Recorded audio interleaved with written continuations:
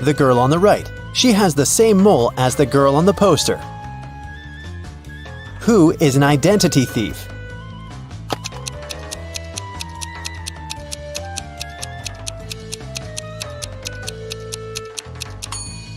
It's the man on the right. His real ID is sticking out of his backpack, which means he must be showing a fake ID. Who is an imposter?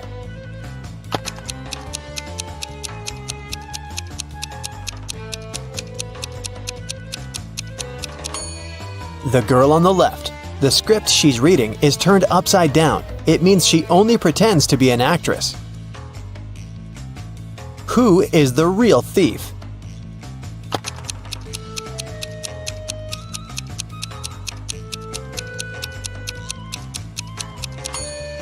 Both of these men are thieves. While one man is distracting the girl, the other is preparing to steal her phone.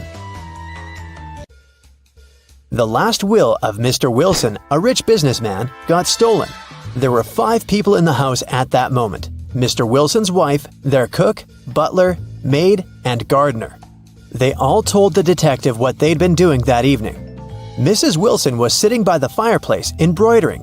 The cook was making breakfast. The butler was supervising several workers in the living room. The maid was sweeping the floors in the hallway. The gardener was watering the plants in the greenhouse. Right after this conversation, the detective arrested the thief. Who is the culprit? And how'd the detective figure it out?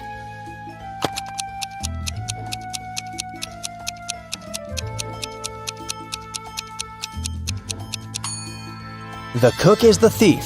He said he'd been preparing breakfast, but the crime happened in the evening.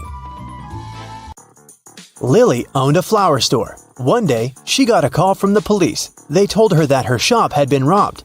When she arrived, shards of glass were on the ground near the store, and the pots and plants inside were broken. The police questioned 3 suspects. Jacob, Lily's ex, said, "I was in a hurry and didn't notice that the windows were broken when I was passing by the store. I only realized what had happened when the police called me." Camille, Lily's friend, said, "Lily asked me to help her with something in the store. When I arrived, everything had already been broken. I called the police immediately." Matt, Lily's ex-coworker, said, "I was walking nearby and I saw someone breaking a window and sneaking into the shop. I left my phone at home, so I ran to the police station." Can you guess who's lying?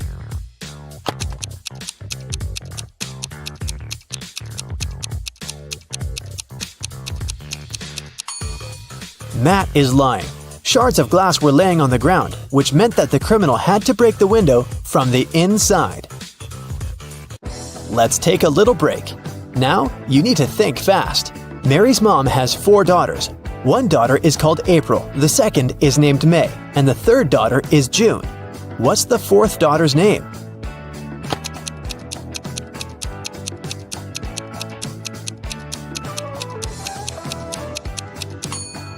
It's Mary, of course. Who doesn't belong to this list? Napoleon Bonaparte, Queen Elizabeth, William Shakespeare, Sherlock Holmes, Aristotle, Christopher Columbus, Donald Trump.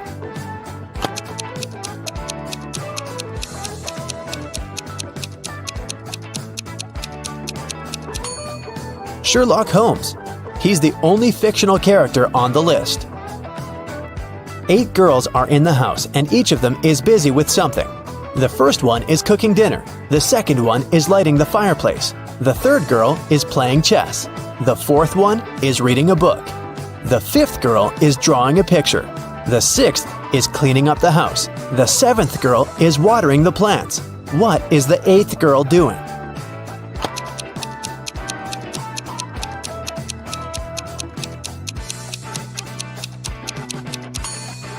She's playing chess with the third girl. One woman turned 40 in 1850, but in 1860 she was 30 years old. How could this happen?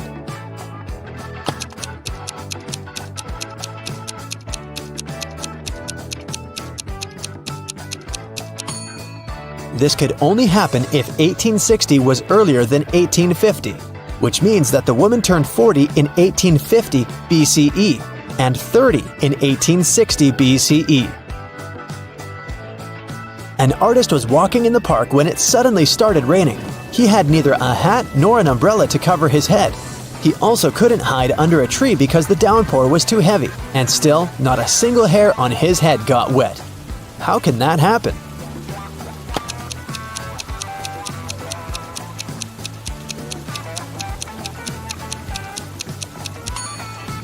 The artist was bald. Now let's get back to our detective riddles. Robert won $1 million in the lottery. He decided not to tell anyone about this, including his wife. At home, he put his money in a safe hidden behind a painting. The next day, the money disappeared. The police invited all the suspects for questioning. Emily, Robert's wife, said, "In the morning, I went to my husband's home to clean up there. The safe was open and there was nothing inside." James, Robert's business partner, said, "Poor Robert, he always wanted to win a lottery. I stayed at home all day and yesterday and watched TV." And Mark, Robert's friend, said, "I was at the gym last night, then I went home. I can't imagine why anyone would do this." The police arrested the thief. Can you guess who it was?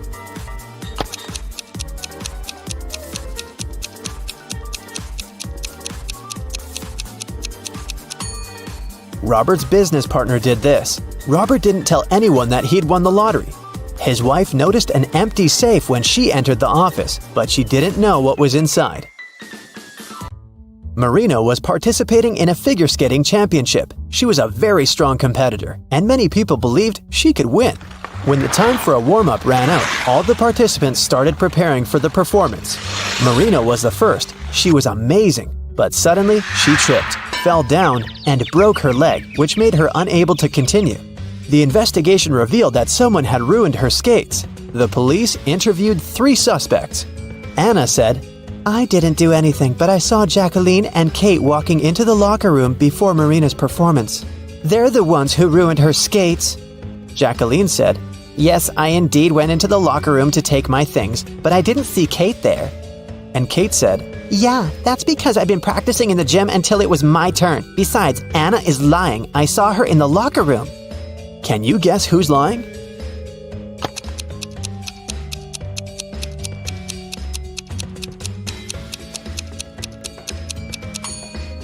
Kate.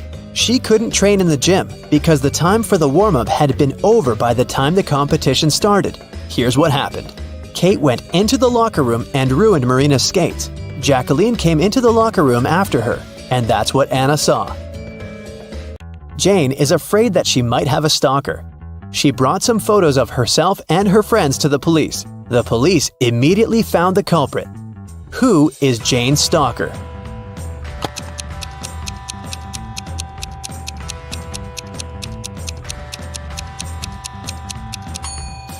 Jane's friend Mike. He's the only one who is present in all the photos, and sometimes he even tries to conceal his identity.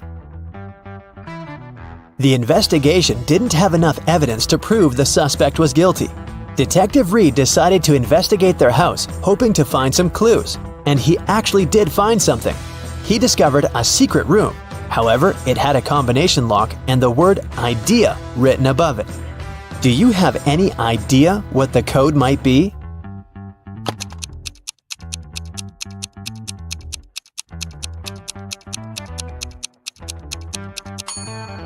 "9451. The code is the number of each of the letters in the alphabet. The door opened to the suspect's secret office. At first glance, there is nothing suspicious inside. A table with a book in the middle, some dusty furniture, and a picture on the wall. The detective examined the painting and found a safe with a 3-digit code behind it. Next to it, there was a note with a hint. P270L7-8. Can you guess what the detective needs to do next?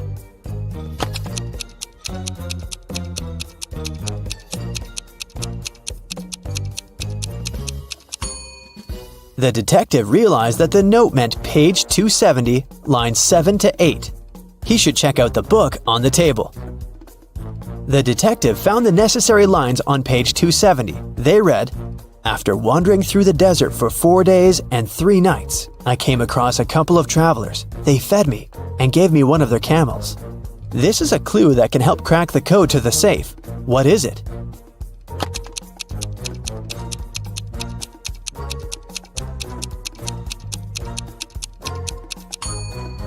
721. 4 days and 3 nights make 7. A couple of travelers is 2. And don't forget about 1 camel. The detective opened the safe and found the evidence that proved that the suspect was guilty. In the middle of the night, someone stole a unique artifact from a museum. The museum guard claimed it had been a robber.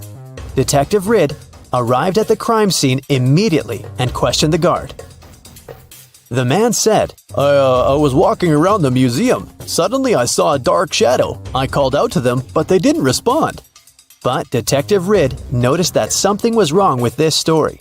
Can you guess what it is?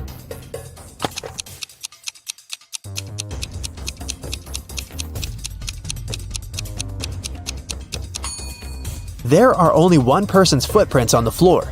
If there was the guard and the criminal in the museum, shouldn't there be 2 sets of footprints? Detective Riddle asked the guard what he did next. The man said, I ran after the thief and saw them break the glass door and steal the artifact. The alarm didn't go off, as they had probably turned it off. Is the guard telling the truth?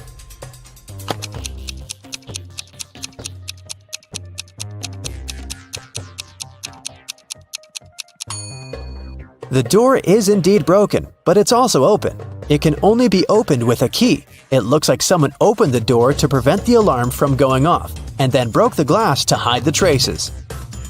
The detective asked the man what had happened next. The guard said, I ran up to the criminal and tried to stop them, but they sprayed something in my eyes, and I lost consciousness.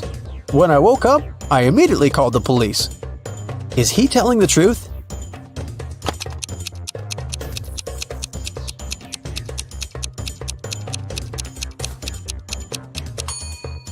His eyes look totally fine. The robbery happened just a few hours ago. If the guard was telling the truth, his eyes would at least look red. He must be lying. The guard turned out to be the thief and was arrested.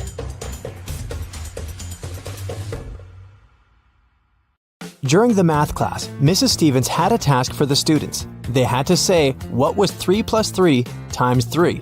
2 people raised their hands and she asked both. Toby said that the answer was 18. Cassidy disagreed and said that the answer was 12. Who is right?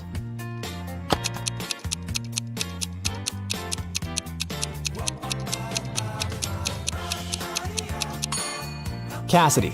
The multiplication is always done first, so we multiply 3 by 3, that's 9. Then we add another 3 and get 12. It takes Genevieve 12 seconds to cut 1 loaf of bread into 5 pieces. How much time does she need to cut the same loaf into 6 pieces?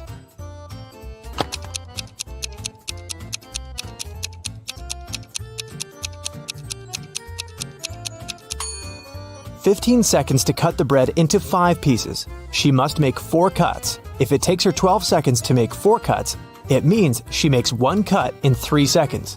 If she now wants to cut the bread into 6 pieces, she needs to make 5 cuts. And since 5 cuts takes 3 seconds each, the combined time will be 15 seconds. How many years in the 21st century have had 365 days?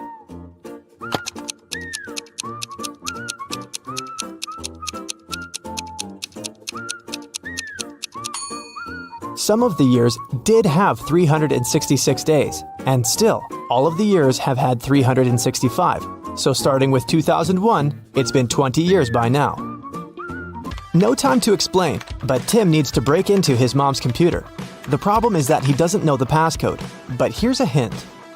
What's the passcode?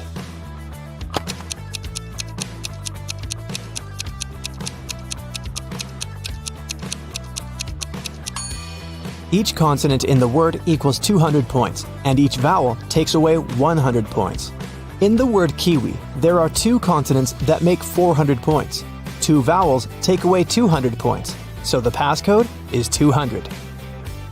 Lucas and Liam went for a walk. They found a cool tree and decided to climb up to the top of it. Who is less smart?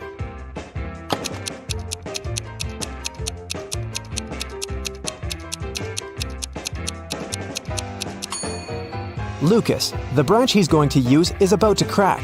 He's in for a nasty fall. Michael and Logan are bloggers. To boost their popularity, they decided to take selfies in dangerous places. Michael is taking a selfie while surfing a huge wave, and Logan is taking one standing on the edge of a bridge. Who is in greater danger?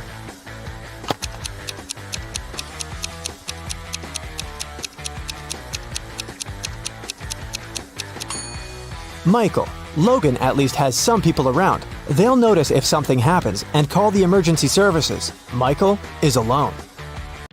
Thomas and Abigail were going on a date. Thomas arrived half an hour earlier and decided to go and buy some flowers. Abigail had just returned from London and was driving to meet the guy. Who is doing something wrong?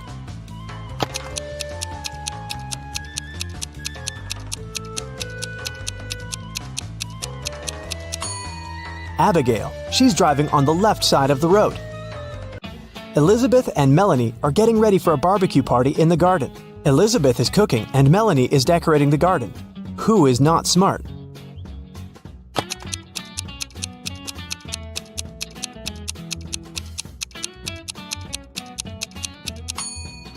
Elizabeth. While she's cooking, the meat is going bad in the sun. It was June, and students were going to have their most difficult exam. Each of them was assigned to a particular seat, but a professor was paying special attention to one of the students. He supposed they were going to cheat.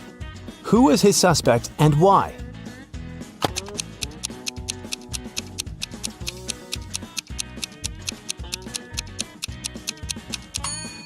It's this blonde girl. In June, the weather is great and all students are lightly dressed. And still, this girl is wearing high boots and a sweater with long sleeves. Ella got a new motorbike. She locked it in her garage and left for work. When she came back home and opened the garage, the motorbike was missing. The woman called the police. The officer interrogated 3 of her neighbors. Ryan said that he'd been away the whole day and hadn't seen anything. Colin said, "When I was walking the dog, the motorbike was still there." Jane said that she had come to Ella's house to ask her for some garden tools, but Ella hadn't been there, so she'd left. Who stole the motorbike?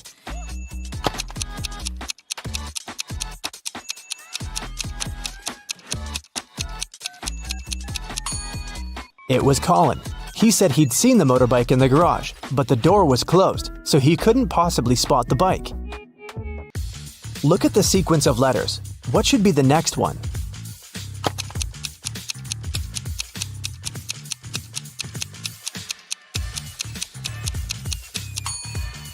Each of these letters is the first letter of some day of the week. S stands for Sunday, M for Monday, and then we've got Tuesday, Wednesday, Thursday, and Friday. The only one that's left is Saturday, so we need an S.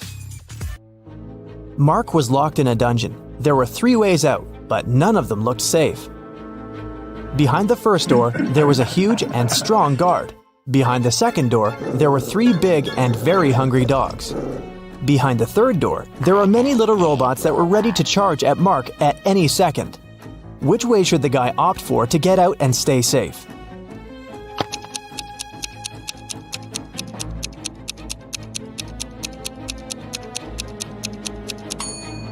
I'd say the third one.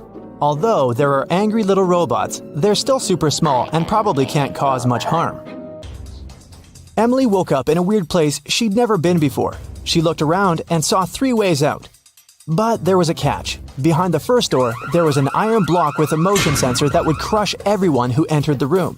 Behind the second door, there was an electric shock device that never missed. Behind the third door, there was broken glass all over the floor. Which way should Emily choose?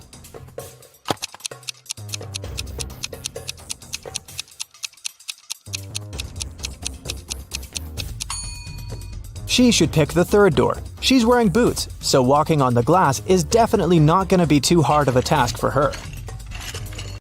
Stella called the police and said that her friend had been poisoned. She told them what happened. "I was supposed to meet with Alice, but I arrived too early.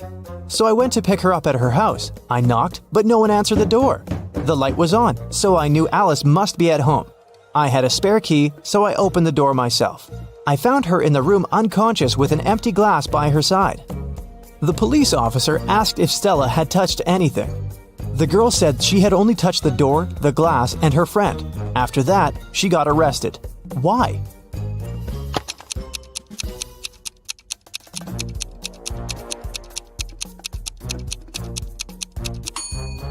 She said the lights had been on, but she didn't say anything about touching the light switch. But when the police entered the house, the lights were off. Mrs. Donnell reported that she'd been robbed. She said, "I was in the restaurant's bathroom fixing my makeup when someone approached me from behind and hit me on the head. I didn't see what this person looked like." The police sent the woman home and refused to fill the report. Why?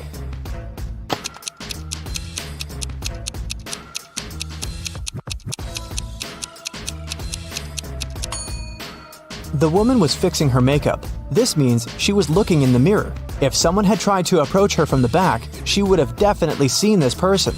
But she said she hadn't. She probably made the whole story up. A cleaning man was washing the windows in an office building and fell from the 3rd floor. Everyone agreed it must have been an accident. Luckily, Detective Callum was nearby. Once he came closer and saw what had happened, he concluded that it couldn't have been an accident. Someone pushed the man out of the window. How did he understand it?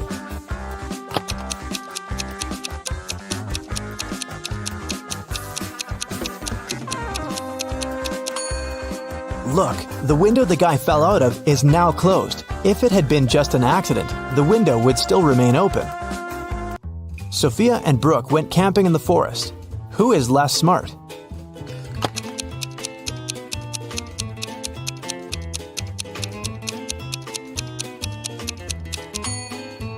Brooke. Look, she's wearing heels. Nicole and Kate are late for work. They're both driving fast, breaking the speed limit. Which of them is in greater danger?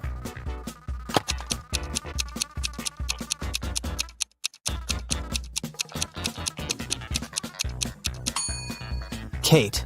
She has many things lying around in her car. In case of an accident, something is likely to hit her. Jessica and Margot are jaywalking. Jessica is listening to music and Margot is texting her friend. Who is in greater danger?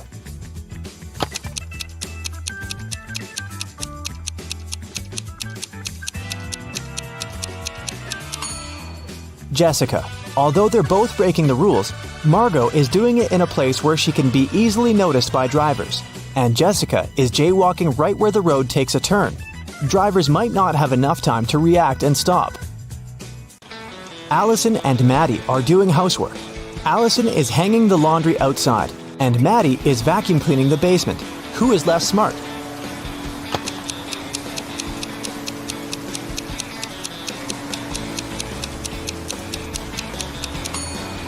Allison. She's hanging the laundry outside, but it's raining. After Theodore was shipwrecked, he found himself on a deserted island. Luckily, he still had his pills. There were 2 green and 2 yellow ones left. He needed to take 1 green and 1 yellow pill every day. The problem was that the man couldn't see anything at all and couldn't tell the color of the pills. There wasn't a soul around to help him. How can he manage it?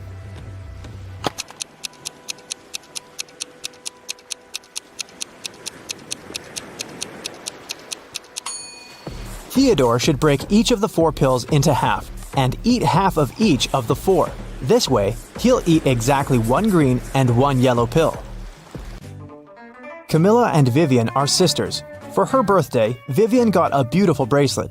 Camilla liked it too and occasionally borrowed it. One day, Vivian noticed that the bracelet was gone again. She knocked on her sister's door. Oh, no. Camilla opened it, saw Vivian, shut the door again, and locked it. Half a minute later, Vivian broke into the room and started searching for the bracelet, but she didn't find anything. Then she realized where the accessory was. Have you figured it out?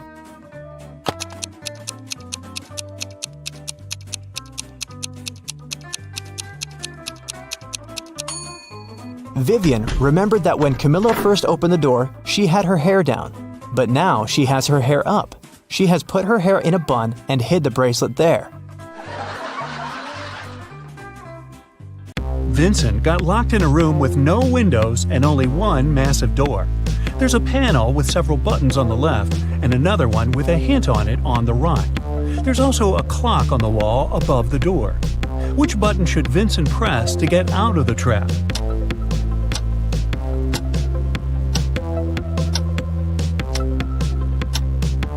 The green triangle.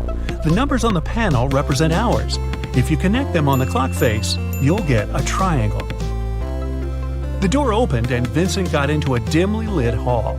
There, he saw one more door, but this time, both the lock and the key were hanging together on the same chain. But after examining this system for a couple of seconds, the guy understood he wouldn't get out this way. Why?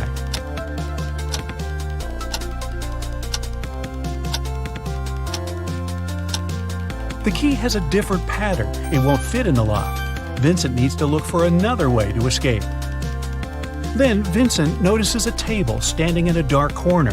There's a piece of paper, a knife, and several inflated balloons lying on it. Vincent picks up the paper. It's a note. To get out of here, you must puncture a balloon with a knife. But if the balloon loses any air or bursts, you'll stay here forever. Vincent thought for a while, then he did something, and a hidden door opened in one of the walls. What did he do?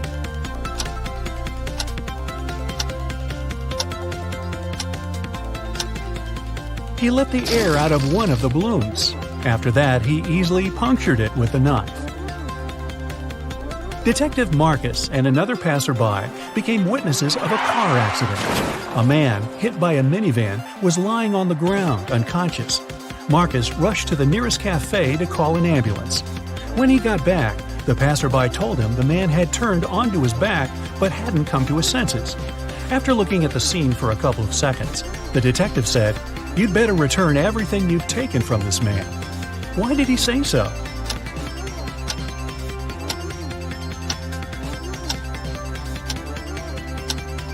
When they saw the man first, only one button was buttoned on his suit jacket. But now, it's already 2 buttons. The passerby must have opened his jacket to look for the wallet and then buttoned it up incorrectly. Look at this picture and try to figure out who is an alien in disguise.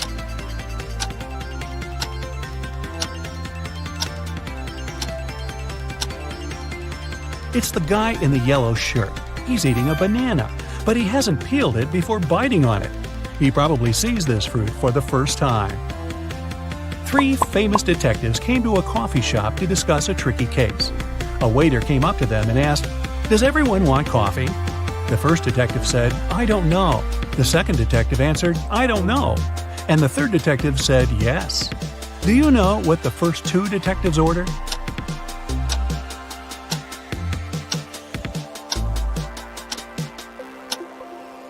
All the detectives ordered coffee. Each of them wanted to have this drink, but the first 2 couldn't know if it would be everyone's choice. If the first 2 detectives hadn't wanted coffee, they'd have simply said no. So, when the third detective heard the replies of his colleagues, he figured out both of them wanted coffee. And since he was also going to take a cup, he said yes. Ralph, Willie, Amber, and Grace are in a museum room. Someone stole a priceless exhibit from this room several hours ago. Ralph, Willie, and Amber claim they have nothing to do with the crime, but the detective doesn't believe them. They all get arrested and taken to the police station. Only Grace, who hasn't answered the question, is free to go. Why?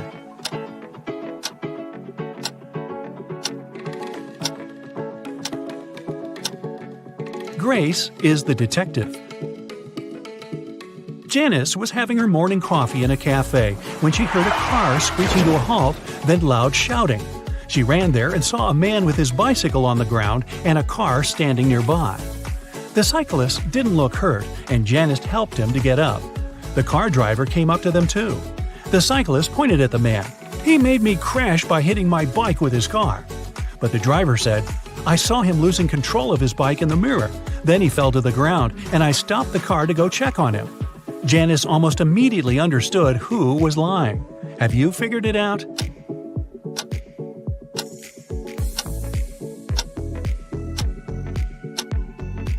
The car doesn't have side mirrors. There are also lots of things in the back seat. They block the view of the road. So the driver couldn't have seen anything in his rearview mirror either. He's lying.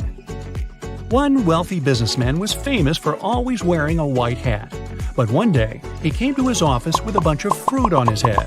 His employees were shocked, but they didn't dare to question the man. The situation repeated the next day. On the third day, the businessman's secretary plucked up all his courage and asked what was going on. The man answered, "Ah, that's because I lost a bet." I haven't fulfilled it yet, but I'll do it today. There's no need to order lunch for me." What did the businessman have to do to fulfill the bet?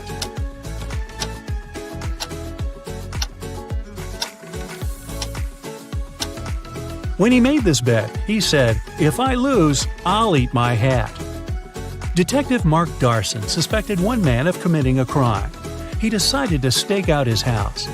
Not too far away, he spotted an artist setting up her easel. Apparently, she was going to draw the criminal's house.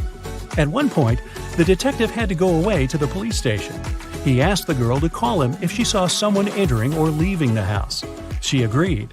When Mark came back in the evening, the artist told him she'd seen no one.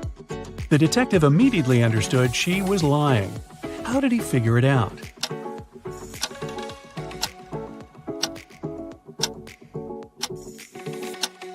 When he was leaving, all the windows in the house were closed. But in the picture the girl drew, the windows are open. It means someone was inside while Mark was away. Take a look at this picture and try to understand which guy is Ben.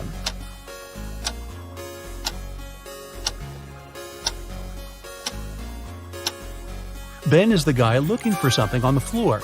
He's the only one not wearing his shoes. That's because they're still in his locker. You've got a sack filled with coffee beans. You need to use this coffee to completely fill 2 other sacks of the same size. How can you do it?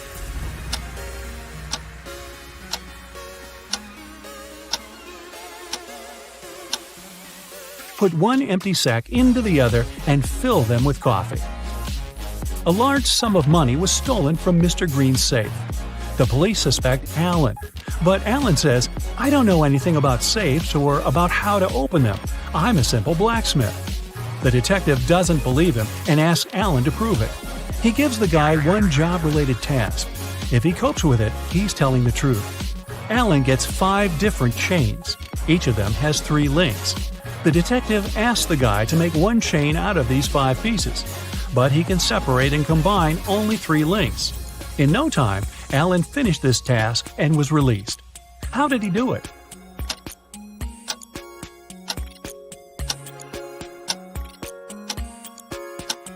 Alan separated 3 links of one chain and used them to connect the remaining 4 chains. Can you move just one matchstick to make a square?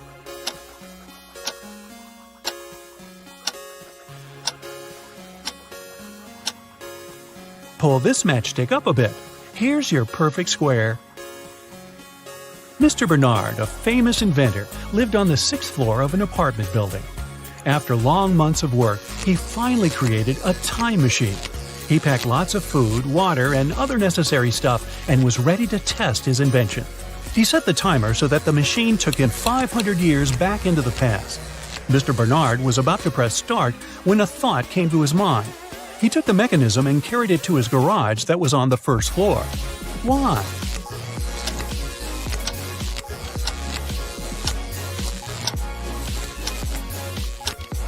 This way, the inventor would avoid getting hurt. 5 centuries ago, there were no such high buildings.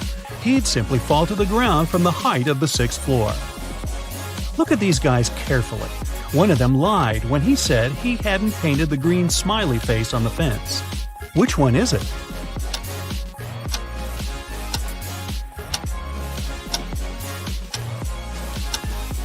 It's the guy on the left.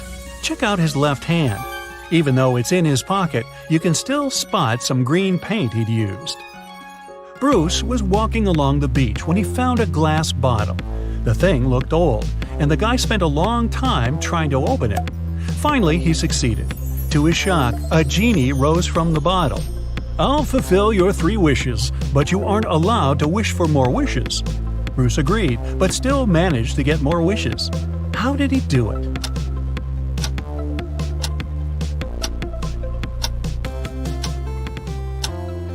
His first wish was that the genie allowed him to ask for more wishes. Several birds landed on trees, 1 bird for 1 tree. But in this case, one of them didn't have a tree of its own. Then they regrouped, with 2 birds sitting on 1 tree. After this, 1 tree was left free. How many birds and trees are there?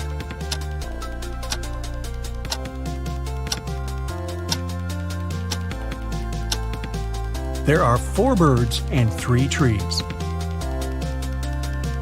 Detective Hall, one of the agency's most talented detectives, used his coded key and entered the apartment where the secret documents were hidden.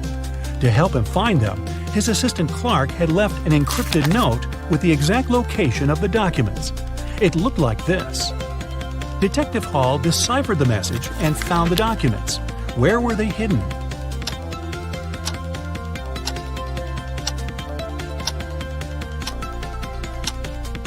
The note says, "Under the carpet in the studio." The detective just read it backwards and ignored the spaces between the words.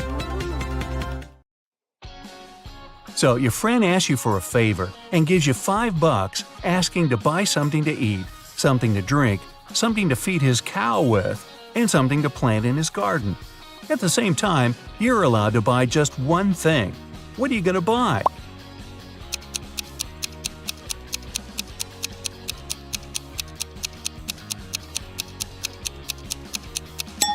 You can go and buy a watermelon.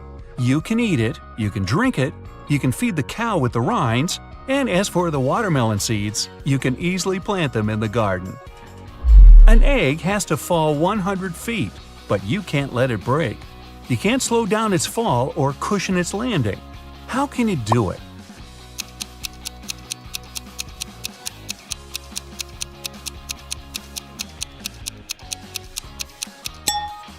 Drop the egg from a height greater than 100 feet, and it won't break for the first 100 feet. Cracks me up. Let's imagine you don't know what an elephant looks like. One day, you're going on a safari to watch animals with your friends. One of them points at a rhino and tells you it's an elephant. The other shows you a hippo and claims that it's an elephant. Who will you believe and why?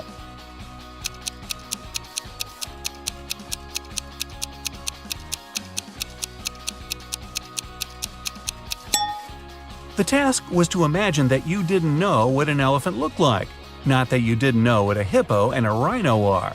It means you won't believe either of your friends.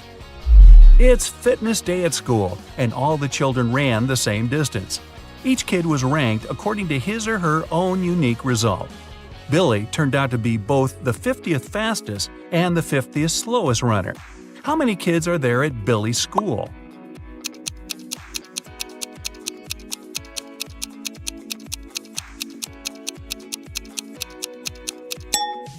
Even though 100 sounds like a clear-cut answer, it's actually 99.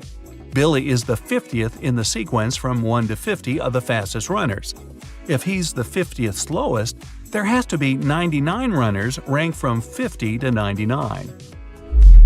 Mrs. Smith went to the police claiming that her vintage necklace was missing. The woman was upset. When the police arrived, they saw no signs of a break-in. No messed up locks, no misplaced doors. Only one window was broken. There was a total mess inside the house and dirty footprints all over the floor. Surprisingly, the next day, Mrs. Smith was arrested for fraud. Why?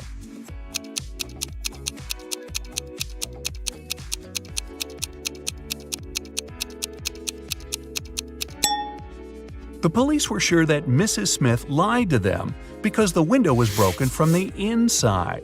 If it had been broken from the outside, little pieces of glass would have been on the room's floor. You've been captured and kept in jail for several months. One day, you manage to open your cell and get out into the hall. There are 3 exits. A huge, vicious-looking man guards one of them. The second has angry dogs. And in front of the third exit, there's a timer ticking down to an explosion in 5 minutes. Which exit will you choose?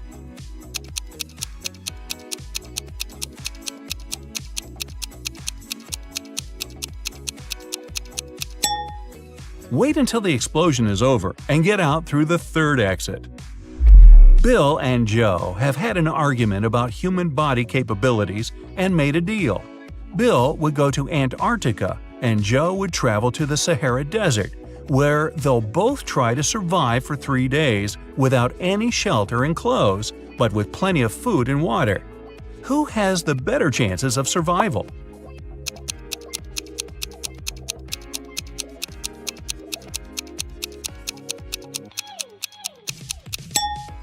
It's Joe. In Antarctica, the temperatures are freezing all the time, and without any cover, Bill would become an icicle in less than a day. In the Sahara, on the other hand, the extreme heat might cause blisters and even heat stroke, but only in the day. It's rather cool there at night, and water will help Joe fight any dehydration.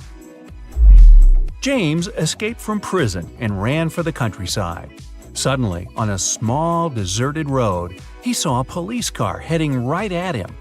James ran toward the car for some time, then turned and rushed into the woods. Why did he run toward the car first?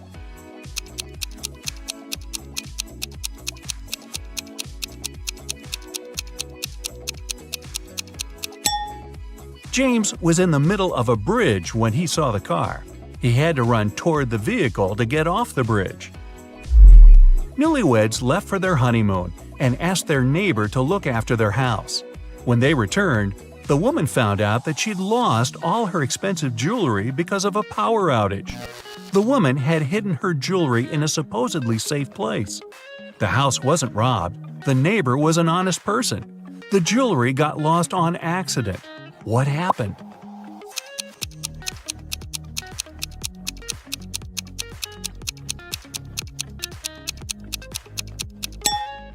The wife hid her jewelry in the freezer in a bag with frozen food. After the power failure, all the food spoiled. The kind-hearted neighbor decided to help and threw away all the bad food, together with the jewelry. On a sunny, windless day, a ship was in the harbor. There were many people on the shore looking at the vessel. Suddenly, the ship started to sink fast. There was nothing wrong with it, there was no storm, and the skies were blue. And yet, the ship went down in front of the spectators. What happened?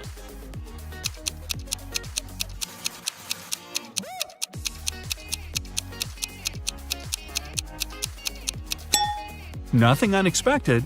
The submarine's captain just ordered the crew to dive.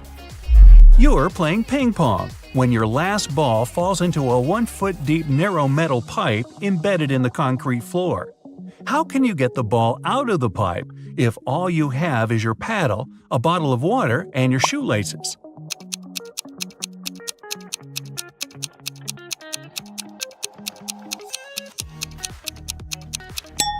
Pour the water from your bottle into the hole, and the ball will rise to the surface. Oh, and use your shoelaces to keep your shoes on. It took 7 years to build the world's tallest skyscraper. Every year, the builders managed to double its height. How many years did it take the skyscraper to reach half its maximum height?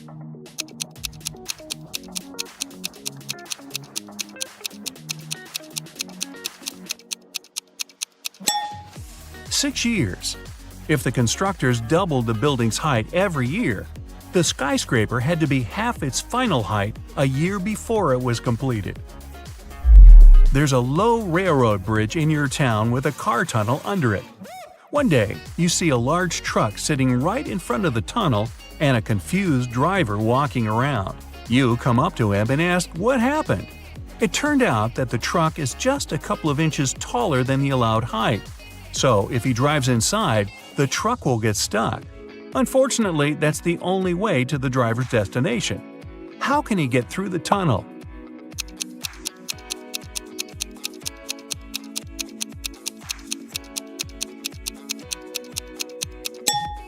He has to let the air out of the tires. It'll make the truck lower. Lucy could only use a public telephone to make calls.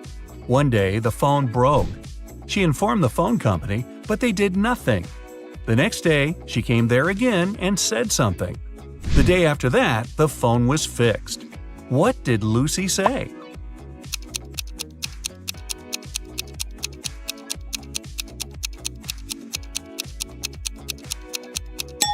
She said that people were making calls without paying. A family lived in a round hut. There were 5 people, a mother, a father, and their 3 sons. When the father came home one day, he discovered that his computer was broken. The mother was away. Mark, the oldest kid, said he was doing his homework. Jack, the middle kid, swore he was drawing. And Tom, the youngest, told father that mom had punished him and so he was standing in a corner. Who broke the computer?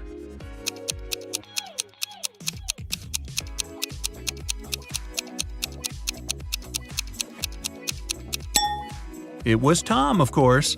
A round house doesn't have any corners. There is a 1-mile-long bridge, which can only hold 5,000 pounds at one time. That's exactly the weight of the truck that's crossing it. The truck reaches the middle of the bridge and stops. Suddenly, a bird lands on the truck. Is the bridge going to collapse?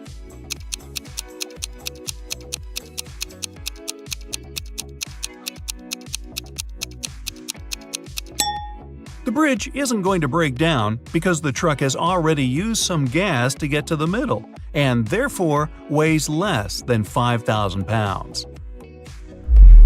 You agreed to take part in a reality show, but it turned out to be a trap from a crazed lunatic. He tells you to dive into one of 4 tanks. The first one is swarming with venomous snakes. The second is filled with corrosive acid. Electric eels are swimming in the third one. And the fourth tank is filled with bacteria-infested water. In which tank will you have more chances of survival?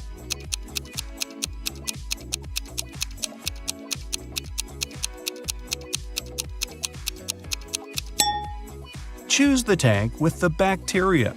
First of all, not all bacteria are harmful, and secondly, not all of them are contagious. Good luck with that.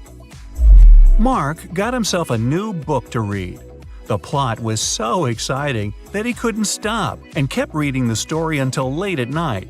He didn't turn on the lights when it was pitch dark and there was no one to do it for him. But he still managed to read the book till the end that night. How is that possible?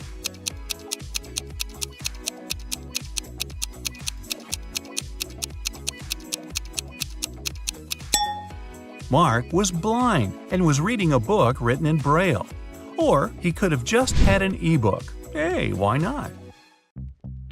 Amy's elder sister Vicky gave her this shopping list and asked her to get some groceries. Amy took the list without even looking at it, but when she arrived at the supermarket, she realized that her sister had pranked her. Vicky has encoded the names of the products she needed. Can you help Amy figure out what she's supposed to buy?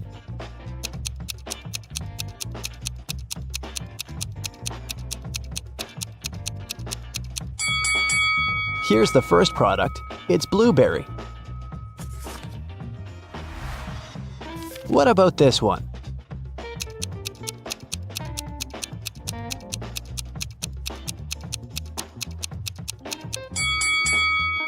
Watermelon. Can you recognize this food?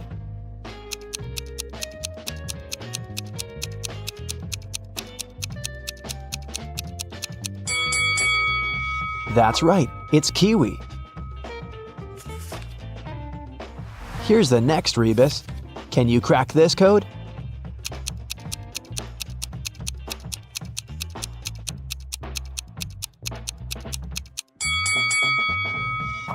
Grape. What about this one?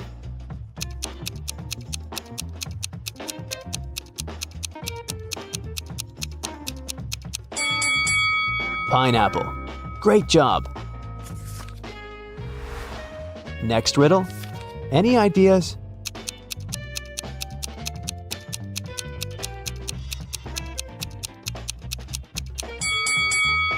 Vicky needs some bananas. And how about this food?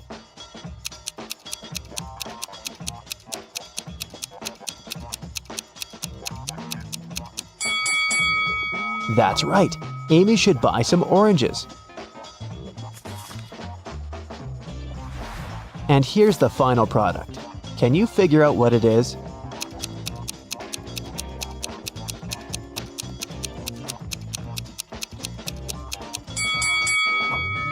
Lemon. Amy took everything she needed and headed to the cashier. He said, "I'll give you a 90% discount if you manage to solve my riddle." Amy agreed. Here's the riddle. if you had 3 apples and 4 oranges in one hand, and 4 apples and 3 oranges in the other hand, what would you have?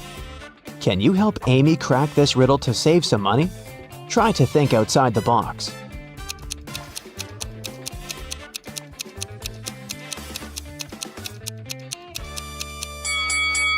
Obviously, you must have very large hands to hold all this. Amy left the supermarket and headed home, but suddenly she realized that she'd left her wallet at the checkout. She ran back to the supermarket, but the wallet was nowhere to be found. Amy questioned 3 people standing nearby. Bob, the cashier, said, "Sorry, I didn't see your wallet. I had the other customers."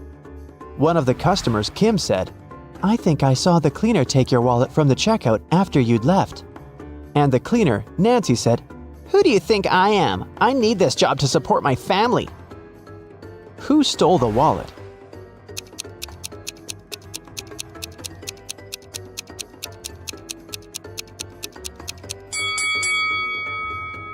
It was Kim.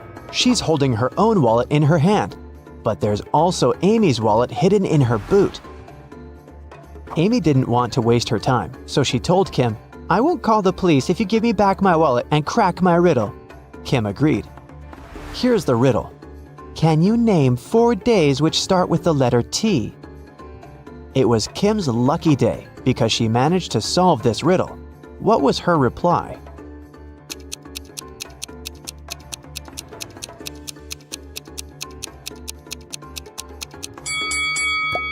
Tuesday, Thursday, today, and tomorrow. Amy, Vicky, and their boyfriends Josh and Greg went hiking and got lost. They wandered around the forest for a few hours and found this sign. There were 3 paths through the forest. The first one would take them to a toxic swamp. No one has ever returned from that swamp alive. Hungry tigers were blocking the second road, and to use the third path, the guys had to cross an ice-cold mountain river. Which way is the safest?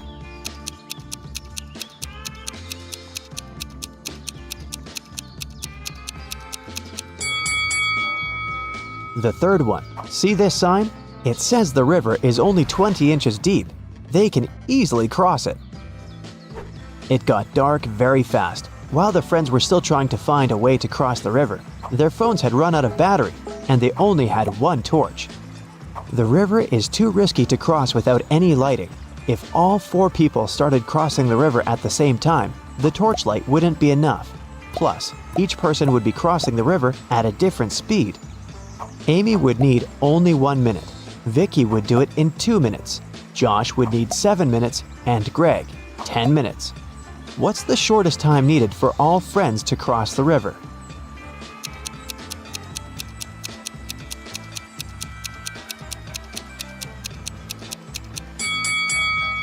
Usually, people jump to the conclusion that the fastest person should guide everyone. In this case, Amy would have to accompany Greg. It'd take 10 minutes. Then she would need 1 minute to come back. She'd guide Josh across the river. It'd take 7 minutes.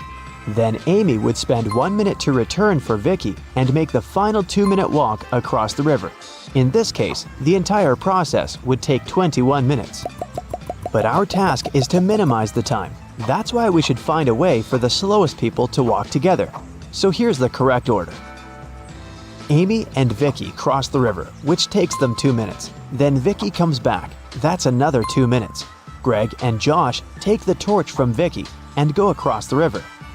It takes them 10 minutes. Then Amy comes back with the torch, takes Vicky, and they cross the river together. That's 3 minutes. In this case, the total time will be 17 minutes. After crossing the river, the guys meet a woodsman. He promises to guide them out of the forest if they solved his riddle. What do an island and the letter T have in common? After the friends answered, the woodsman explained to them how to find the bus stop and disappeared.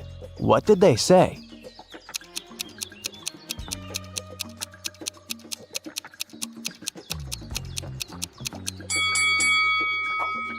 The letter T and the island are both in the middle of the water. It took a while to find the bus station, and the guys got hungry. That's why they decided to buy some food. but only one of these vending machines is safe to use. Can you tell which one?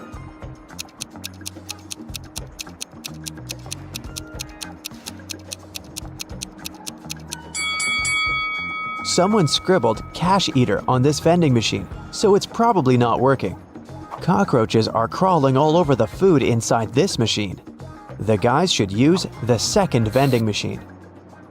When the bus arrived, the guys realized that they didn't have enough cash to buy the tickets, but the driver was very generous. He said, "I'm gonna give you a free ride if you crack my riddle. It's very simple. Why is 6 afraid of 7? Amy solved this riddle right away.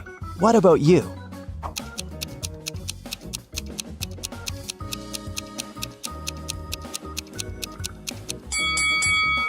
Because when it was hungry, 7 ate 9. The guys took their seats on the bus. Can you find anything weird here?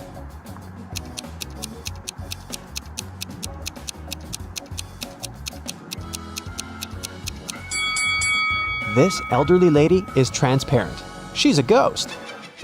When Amy and Vicky returned home, they discovered that someone had robbed their house. The girls called the police. Detectives questioned 3 neighbors. Mary said, "Last week my husband Rick and I were sunbathing in the Maldives. Rick got sunburned and we had to go back home earlier. We've just come from the airport." Love said, "I think I saw a suspicious guy in a hoodie near your house a few hours ago." Joanna said, "My boyfriend and I celebrated our anniversary in a restaurant. We've just returned home." Who's lying?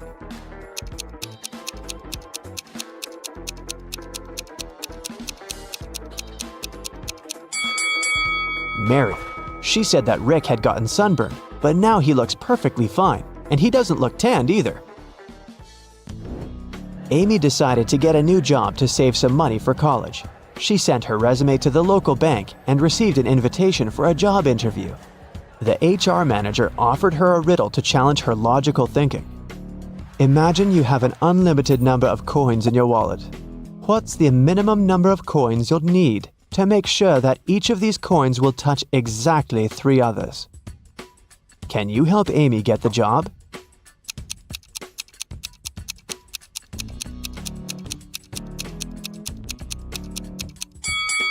The correct answer is 4. She should place 3 coins flat on the table so that they form a triangle and their edges touch each other. And then she can put the 4th coin in the middle on top of the rest. Amy got the job in the bank. After her first day at work was over, she went home. But on her way home, she realized she'd forgotten her phone in the bank. So she went back and took her phone. Suddenly, the girl heard some weird noise coming from the bank vault. She went there and saw these 3 men inside the room. She noticed that one of them was an imposter right away. What about you? Can you spot him?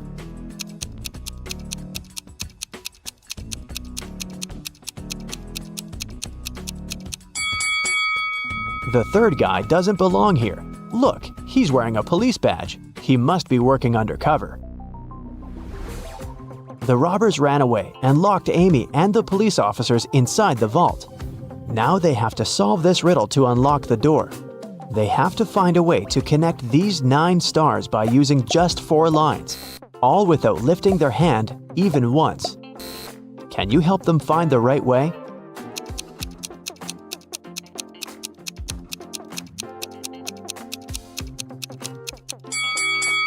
Such a task requires creativity, and this shape meets all requirements.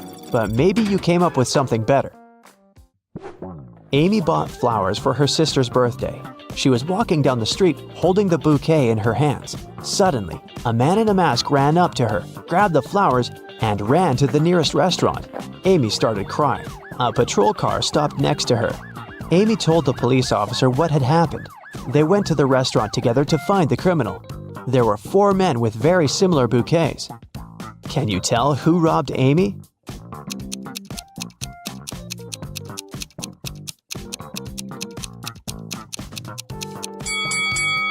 This guy. Amy's bouquet was tied with purple ribbon.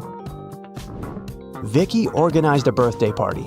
To avoid uninvited guests, she asked the security guard to set a special password, but her boyfriend Harry who was most definitely not invited, developed a plan that could help him enter the party.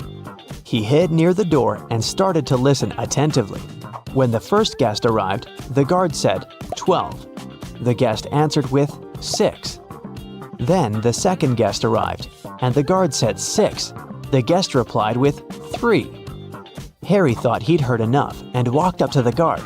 The man said 8, and Harry replied with 4. After hearing this answer, the guard asked Harry to leave. Why?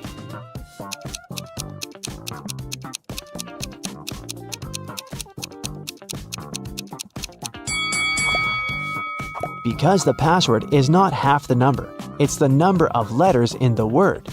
He should have said 5 because the word 8 consists of 5 letters. Can you count the number of squares in this image?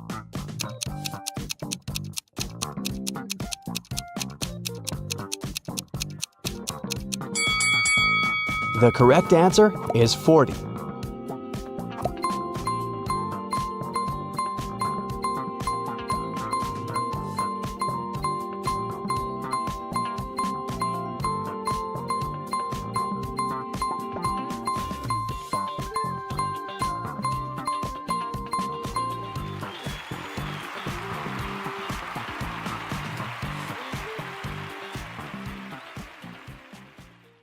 Now, it was the snowiest winter in the last 30 years.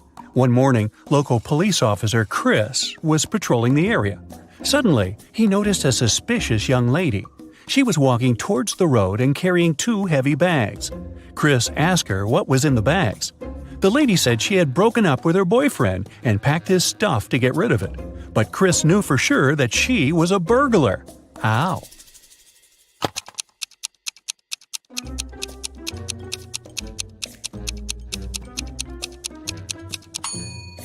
She got out of the house through the window. People don't do that when leaving their own homes. Noah was an alien on a mission to investigate human behavior on vacation. He landed near a popular sand beach in Malibu. Noah put on a special human-like costume and hid in the crowd. Special Agent Sam was sent to the beach to deal with this issue. Sam arrived and questioned people at the seaside. He warned them that aliens might look like humans, but no one seems to have noticed anything suspicious. Take a look at these vacationers. Which one of them is the alien?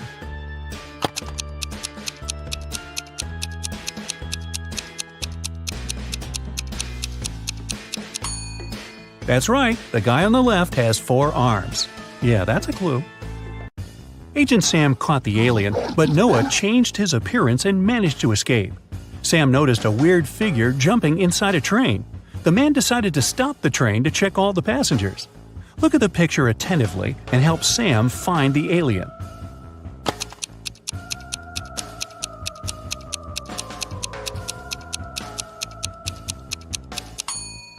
The old man in the right corner is the alien. He's holding a book upside down. Vicky was working on her laptop in a coffee shop. At one point, Vicky needed to go to the bathroom. She decided it'd be safe enough to leave her stuff unattended and headed to the bathroom. But when the girl returned, she found out that her backpack and her laptop were missing. Oh, no. Vicky ran outside and saw 3 elderly ladies with picnic baskets sitting in the park. The girl asked them if they had seen the thief, but all 3 of them assured her they hadn't noticed anyone. Ms. Green said she had just joined her friends. Ms. Smith was eating her sandwich and reading a newspaper, and Ms. Jackson was taking pictures of birds. Vicky called the police because she knew for sure who the thief was. How did she figure it out?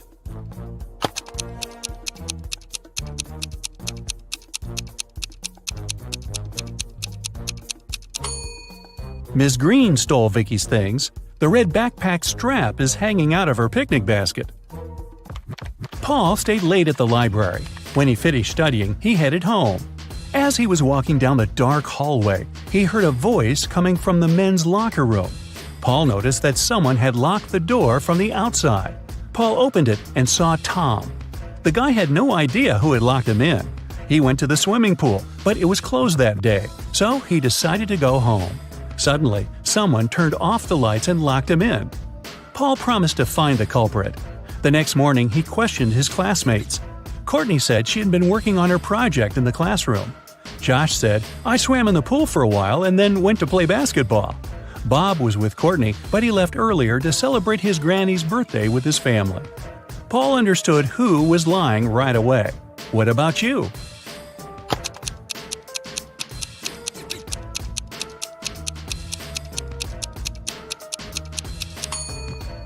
It was Josh. The day before, the swimming pool was closed. Andrew is a photographer. He was walking alone in the wilderness and met a puma. The guy was very lucky and managed to escape, but he found out that his filter water bottle opened when he was running away from the animal. Now he didn't have any water left. Some time passed and Andrew got very thirsty. He had 3 options. The first one was to drink from a salty lake, the second to drink cactus juice, and the third option was to get water from a muddy stream. Help Andrew make the right choice.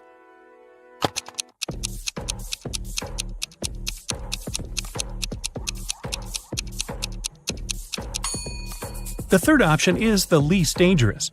You can't drink water from a salt lake, it won't quench your thirst. If Andrew drank cactus juice, he would get poisoned, but his filter bottle can easily clean muddy water. It has 13 hearts but no other organs. Ooh, what's the name of this creature?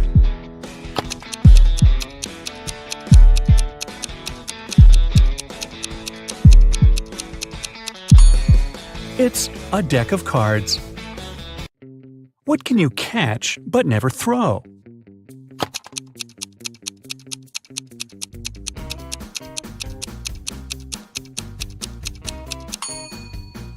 A cold. A team of video bloggers headed to a famous haunted house to make a video about the mysteries hidden inside. When they arrived, they didn't see anything strange. The house didn't look creepy at all. The guys walked up to the building, but cameraman George turned around and refused to enter the house. His friends tried to convince him, but the guy insisted they should leave the area immediately. His friends ignored his warnings and entered the building. George was waiting for them in the street all night, but they never came out. Look at the picture and try to detect what was wrong with the house.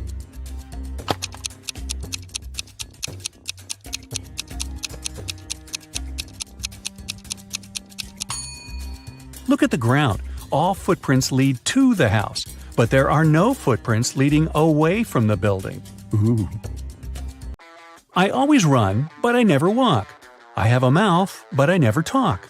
I have a head, but I never weep. What am I?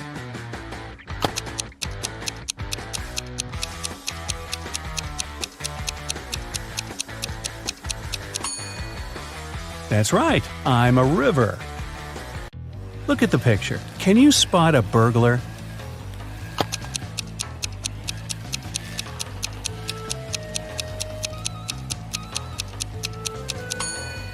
That's right. The thief is inside the house on the left, standing next to the window.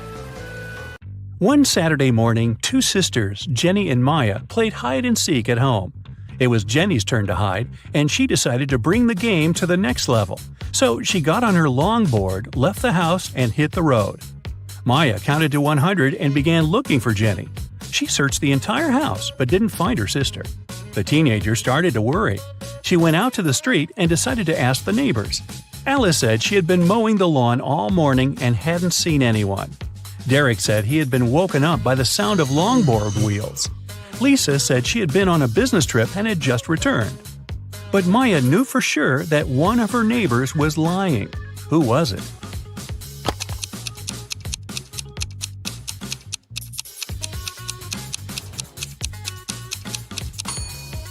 Alice lied. Take a closer look.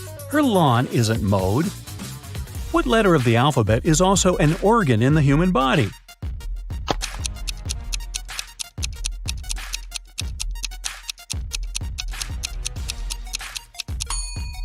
It's the letter I. Ay, ay, ay. A princess escaped from a dragon who kept her in a tower.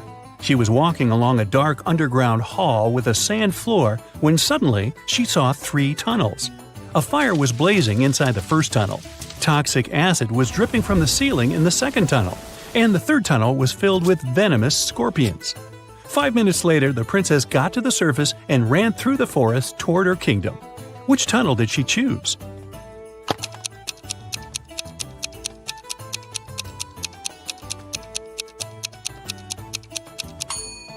The first tunnel. She put out the flames with sand. Smart princess. I can be touched, but I can't be seen. What am I?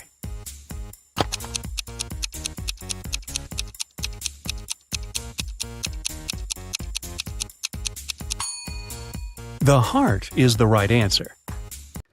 Look at the picture. What's wrong here?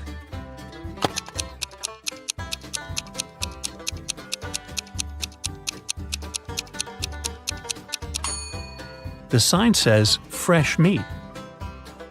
Mike woke up in the middle of the night because he had a nightmare. He looked around and realized he was trapped in a weird house. Mike searched the place and found 4 doors to freedom. But the first door led to space. Behind the second door, there was a giant magnifying glass. Anyone who stepped inside would be burned by the sun in no time. The third door was hiding a pride of hungry lions. And behind the fourth door, there was an ocean swarming with sharks. Help Mike choose the right door.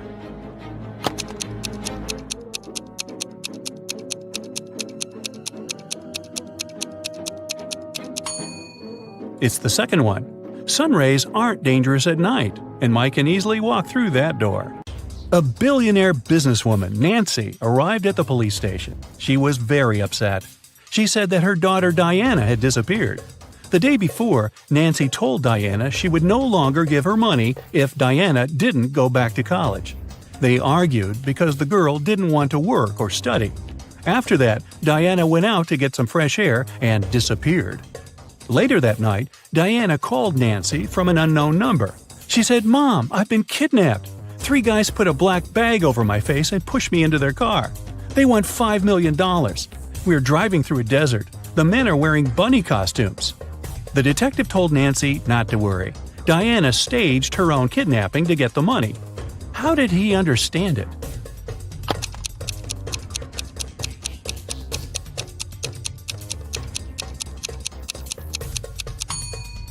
If Diana had had a black bag over her head, she wouldn't have seen the men's costumes or the desert. Jennifer had an epic quarrel with her best friend Alice and decided to go hiking without her.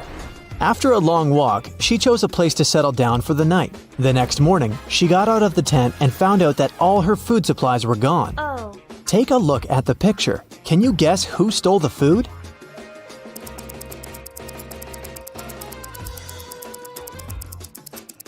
Although there are hair footprints all over the ground, these animals are too small to untie and carry away such a large bag of food. Alice followed Jennifer to prank her, but she forgot her hairband at the crime scene. Can you find a 4-leaf clover in this pattern?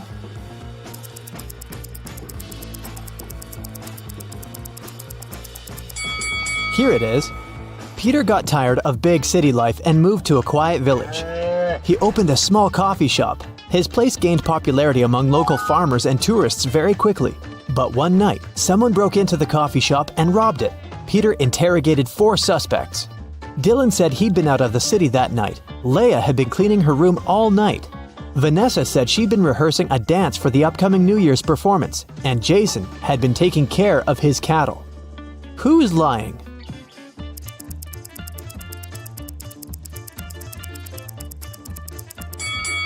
Vanessa. Look at these blooming flowers in the field. It's summertime. It's too early for New Year's rehearsals. Vicky got on a bus. But suddenly, she ran out screaming, "There's a zombie in there!" Who is a zombie?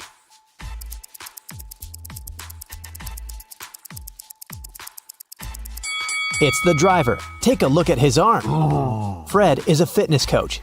He bought a pack of peanut butter cookies on the way to his office. He couldn't eat them inside the building since his boss, Mia, had a really bad peanut allergy. Plus, his current clients were on a sugar-free diet for a week. So, Fred took a couple of bites and hid the remaining cookies in his locker. When Fred opened the pack during the next break, it was empty. He questioned the clients. Chris said he'd been talking to his mother. Pam went out to get some fresh air. Jason helped Mia serve peanut butter sandwiches and coffee. And Kelly was busy eating her fruit salad. Who's lying?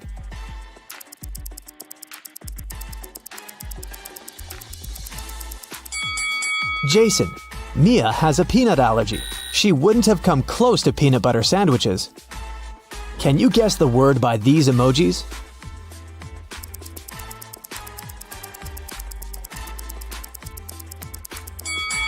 It's iPhone. What about this combination?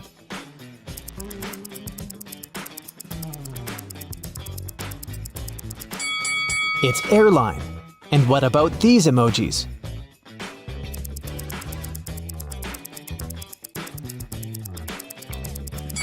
That's a coffee break. Let's try another one.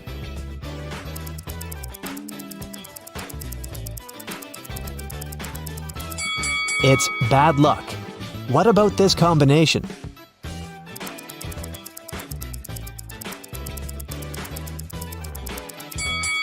A starfish. What about these emojis?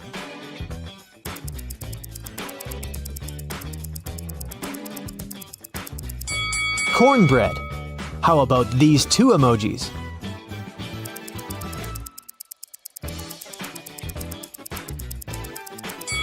Right, that's sunlight. Let's try another one.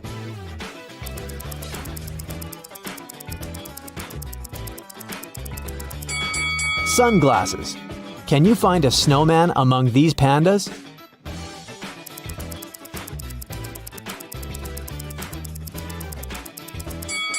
Here it is. Can you find a rabbit among all these cats?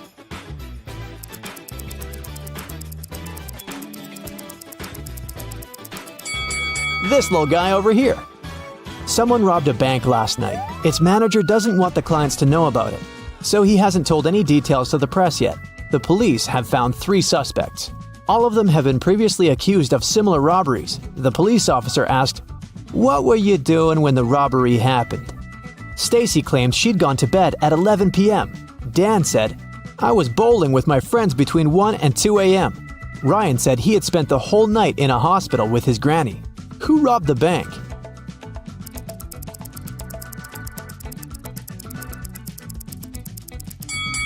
It was Dan.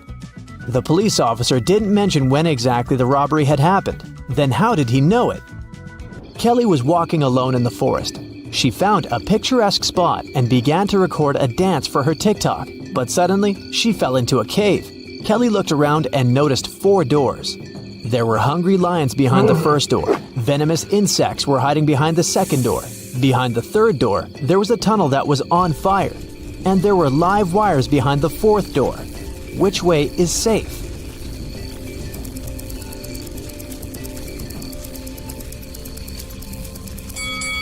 The fourth door is the safest. There's enough space for Kelly to crawl under the wires.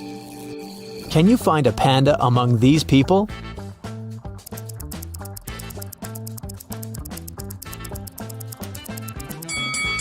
It's over there.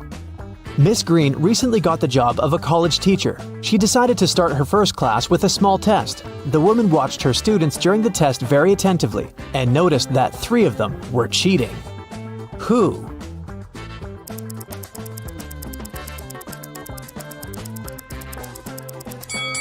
Look at this guy's knee.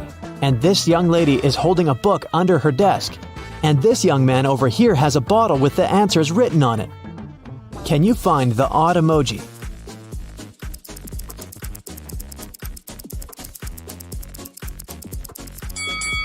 Something is wrong with this guy's teeth. Harry woke up in a creepy abandoned hospital. He searched the area and only found an old cart. He went further and saw 4 doors, but there were dangers lurking behind each of these doors. Angry werewolves were waiting behind the first one. The floor behind the second door was all covered with toxic acid. There was a wicked witch behind the third door, and there was a fire blazing behind the fourth door. What should Harry do?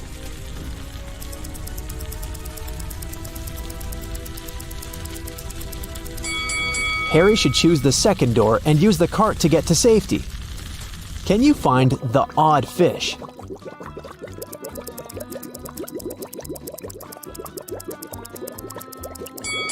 Here it is. Gemma decided to follow her dreams and move to a cute house in a small village. She found several boxes in the basement and organized a garage sale to sell that stuff. Gemma put up an ad, everything for $1. Leah bought an old chess set, Peter purchased a mirror, and Daniel bought an old jewelry box. When they left, Gemma's neighbor came over and told her that she'd made a mistake. She had just sold a very expensive thing for a song. What item did she mean?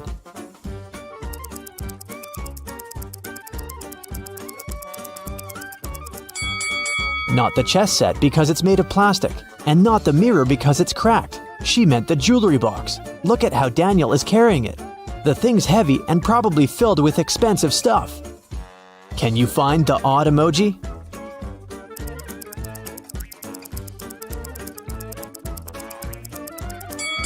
Here it is. Peter and Wendy had a picnic in a beautiful park. Suddenly, it started raining and they hid in their car. That's when Wendy noticed she had left her phone outside. Peter returned to the picnic spot but found no phone. Luckily, the thief couldn't get far. So, Peter entered the nearest cafe to check the customers. He saw 3 people inside. The guy immediately figured out who had taken the phone. Can you guess who the thief is?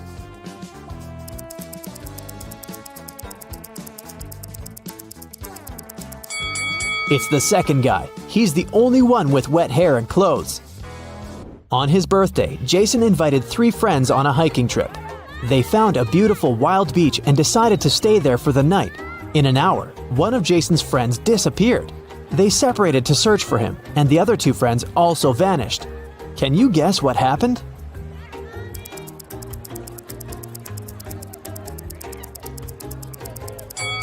Jason's friends decided to prank him. They're waiting for him with a birthday cake on a boat. Mary had just returned from a 2-day business trip. She's starving, so she rushes to the kitchen. She opens the fridge to get some snacks. Can you help Mary throw away spoiled food?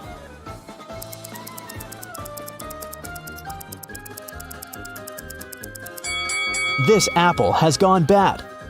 Some weird loud sounds woke Emily in the middle of the night. She ran to her roommates' bedrooms to check on them. Both Mia and Sam were sound asleep. In the morning, Emily found out that their house had been robbed.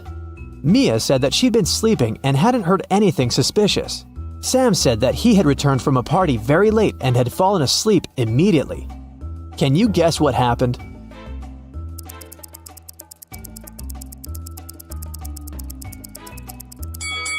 The robber entered the house through Sam's window and pretended to be Sam when Emily came to check on her roommate.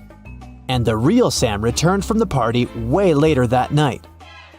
Can you figure out who this dog belongs to?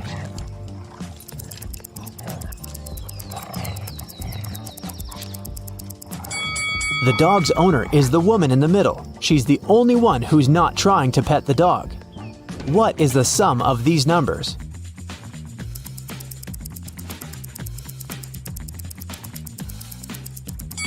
Four plus 17 plus 13 equals 34. George was returning home after a long day at work. He was walking through the park when somebody pushed him. He woke up in a well. The walls were too slippery to climb out of it, and he couldn't reach the bucket. Luckily, the guy found the solution. Can you guess how George escaped?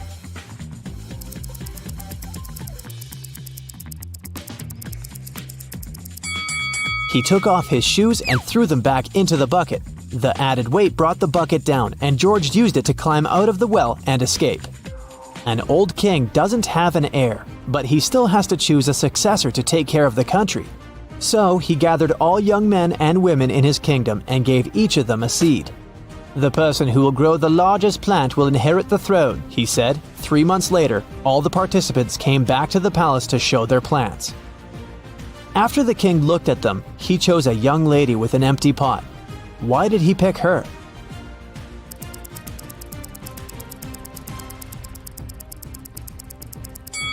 The king gave the participants fake seeds. The woman was the only honest person who didn't try to cheat. There are 3 sticks. Can you make 4 out of them without breaking any stick?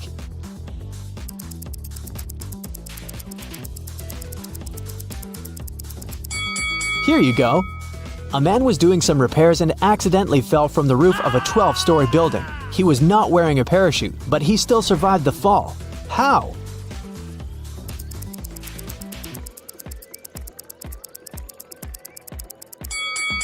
He landed on a balcony on the 11th floor. Mr. Tyler is a college professor. He teaches history, and his students like his classes very much.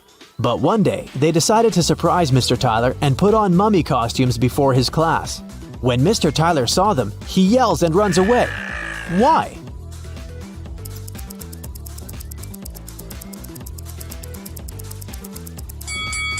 This guy over there is a real mummy. He's levitating and there's flies around him. Mr. and Mrs. Luce have 7 daughters. Each daughter has 1 brother. Can you tell how many people there are in the family?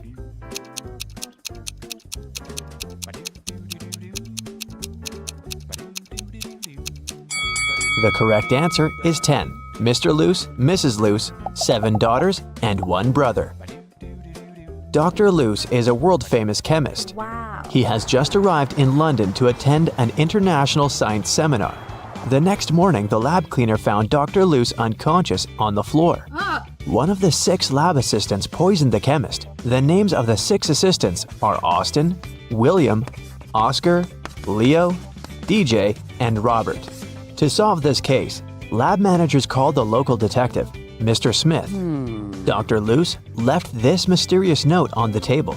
Here's what he wrote: 76, 20, 44, 79, 16, 22, 7. After reading the note, Mr. Smith asked the police to arrest 2 criminals. Who are the criminals?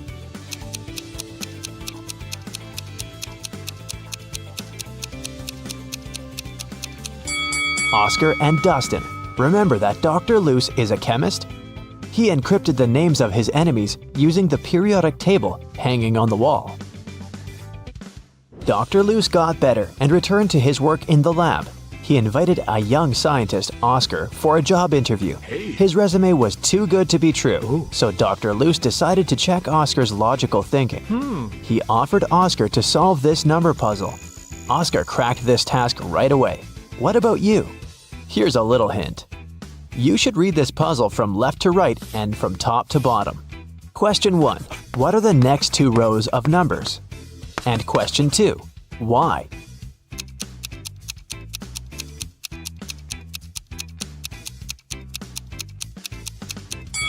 Here's the correct answer. Line 3 represents 2 1s. Line 4 then becomes 1 2 and 1 1. Line 5, therefore, is 1 1, 1 2, and 2 1s. Using the same logic, we can now decode line 6, 3 1s, 2 2s, and 1 1. Line 7 is 1 3, 1 1, 2 2s, and 2 1s. Dr. Luce hired Oscar and took him to the basement of the lab, but someone has changed the password on the door. Can you help the guys guess the code?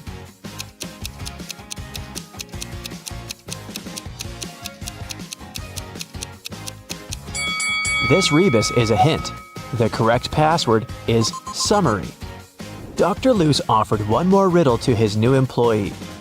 How can a man go 8 days without sleep? Can you help Oscar crack this one?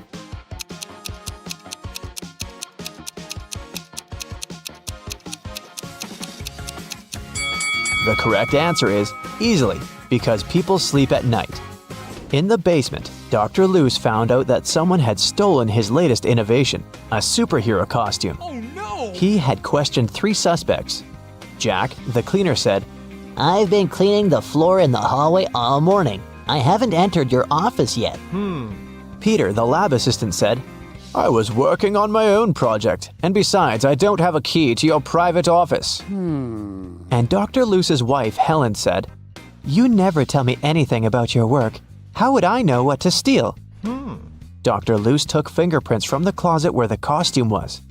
But he found only his own fingerprints. Who stole the costume?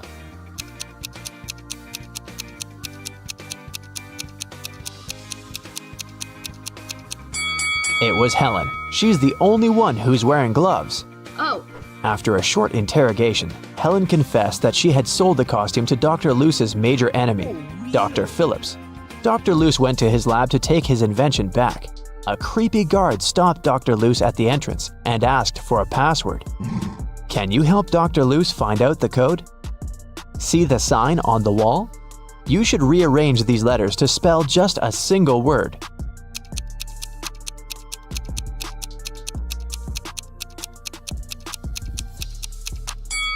So, the correct password is a single word. Dr. Loose entered the building and found himself in a strange place guarded by two people. One of the guards always says the truth, while the other one always lies. Dr. Loose doesn't know who is who. He can only ask one question to escape. What should he ask?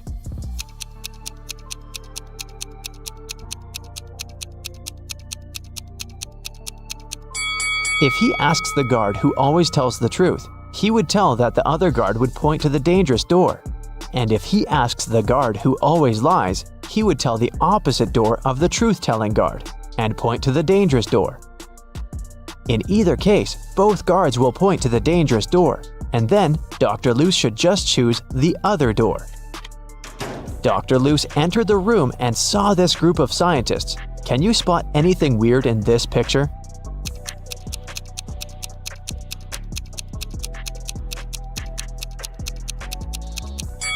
The scientists are holding 4 slices of pizza in their hands, but only 3 pieces are missing from the pizza box. Dr. Loose entered Dr. Phillips's office. The room was empty. Can you help him find anything suspicious?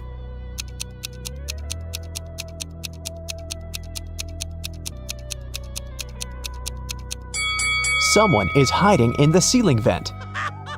Suddenly, Dr. Loose saw Dr. Phillips flying around in the superhero costume. He grabbed Dr. Loose, took him to the top of a mountain, and left him there alone. Dr. Loose wandered around and found 3 tunnels. There's an angry, hungry lion in the first tunnel. There's a huge fire in the second tunnel. And the third tunnel leads through a dinosaur lair. Which way should Dr. Loose choose?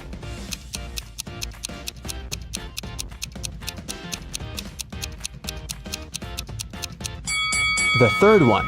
Dinosaurs became extinct millions of years ago. Dr. Loose came to a village and asked the local farmer, Rick, for a glass of water. Rick told him that he'd been struggling to divide his entire land between his 2 sons. Both of the sons have been very good to him, and now Rick's only wish is to treat his sons fairly and divide his land equally between them. But the problem is that the land has a weird shape, and thus there's no way to split it into 2 equal halves. Dr. Loose said, I have an idea. It can guarantee that the land will be divided in a manner that will satisfy both sons. Can you guess what's on his mind?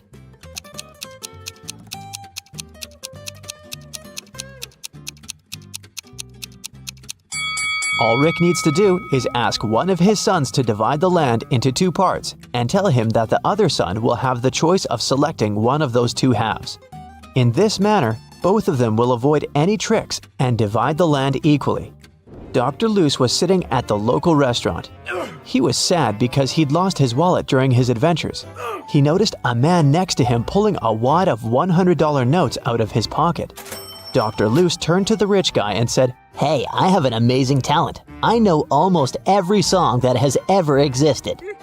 The rich guy laughed. Dr. Loose then said, I'm willing to bet you all the money you have in your wallet that I can sing a genuine song with a lady's name of your choice in it. The rich man laughed again and said, Okay, how about my wife's name? Helga Fiona Mary Rose Holmes. This evening, the rich man went home poor, and Dr. Loose went home rich. What song did he sing?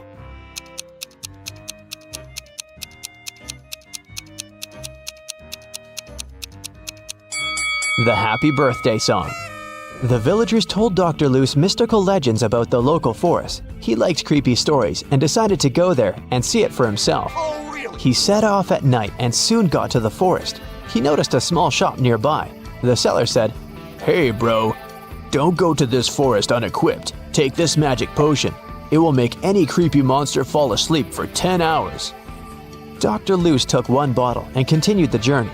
He wandered there for several hours, but he didn't see anything mysterious. Dr. Loose was about to leave right before dawn. Someone appeared in front of him. A pair of vampires that feed on humans and a siren who hunts people using her singing. So there are 3 enemies, but Dr. Loose has only 1 potion. What should he do?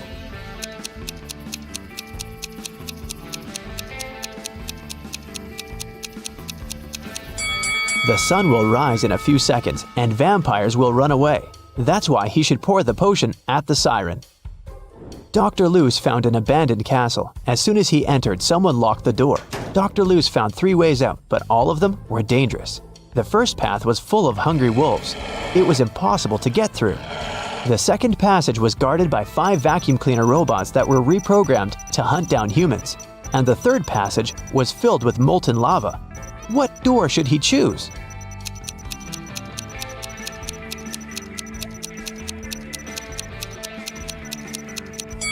The second one. The vacuum cleaners might go after him, but they're pretty harmless. Finally, Dr. Luce returned to his hometown. He's also a college teacher. Unfortunately, he didn't have enough time to prepare for the upcoming class. Therefore, he offered the students this tricky lesson. There was no homework, assignments, or tests, but there was a final test that would have only one question on it. When everyone received the test, it was a blank sheet of paper with a question on it. What is risk? Most students managed to give their answers, but only one student deserved the highest grade. Yes! That's weird because he only wrote down one word.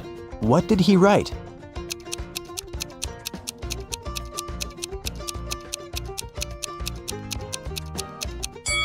His reply was this.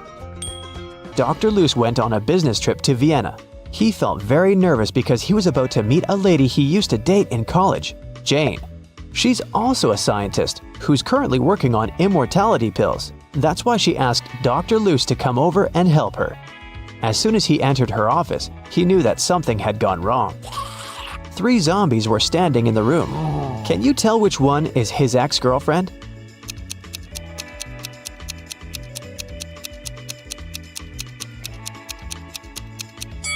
Take a look at Dr. Luce's hand. He has a tattoo, T plus J. So his girlfriend is the second zombie because she has a tag on her foot that says Jane. A billionaire called Mr. Van Louis realizes he's living his last days. He decides to leave all his huge fortune to someone. After thinking it over, he's left with 7 candidates. Each person is different from the others. Each has their own motives and merits, and each and every one of them has some hidden secrets.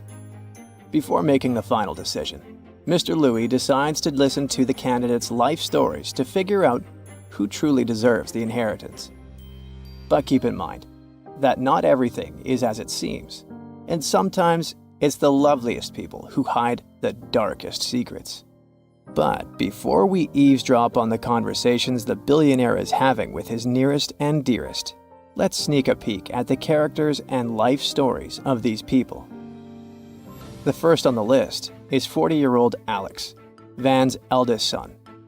At first sight, he's a successful businessman, just like his father.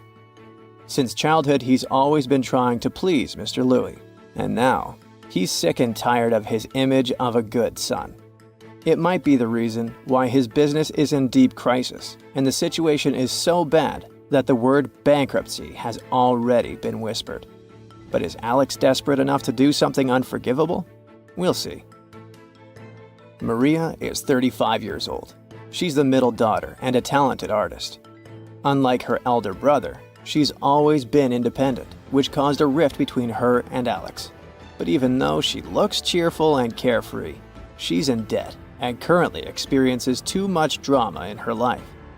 She hopes that the inheritance can help her fix her career and recover from a financial setback.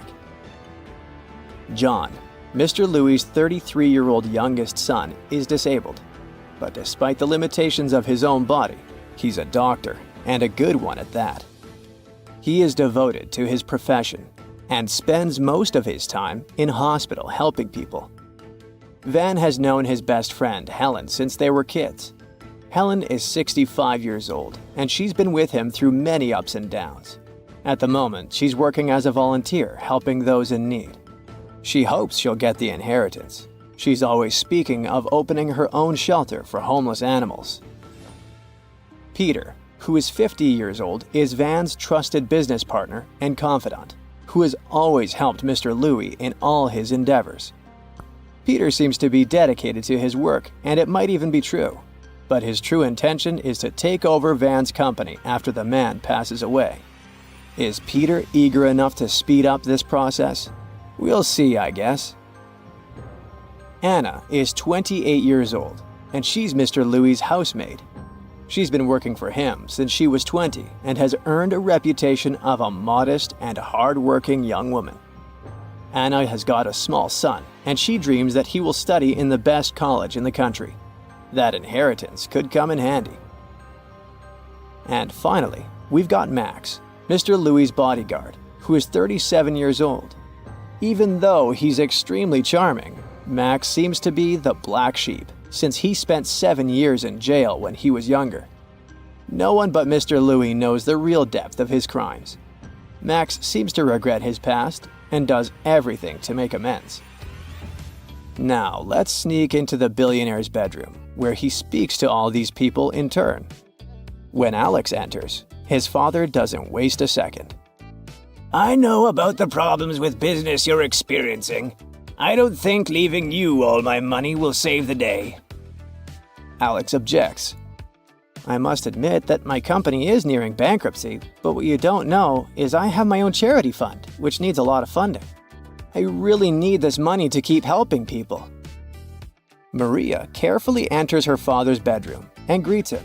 She says, Dad, I'm so sorry I haven't been by your side recently.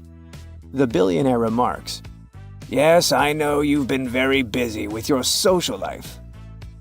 It's not that. I opened a school for young artists and was busy there.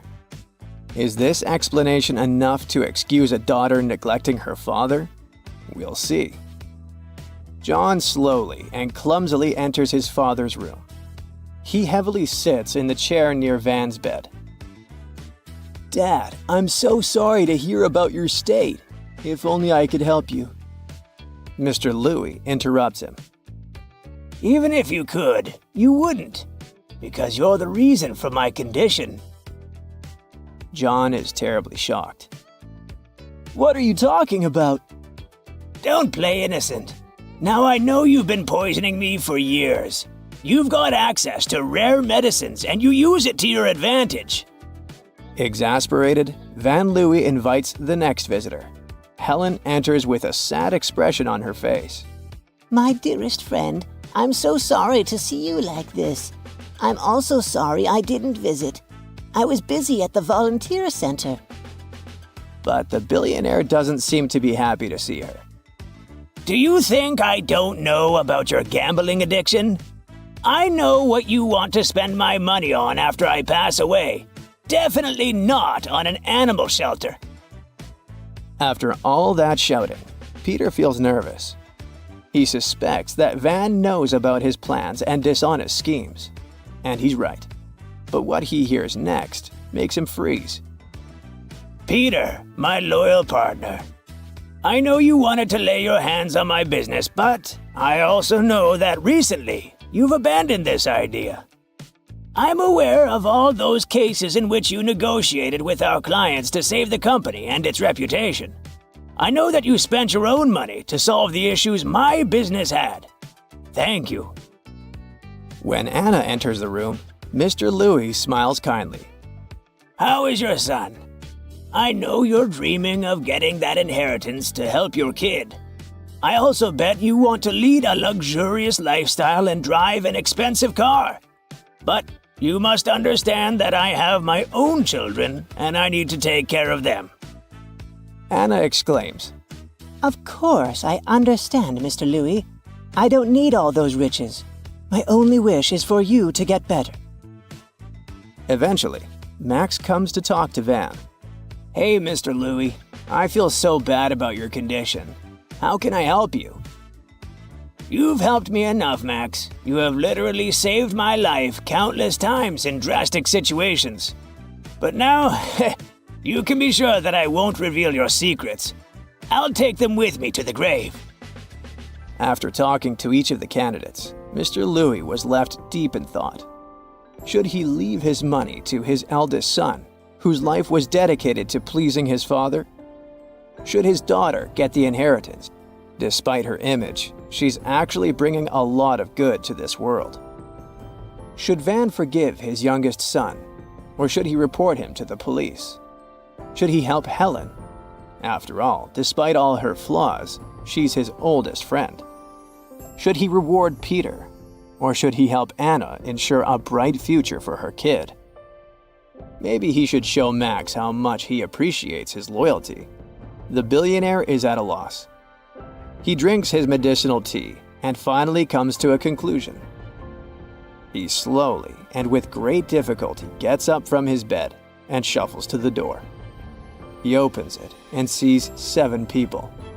All of them are waiting for his verdict. So, what do you think? Who will Mr. Louis leave all his money to?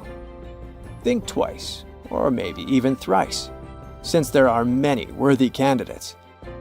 And now, get ready for the great reveal. Van Louis decides to leave all his inheritance to Anna.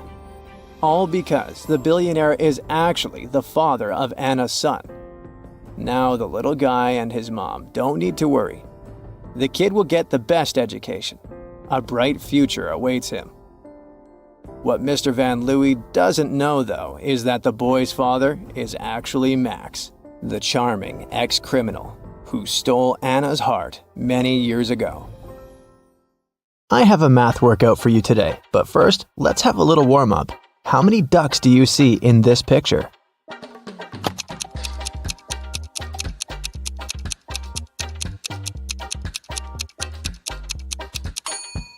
Don't forget about the hidden ones. There are 15 ducks. Did you find them all? Okay, now count all the flowers.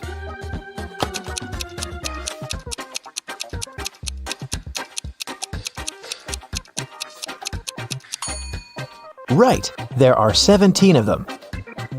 Can you spot 3 differences between these photos?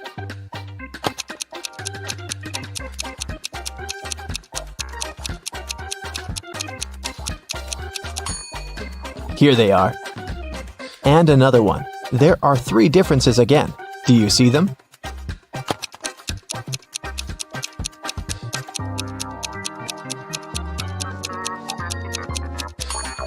Okay, here they are. Good job. Okay, now a bit of math for you. Look at this picture.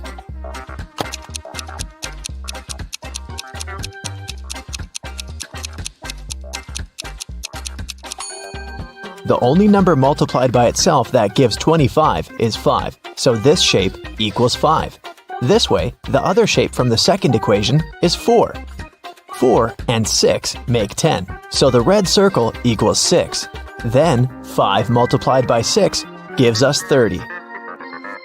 This one is similar, but a bit harder, so be very attentive.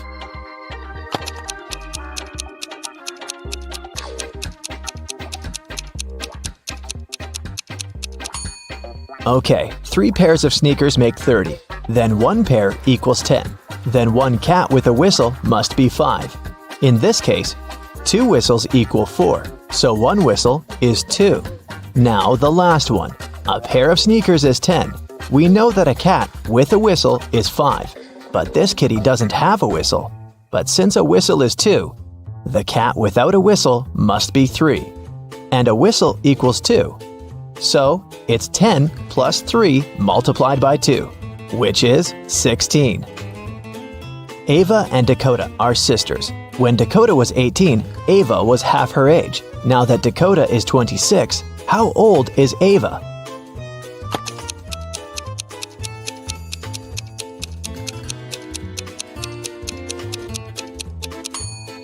When Dakota was 18, Ava was 9, so the age difference between the sisters is 9 years. If Dakota is 26 now, then Ava is 17. When Polaris was 16 years old, her mother was 39.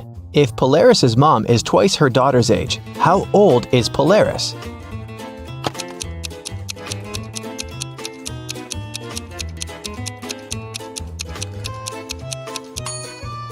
The age difference between Polaris and her mother is 23 years. That means now, Polaris is 23 and her mom is 46. Yvonne had a big collection of CDs. One day, she decided to clean up her house and counted that she had 172 CDs. She sold them all except for 7 CDs of her favorite singer and 5 CDs of her favorite band. How many CDs does Yvonne have now?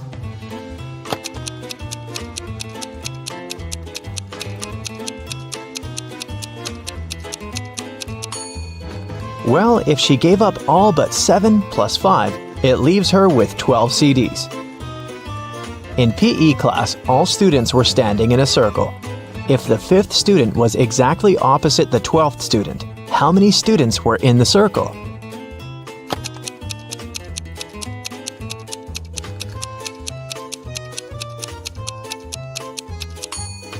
Between student number 5 and student number 12, there are 6 other students. If these two are opposite each other, then on the other side between them, there are also 6 students. This makes 14 students in the circle. Danica owns a candy store. She sells candy for $0.12 a dozen. How many candy pieces can you get if you have $1?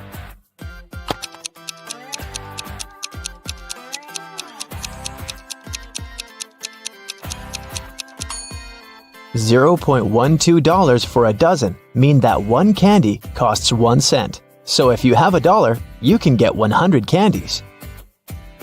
For casting a spell, Flora should put these stones in the correct order. She has 4 of them: purple, green, red, and blue. The instruction says, 1. The red one only has 1 stone next to it. 2. The green and purple stones aren't next to each other. 3. The green stone is the last one. Can you help Flora?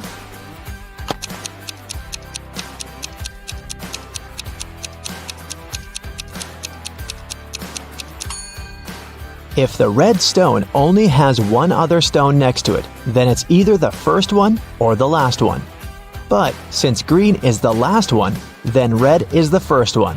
If the green and purple stones aren't next to each other, then there's the blue stone between them. So, the correct order is red, purple, blue, and green. It was midday. Kaylin was exploring a big local forest. She found an abandoned mansion and entered it. The door closed behind her back and wouldn't open. Oh no! Kaylin got trapped inside. There were 3 other doors leading to freedom, but there was a catch. Behind the first door, there was a huge pit that would take her miles underground. Behind the second door, there was a magnifying glass that concentrated sunlight and burned everybody and everything that entered. Behind the third door, there was a hungry and dangerous lion that would eat anybody and anything that entered. Uh-oh. How can Kaylin escape?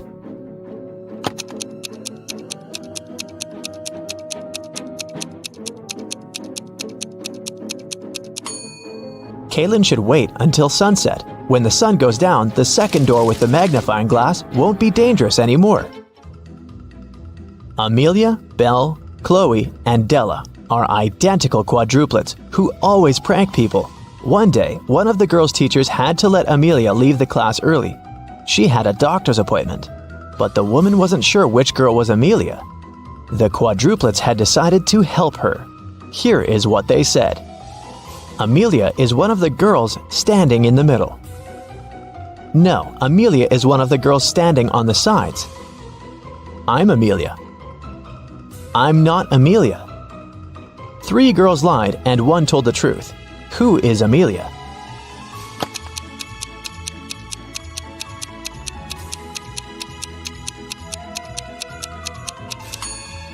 If Amelia is the first girl, then 2 girls told the truth, the second and the fourth ones. If Amelia is the second girl, then the first and the fourth girls told the truth. If Amelia is the third girl, then the first and the third ones told the truth. But if Amelia is the fourth girl, then only the second girl told the truth. So, Amelia must be the fourth girl. Esme was having a walk in the forest and got lost. She found a witch's house, petted her black cat, and asked the witch to send her home.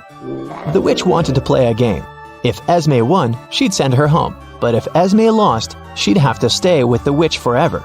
We'll be saying numbers between 1 and 10. The next player will have to choose a number that's between 1 to 10, greater than the previous one. The first person to say 50 wins. You can start. How can Esme win?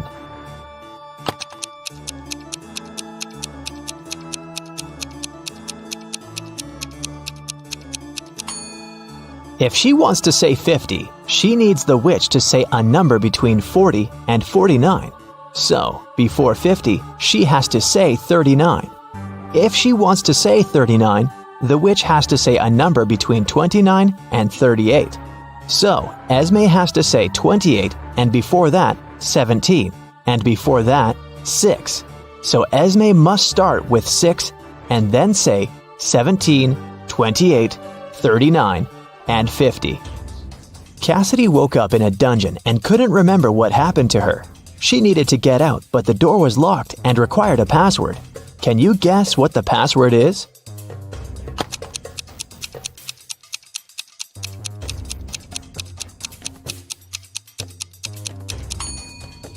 Every next number is made by moving the last digit of the previous 4 to the front. So, the password must be 4728. Mrs. Davies is an elderly lady telling a story of her life. After I lived 1/4 of my life, I got my first car. I married 1/12 of my life later. 1/6 of my life later, I started a business. 1/4 of my life later, I got my first granddaughter.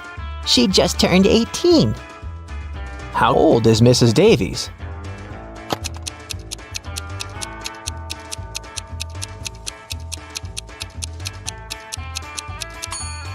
Let's say Mrs. Davies is X years old. 1/4 of her life, till she gets her first car, X is 4. Then we add 12 till her marriage. X till opening her business, 4 till the birth of her granddaughter, and finally 18 years from then till now. It should all be equal to X. If you solve this equation, you'll figure out that X is equal to 72. So, Mrs. Davies must be 72 years old. Esme was walking in the forest, and you know what? She didn't get lost this time. She knew how to get home, but the other road led to the witch's house, and the girl recently came up with a cool riddle for the witch. So, Esme decided to pay her a visit. She offered a deal. If the witch couldn't solve her riddle, Esme would get her cat. The witch agreed, and Esme gave her a square piece of paper, 4 inches by 4 inches, with a total area of 16 square inches. Turn it into a square with a total area of 8 square inches without a ruler. How can the witch do it?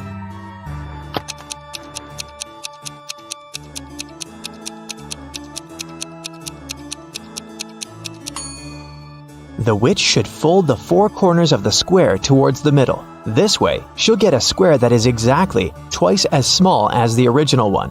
Apparently, the witch gets to keep her cat this time. There's a box filled with balls of different colors, 5 red ones, 8 blue ones, and 11 purple ones. Allison has a tricky task. Blindfolded, she has to keep picking up balls until she's sure that she has balls of at least 2 different colors. What's the minimum number of balls she should pull out of the box?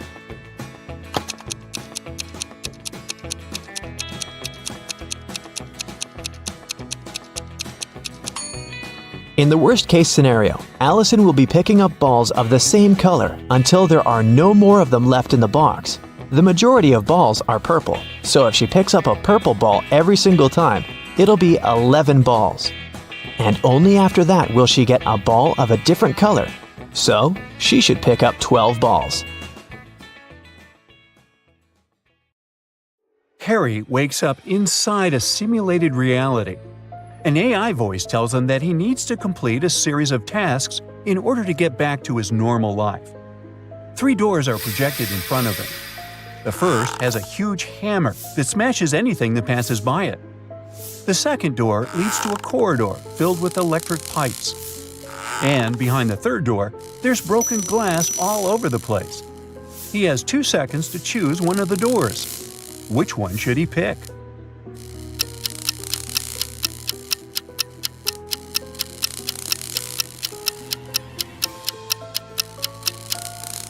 He should choose the third door.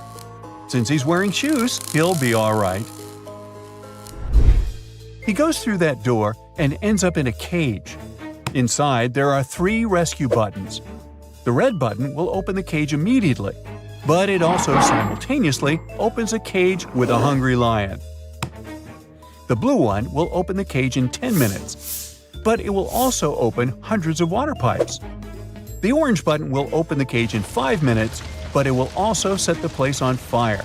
Which of the buttons should he press?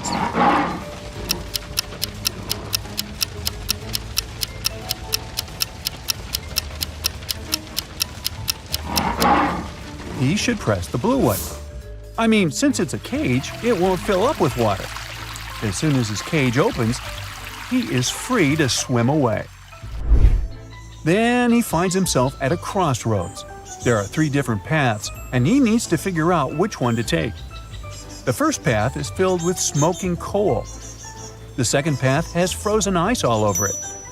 And the third path has pretty sharp nails. Which one should he choose?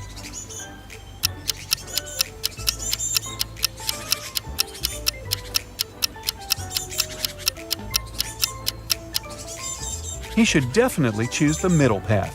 Even if the ice doesn't melt during daytime, it's pretty easy to go through it.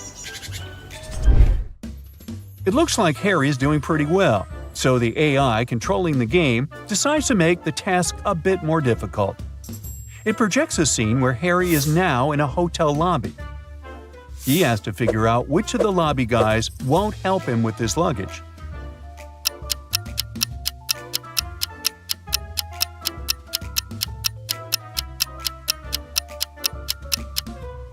It's definitely the guy in the middle.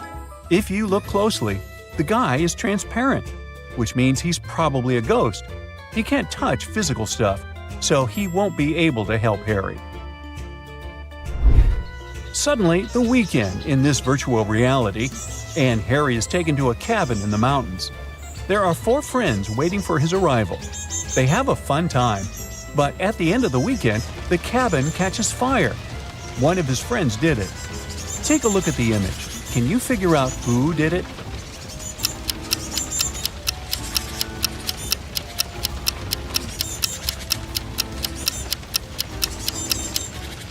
It's the third guy to the right.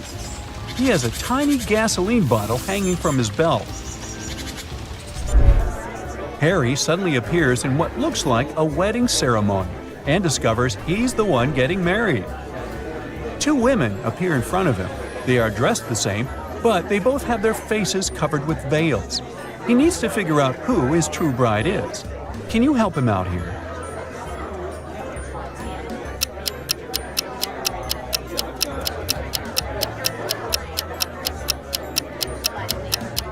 They look identical, but one of them already has a wedding ring. This can only mean that his true bride is the other lucky gal.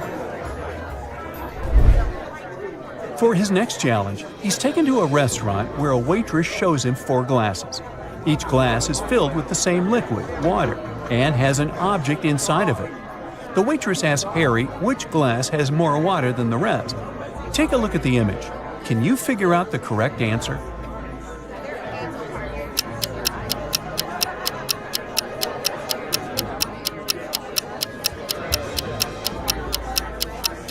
This shouldn't be too hard. The last glass is the one that has more water inside. The paperclip weighs almost nothing, while the other objects are way heavier. This means there is less water in all the other glasses.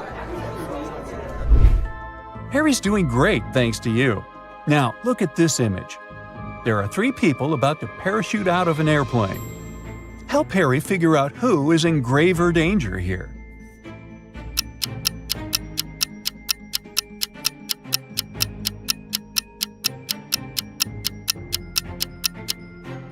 It's the first 2 people.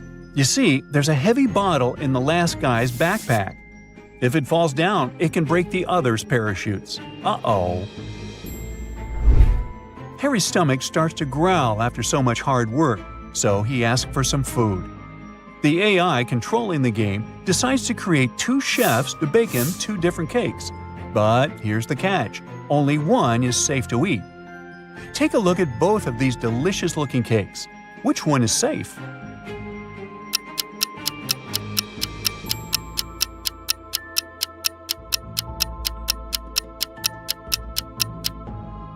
If you have a sharp eye, you'll know that the chef on the left is a fake, so you shouldn't eat his cake. The left chef has stains all over his shirt that look like blood. Plus, he doesn't have a badge on his shirt. He has a scratch over his eye, and he's hiding a syringe in his hand behind his back. There are just too many red flags here. Harry should go for the cake on the right. Well, it's time to take a nap, and Harry is taken to an old house. There are 3 rooms for him to choose from. Take a look at the picture. Which one should he choose?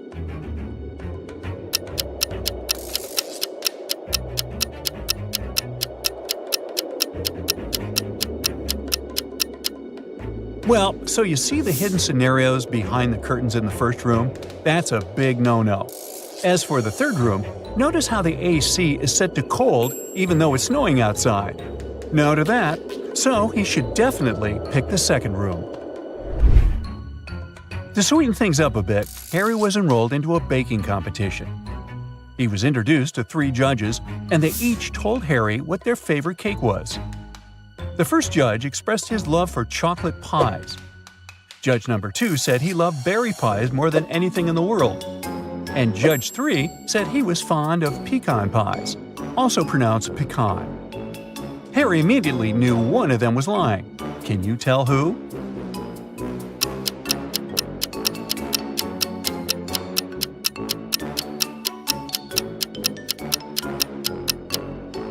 It was judge number 2. Do you see the chocolate stains and pie crumbles on the second judge's shirt?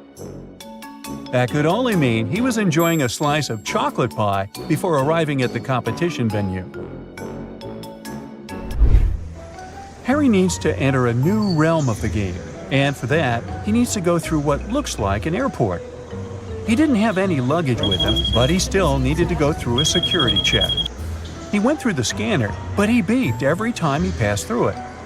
Take a look at the image. Can you figure out what was making him beep so much?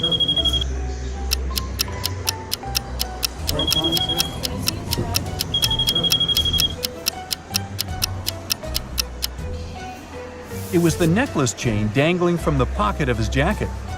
Good eye if you spotted that. Passing through the different realms, Harry spotted a nice bakery, then decided to stop for some more nourishment. There were 3 options to choose from: a cupcake, a chocolate croissant, and a gingerbread cookie. Can you guess which one he picked?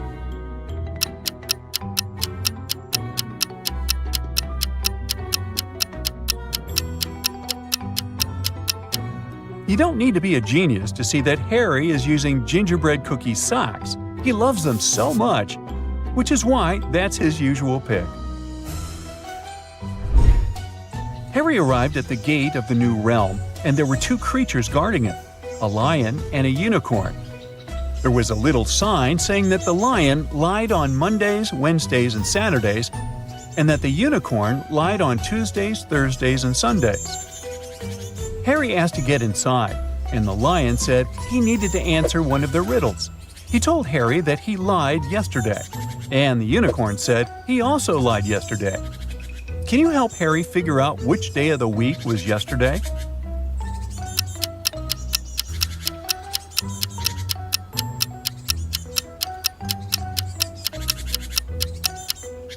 Well, let's see how this works.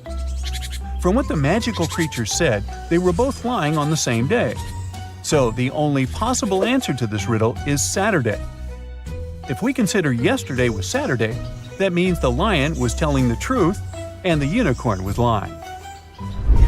Finally, Harry completed all of his tasks and was allowed to go back home. Which of the 3 doors should Harry choose to get back home?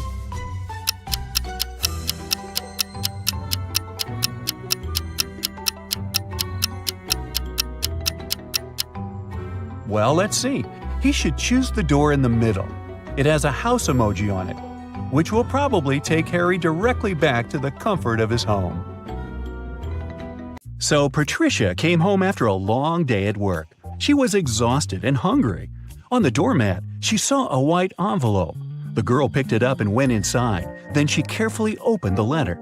"We've got a generous offer," it said. "But to find out more about it, you'll need to call us. Our phone number is made up of only 3 digits, but it's coded. If you crack this code, you're halfway there. 216. One number is correct and well placed. 652. 2 numbers are correct but wrongly placed. 631. Nothing is correct here. 350. 2 numbers are correct but wrongly placed. Can you help Patricia figure out the phone number?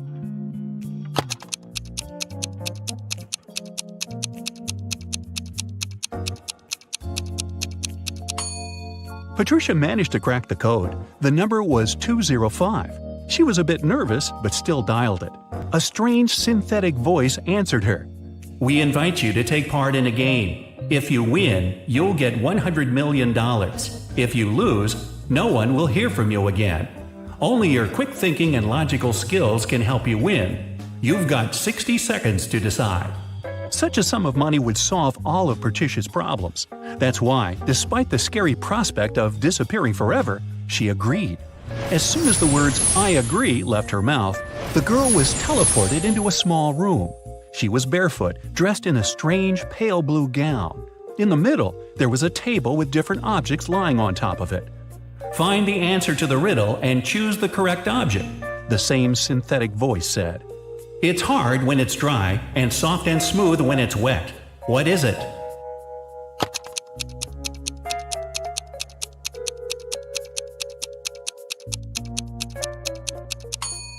Patricia guessed pretty fast that the object she needed was a sponge. She picked it up and put it into her pocket. Now, Patricia needed to get out of there. She noticed a door in the left corner of the room. It was locked, but there was a panel with several buttons on the wall next to it. On each button, there was a picture.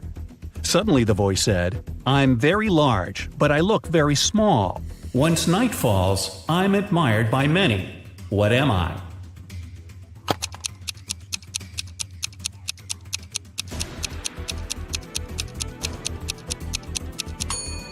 Patricia pressed the button with a star on it.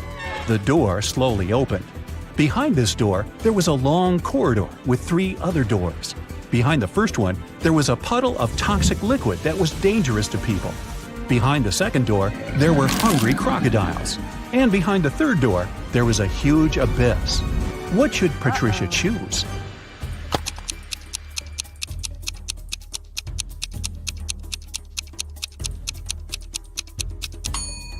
The first door. The girl should throw the sponge on the floor. It will absorb the liquid, and Patricia will be able to get inside. Once she is in the room, the voice said, I can howl, I can whistle, I can whisper, I can scream, but I don't speak. What am I?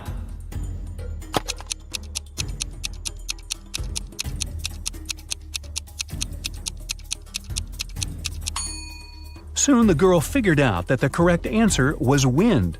But how could it help her? She looked around and spotted a fan. She turned it on, and a gust of wind blew a white piece of paper into her hands. It read, When I point up, it's bright. When I point down, it's dark. What am I?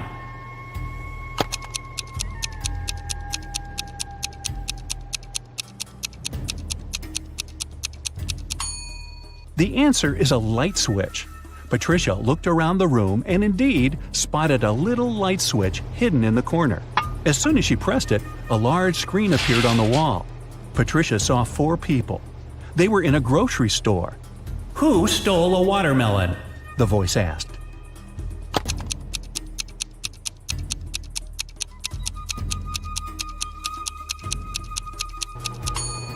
After looking at the picture for a while, Patricia realized it was the man with a soccer ball. He looks as if he's holding something heavy. It must be the watermelon disguised as a soccer ball. The next task appeared on the screen. Move only 1 matchstick to make the equation correct.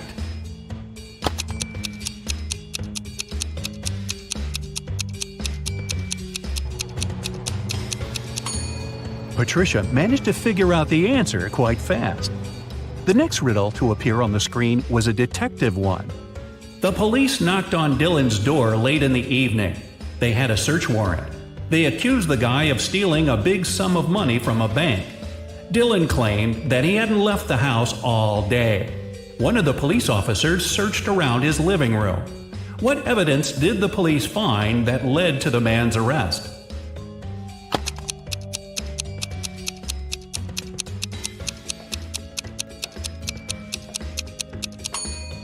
The date on the receipt lying on the table. It is the same as the date on the calendar, which means the guy did lie about not leaving his house that day. It was the correct answer, and Patricia was allowed to get into the next room. She saw a bottle with a coin inside. The bottle was plugged with a cork. You need to remove the coin without breaking the bottle or pulling the cork out, The voice instructed her. Patricia didn't need much time to get the coin out. What did she do?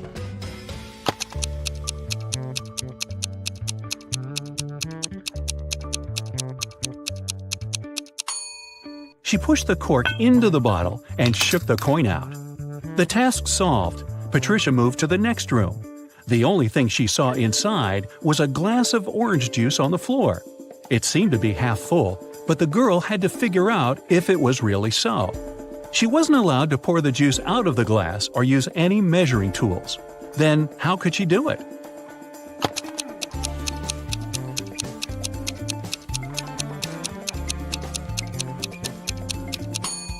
Patricia tilted the glass until the juice just touched the rim. The bottom of the glass wasn't visible, so the girl concluded that the glass was more than half full. Suddenly, Patricia felt that the floor under her feet gave way. She was falling in the darkness until, ow! The sun was too bright. The girl found herself on the beach. You have to find something and give it to somebody, The voice said. Patricia started looking around and spotted a watch in the sand. Besides her, there were only 3 other people on the beach. Who did the watch belong to?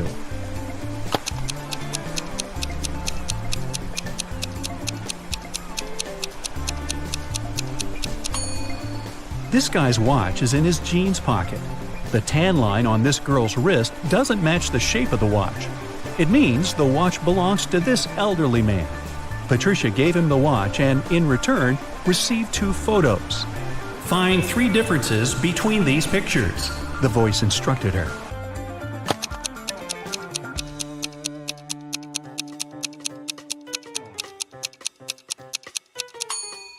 Aha! The cloud on the right is different in the second picture. There are only 2 windows in the basement of the house on the left. And the car's wheels look different too. Patricia walked along the beach. Her next task was to find a thief. They had just stolen a bag from that lady. The girl had 3 suspects. John said it wasn't him because he had been busy jumping on a trampoline. Laura told Patricia she had been drinking her fresh juice at the bar. And Patrick said he'd been selling ice cream. Help Patricia understand who the thief is.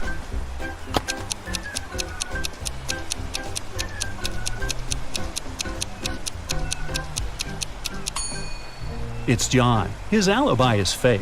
The guy wouldn't have been allowed to get on the trampoline because of the age limit. The ice cream guy gave Patricia another pair of images. She had to find 3 differences again.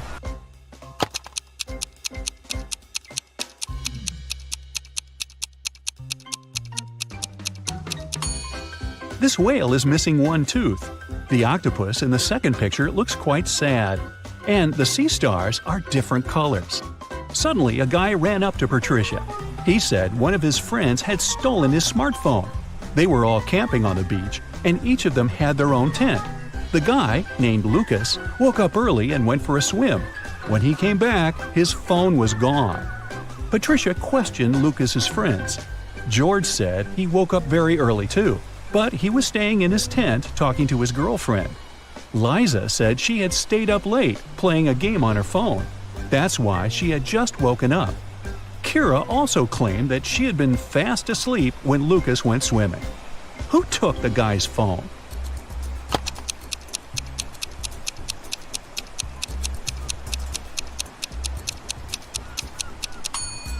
It was Kira. If she was asleep, how did she know when Lucas went swimming? As soon as Patricia cracked this riddle, the world around her turned dark. In a moment, she found herself in a park. There were many roads in front of her. They were numbered from 1 to 22. To choose the right path, the girl needed to figure out the next number in this sequence. It was a tough task, but eventually Patricia managed to crack the riddle.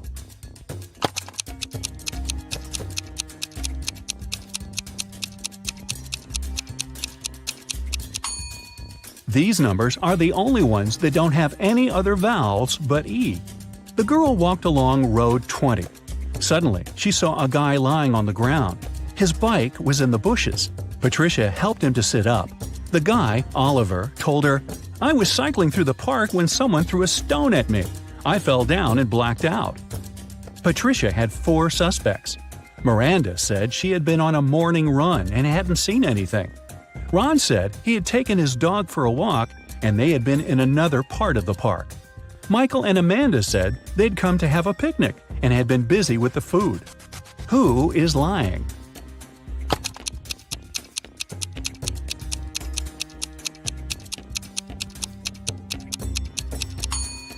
Miranda. It's evening. How could she have her morning run? Oliver thanked Patricia and handed her a new riddle. She needed to figure out the correct answer.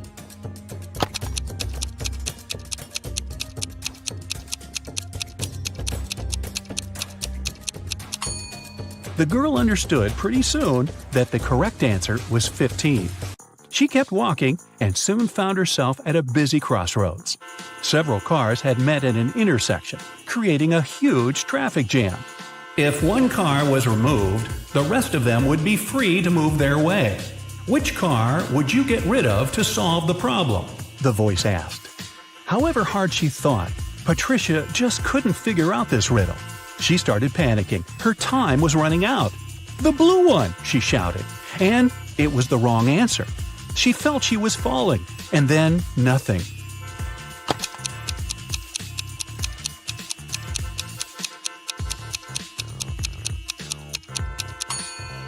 The solution to the problem was to remove the red car. Psst, you. Yeah, you. I really need your detective help with these riddles. Maria came to a beauty salon. She had 2 appointments, a manicure and a haircut. Suddenly, she realized that one of the professionals working there was dangerous. Who was it? The hairdresser with huge stained scissors and brushes in the pocket of her apron? Or the nail tech with a nail file and suspicious red stains on her uniform?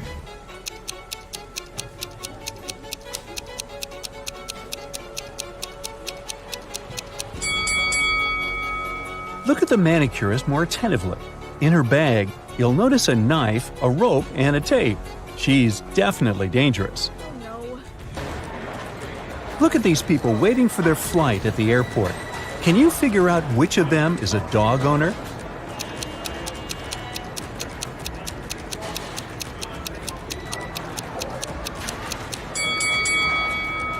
It's the man on the left, sitting on a bench and reading a book.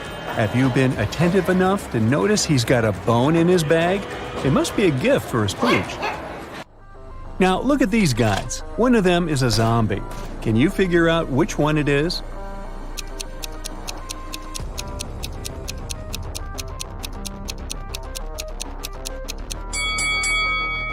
When you think about it, you'll understand that zombies are into brains, not computers.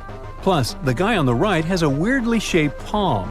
And he's looking at the other guy's head too intently. The gamer should watch out.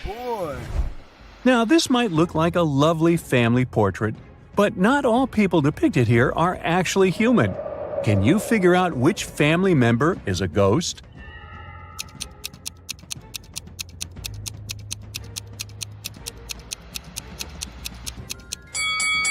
Pay attention to the shadows. The man is the only person in this photo to have one. Sadly, the rest of his family are just ghosts. You've got to choose one room in which you'll have to spend 1 hour. One of the rooms is swarming with thousands of rats. Another is almost completely filled with water. And the last room is an infinite pool with jellyfish. Which room should you pick?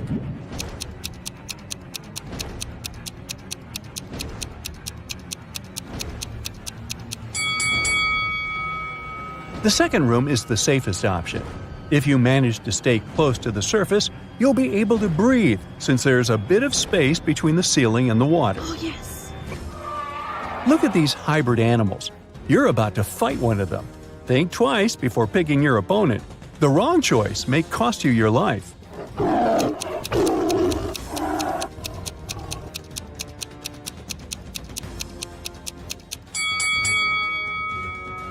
Opt for the hybrid of a shark and a jaguar.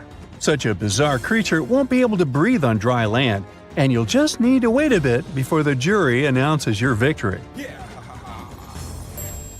So you've just moved to a new town. It's so small that there are just 2 barber shops there. The barber working in the first one has an impeccable haircut. The hair of the barber in the second establishment looks quite messy, and still, you choose to go to the second professional. Why?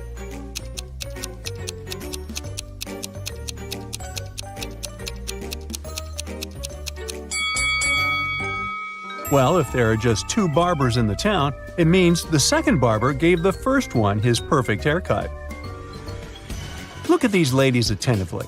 All of them seem to be pregnant. But what if I tell you that one of them has just stolen a watermelon? Can you figure out who it is?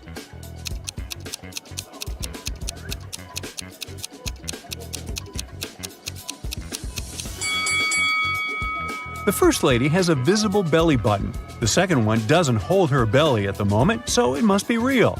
As for the third girl, she's holding her belly tightly, and we can see something green through her clothes. She must be the watermelon thief. Now let's check your logistical thinking and math skills. You have 3 empty cups and 10 sugar cubes. You need to distribute these sugar cubes between the cups in such a way that each cup contains an odd number of cubes.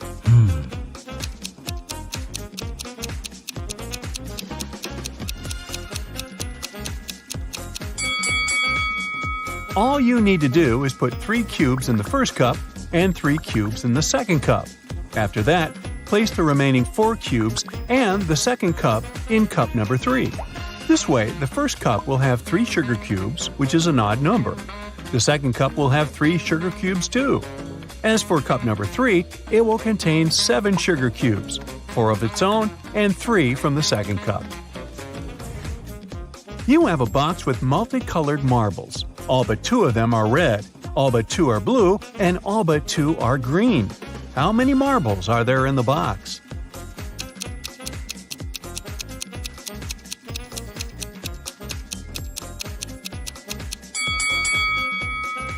There are just 3 marbles in the box: blue, green, and red. A young lady has the same number of brothers and sisters, but each of her brothers has twice fewer brothers and sisters. How many sisters and brothers are there in the family?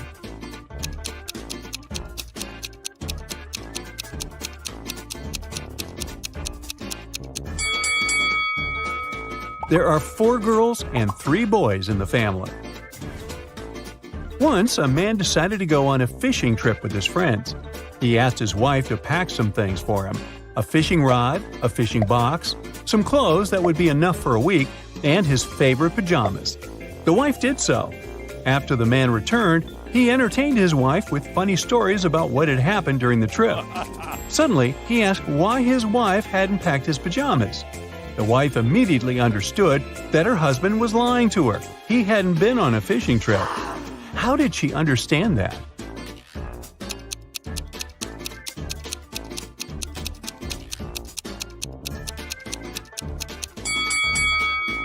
The woman put the pajamas in the fishing box. And if her husband didn't find it, it means he didn't open the fishing box. What a weird fishing trip that was.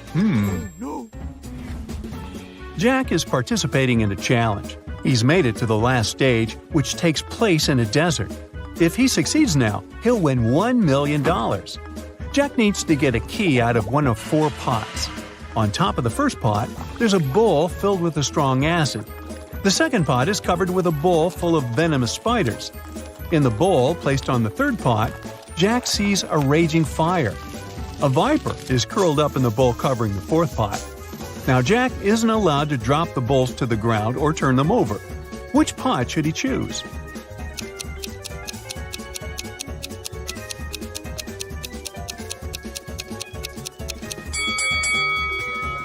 The guy should choose the third bowl. He can put out the fire with sand and get the key. Camilla was afraid of dogs. One day, while jogging in the park, she noticed a large dog sitting near the bench. It looked unfriendly. The leash attached to the dog's collar was 3 feet long. Camilla decided it would be safe to pass by if there were at least 7 feet of space between her and the animal. But even on a leash, the dog still managed to bite her. How come?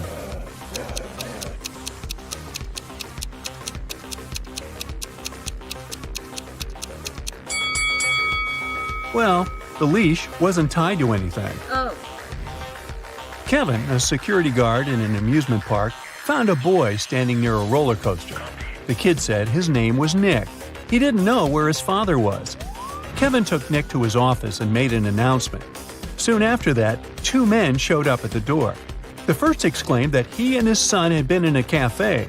But after eating his burger, the man felt so unwell he had to spend almost 20 minutes in the bathroom. When he got out, his son wasn't around. The other man interrupted him, saying that he had ridden a roller coaster with his son. Then he left the boy to wait there and went to get some hot dogs. Which man was Nick's father?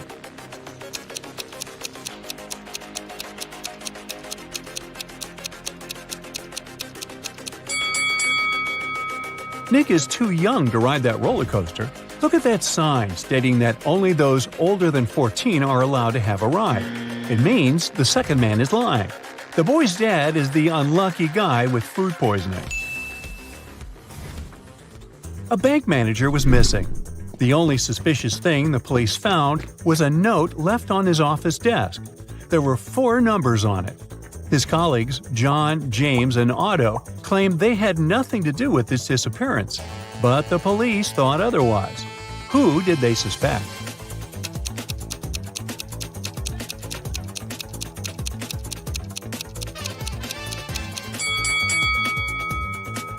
When you write the word 1, it starts with the letter O. 2 starts with T, and so does 3. Then we have 1 again. That's the letter O. Together, we have the name Otto. And finally, a funny riddle might help you relax. Why should you never trust gravity?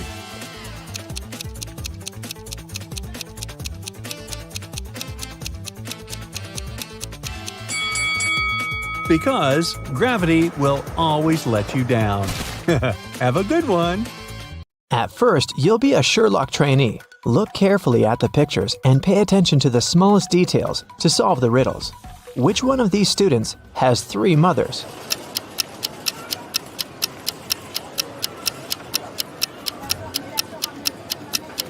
It must be this guy right here, the one with the 3 sandwiches. The guy with 3 glasses got them from the cafeteria. He must be very thirsty, but it's not a sign of 3 mothers. But this one definitely brought sandwiches from home, so I bet it's him. Let me know if you disagree. Let's move on. One of the girls has a pet at home. Can you guess which one?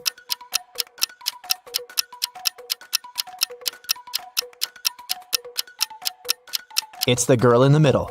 Look, her hands and arms are scratched. She must be living with a cat. Okay, look at these 3 people. Who is a vampire?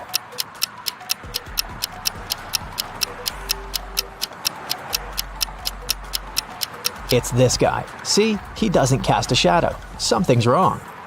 Chastity was at a party and met 3 guys. All of them claimed to be pilots, but one of them lied. Can you guess who's not a pilot?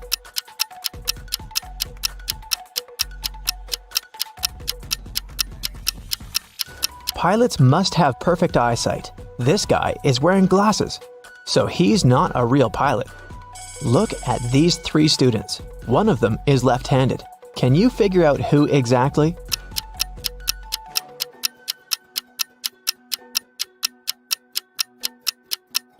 It must be this girl. The outer side of her left hand has some ink stains. It happens when she writes. Since we write from left to right, her arm covers everything she's just written. 3 best friends met for a coffee in the evening. Can you tell which one of them has a pet?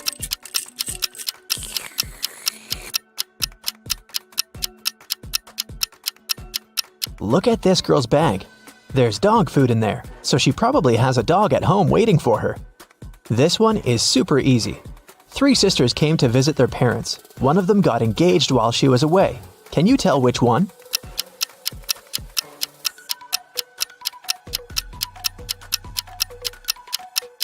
It's this girl who's wearing a ring. 3 men came to a job interview.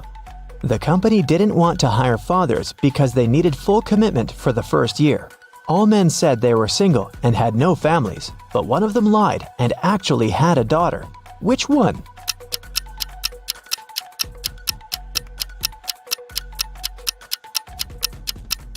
It's this guy here.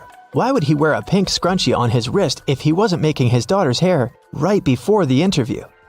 Okay, now let's go and look at people's houses.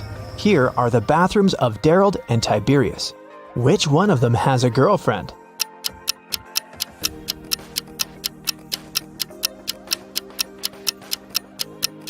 It must be Tiberius. Look, there are 2 toothbrushes in his bathroom. Nevaeh and Nicolene are students. Both of them live in a one-room apartment with their friends to split the rent. Their mothers once came to visit. Take a look at Nevaeh and Nicolene's bedrooms. Can you tell which one of them is dating her roommate?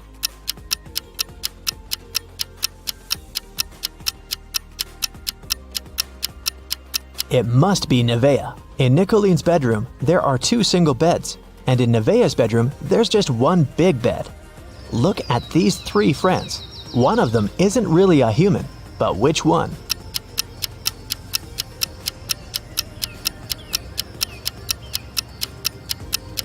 Look, this guy right here has only 4 fingers. Perfect, we trained you well. Now let's solve some cases. The city bank was robbed, and Detective Callum was on the case. After a long investigation, the police managed to track the robber and found the money hidden in the nearest desert in a cactus bush. They couldn't see the robber's face, but there were 3 suspects. Take a look at the people. Who is guilty?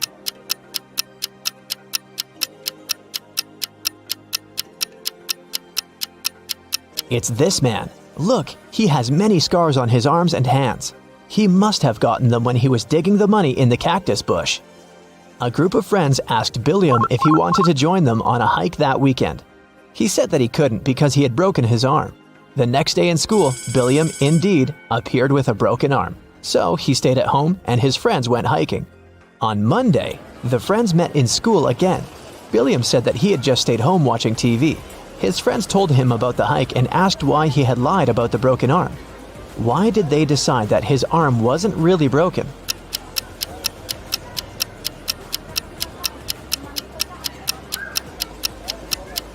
Last week, Billiam's right arm was broken. On Monday, it was the left one.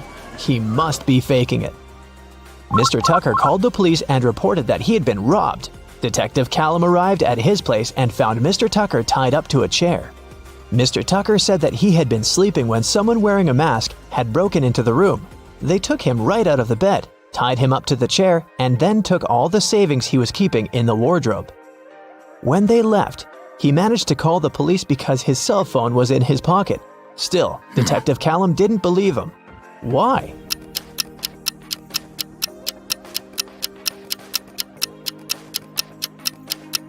Mr. Tucker said that he had been taken right out of bed, but the bed was perfectly made. I doubt that a robber would care enough to make Mr. Tucker's bed on their way out. Detective Callum was spending the winter holidays at a ski resort with his friends. In the morning, they were going to go skiing on the fresh snow that had fallen at night when a local police officer called him and asked him to come to a hotel nearby to solve a case. So, Detective Callum had to go. Someone robbed the cashier's desk and there were 3 suspects. Questley said that she was in her room all night sleeping. Egbert said that he was out partying in a different hotel and had just come back around an hour ago. Fenton said that he had been binge-watching a show all night but hadn't stolen anything. Who is guilty?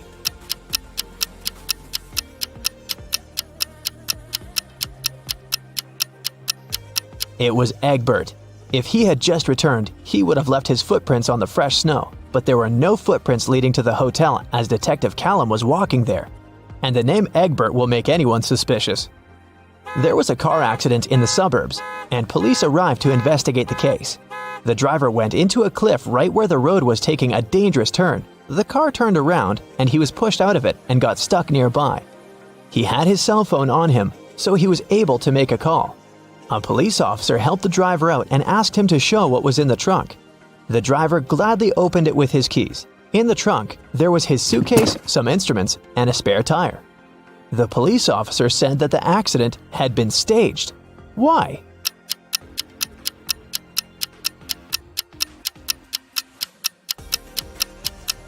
The driver took the keys out of his pocket. If it had been a real accident, the keys would have remained in the car. Mr. Grayson called the police and said that she had been robbed. Detective Callum arrived for the investigation. Here's what she said. It was almost midnight. I was in my room upstairs painting. Suddenly, the power went out.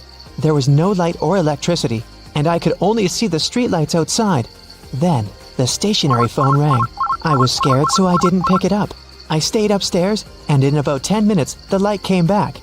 I just went to sleep, and now, in the morning, I found out that someone stole my grandma's diamond ring. Detective Callum didn't believe her. Why?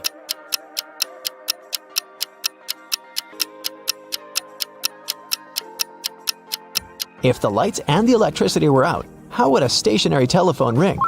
This lady is making things up. Gavin drove to get some groceries and parked his car in front of the store. Of course, he forgot where he had parked and couldn't find his car. Luckily, he had taken a picture of his parked car and he opened it to look up the number of the parking lot. The problem is that his parking lot number is covered and the number of the lots nearby doesn't make any sense. Can you figure out what's Gavin's parking lot number and where he should search for his car?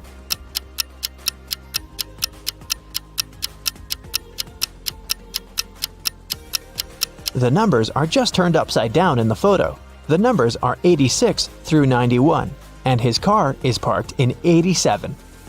Now I have a short logo quiz for you. I'll show you a logo and you have to tell the company. Here's the first one.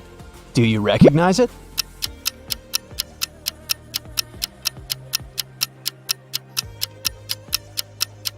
It's Honda, a Japanese car brand. This one is super easy. What is it?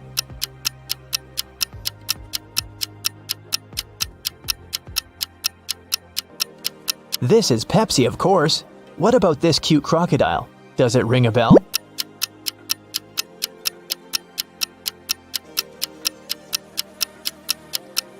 This is Lacoste, a French clothing brand. Another easy one. I bet you have it on your phone.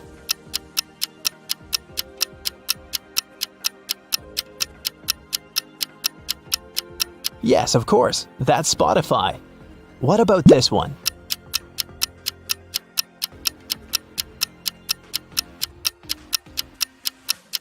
Yes, it's Nike. This one is a very fancy brand. What's your guess?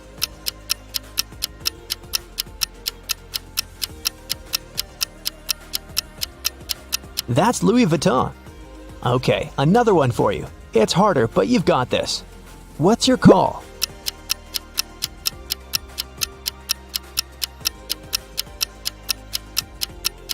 This is Reebok, an American footwear company. Do you recognize this bull?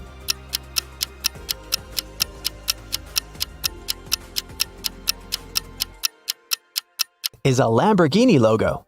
This is a painfully familiar yellow rectangle. Where is it from?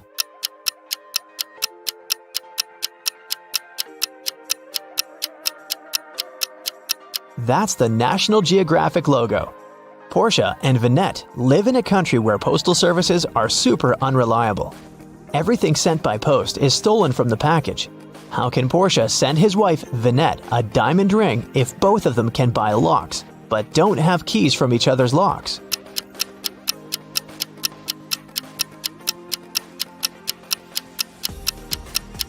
Portia can lock the box with the ring and send it to Vinette. When she receives the box, she should lock the box with her lock and send it back to him. When he receives it, he can open his lock and remove it, and send the box back to Vinette with her lock only, so that she can open it once she gets it again. There is a box filled with balls of different colors. 5 red ones, 8 blue ones, and 11 purple ones. Ninja has to pick out balls blindfolded until he's sure that he has at least 2 balls of the same color. What's the minimum number of balls Ninja should take out to be sure of that?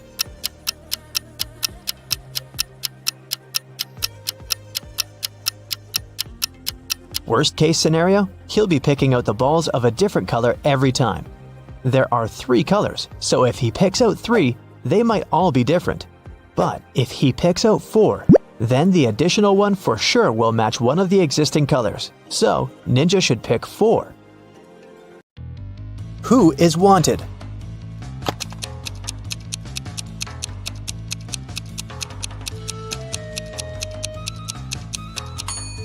The girl on the right. She has the same mole as the girl on the poster. Who is an identity thief?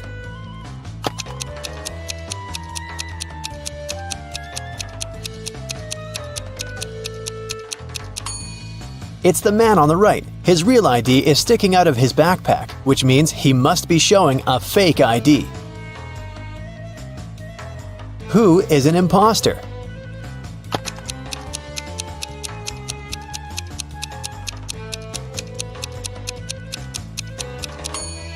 The girl on the left. The script she's reading is turned upside down. It means she only pretends to be an actress. Who is the real thief?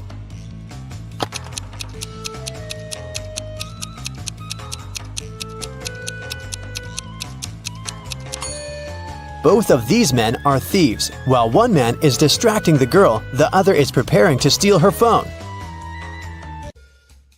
The last will of Mr. Wilson, a rich businessman, got stolen.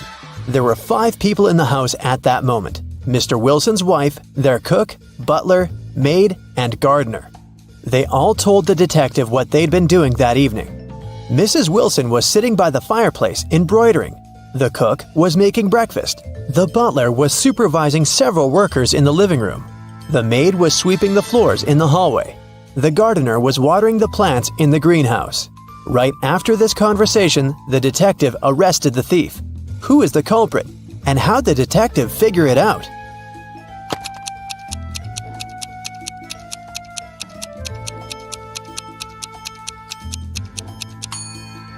The cook is the thief. He said he'd been preparing breakfast, but the crime happened in the evening. Lily owned a flower store. One day, she got a call from the police. They told her that her shop had been robbed. When she arrived, shards of glass were on the ground near the store, and the pots and plants inside were broken.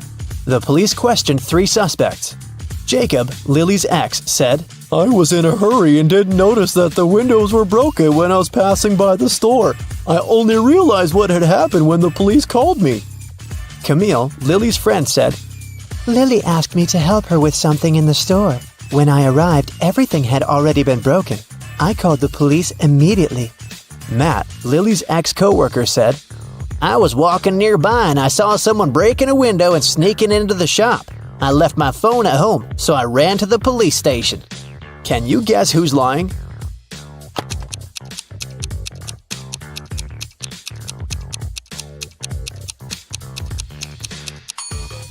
Matt is lying. Shards of glass were laying on the ground, which meant that the criminal had to break the window from the inside. Let's take a little break. Now, you need to think fast.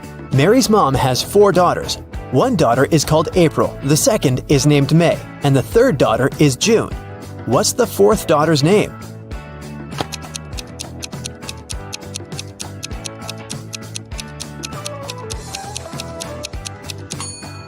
It's Mary, of course.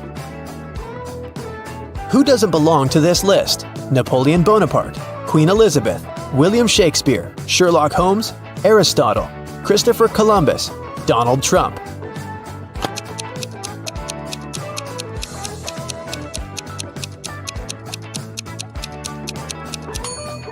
Sherlock Holmes. He's the only fictional character on the list. 8 girls are in the house, and each of them is busy with something. The first one is cooking dinner. The second one is lighting the fireplace. The third girl is playing chess. The 4th one is reading a book. The 5th girl is drawing a picture. The 6th is cleaning up the house. The 7th girl is watering the plants. What is the 8th girl doing?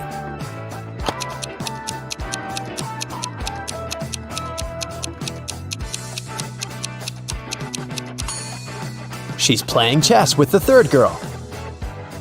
One woman turned 40 in 1850, but in 1860 she was 30 years old. How could this happen?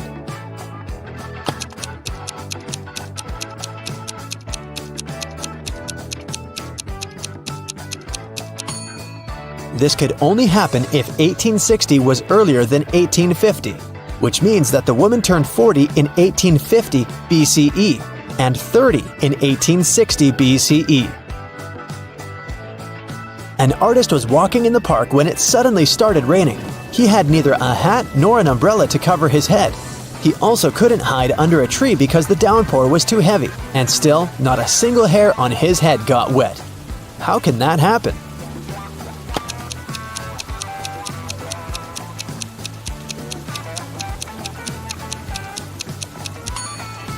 The artist was bald. Now let's get back to our detective riddles. Robert won $1 million in the lottery. He decided not to tell anyone about this, including his wife. At home, he put his money in a safe hidden behind a painting. The next day, the money disappeared. The police invited all the suspects for questioning. Emily, Robert's wife, said, "In the morning, I went to my husband's home to clean up there. The safe was open and there was nothing inside." James, Robert's business partner, said, "Poor Robert, he always wanted to win a lottery. I stayed at home all day and yesterday and watched TV." And Mark, Robert's friend, said, "I was at the gym last night, then I went home. I can't imagine why anyone would do this." The police arrested the thief. Can you guess who it was?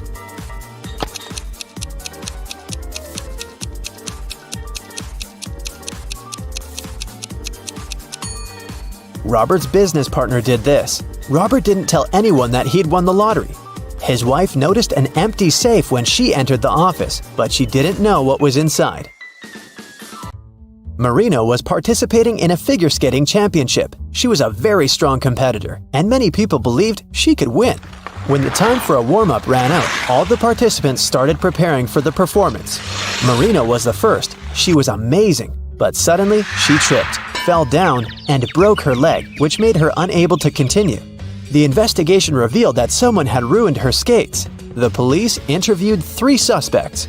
Anna said, "I didn't do anything, but I saw Jacqueline and Kate walking into the locker room before Marina's performance. They're the ones who ruined her skates." Jacqueline said, "Yes, I indeed went into the locker room to take my things, but I didn't see Kate there." And Kate said, "Yeah, that's because I've been practicing in the gym until it was my turn. Besides, Anna is lying. I saw her in the locker room." Can you guess who's lying?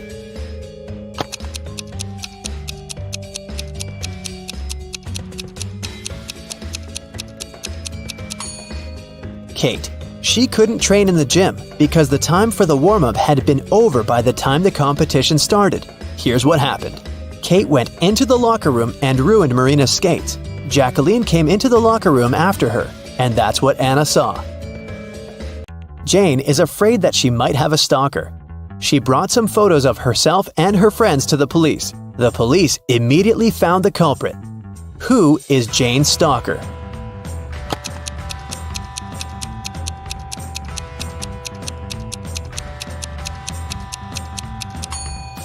Jane's friend Mike. He's the only one who is present in all the photos, and sometimes he even tries to conceal his identity. The investigation didn't have enough evidence to prove the suspect was guilty. Detective Reed decided to investigate their house, hoping to find some clues, and he actually did find something. He discovered a secret room. However, it had a combination lock and the word "idea" written above it. Do you have any idea what the code might be?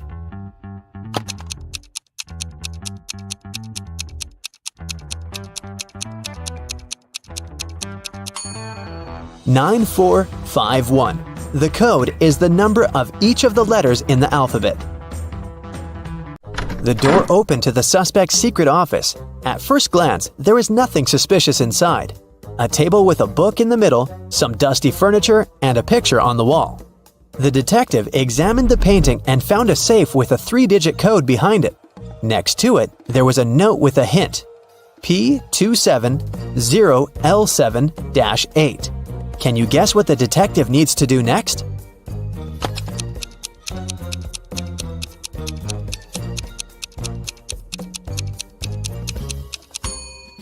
The detective realized that the note meant page 270, lines 7 to 8. He should check out the book on the table. The detective found the necessary lines on page 270. They read, "After wandering through the desert for 4 days and 3 nights, I came across a couple of travelers. They fed me and gave me one of their camels." This is a clue that can help crack the code to the safe. What is it?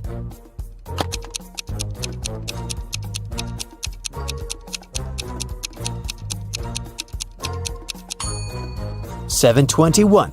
4 days and 3 nights make 7. A couple of travelers is 2. And don't forget about 1 camel. The detective opened the safe and found the evidence that proved that the suspect was guilty. In the middle of the night, someone stole a unique artifact from a museum. The museum guard claimed it had been a robber. Detective Riddle arrived at the crime scene immediately and questioned the guard. The man said, I was walking around the museum. Suddenly I saw a dark shadow. I called out to them, but they didn't respond. But Detective Riddle noticed that something was wrong with this story. Can you guess what it is?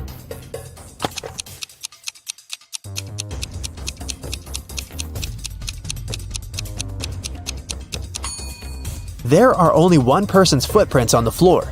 If there was the guard and the criminal in the museum, shouldn't there be 2 sets of footprints?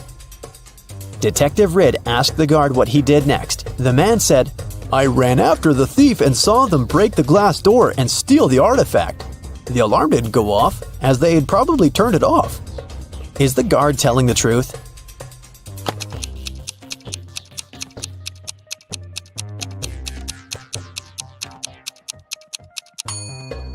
The door is indeed broken, but it's also open. It can only be opened with a key. It looks like someone opened the door to prevent the alarm from going off, and then broke the glass to hide the traces. The detective asked the man what had happened next. The guard said, I ran up to the criminal and tried to stop them, but they sprayed something in my eyes, and I lost consciousness. When I woke up, I immediately called the police. Is he telling the truth?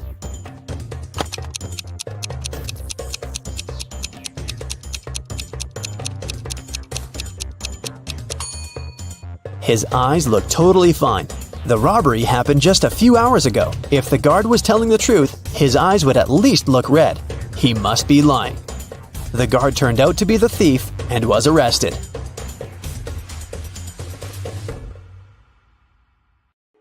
Now, Harriet here was a witch's apprentice. To complete her training and become an independent witch, she needed to pass the final spell exam. Her professor told her that all the information she needed to succeed was inside a haunted book at the library. So Harriet headed there to find it. Take a look around. Can you spot it?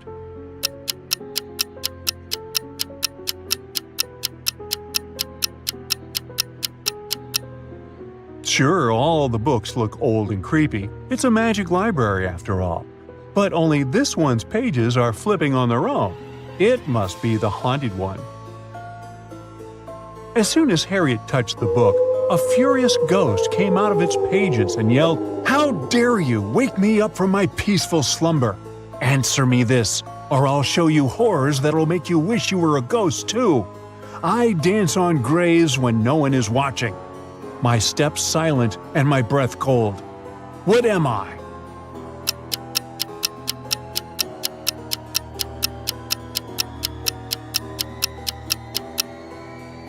It's the fog.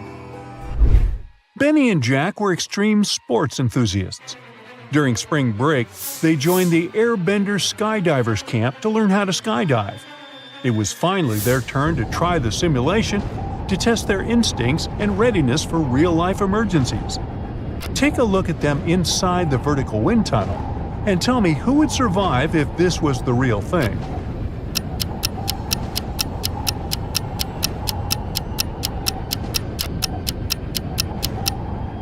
Even though Benny is blindfolded, it would be he who would survive, because Jack here forgot to wear his parachute. Now Nathan was trying to break a record by sailing around the world in just a week. However, he got caught in a terrible storm. His boat couldn't fight the waves, and he found himself cast away on an unfamiliar island. When he opened his eyes, he was surrounded by the angry locals.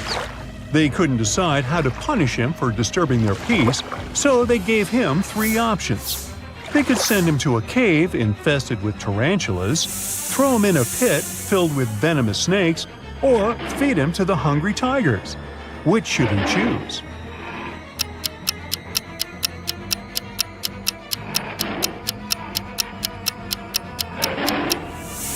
He should choose the tarantula cave because although it might be gross to feel their hairy legs on you, They are harmless to humans, most of the time. Zelda found herself trapped at the top of a wizard's tower. She discovered 3 ropes leading out of the window down to the ground. Which rope should she choose to escape?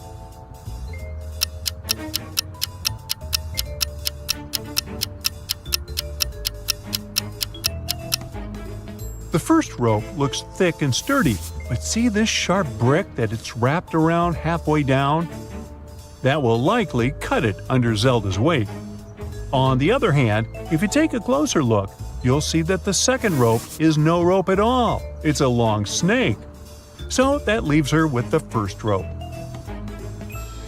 Just as Zelda was about to climb down the rope from the wizard's tower, a prince back on the ground yelled and told her to be quick, or else she would be caught by the wizard. How did he know?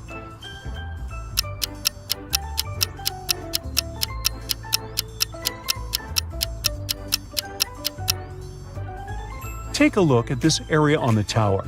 There's a gap where a brick should be, revealing an eye watching outside from within the tower. That must be the wizard. Jonas wanted to surprise his girlfriend on their first-year anniversary. So he booked a table at the new mystery-themed restaurant in town, known for its unique concept where guests weren't supposed to order but were served surprise dishes instead.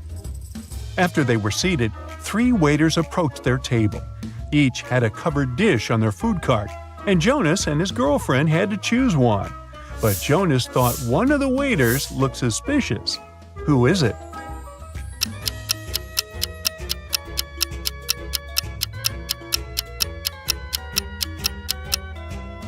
The second waiter may have red stains all over his shirt, but he probably got them from a hot tomato sauce that is here on the second row of his food cart. The third waiter is not wearing regular waiter clothes like the other 2, but look at the dry cleaner's receipt peeking through his pocket. He just left them there. Do you see the weird green slime leaking through the first waiter's tray? Now that looks poisonous. Professor Benedict was teaching the architectural design class at the country's most prestigious university. Rumors had reached him that a student within the civil engineering department was cheating their way through exams without ever leaving a trace. He was determined to catch whoever it was on the first day of the final exam of his class. Take a look at all the students. Can you spot the cheater?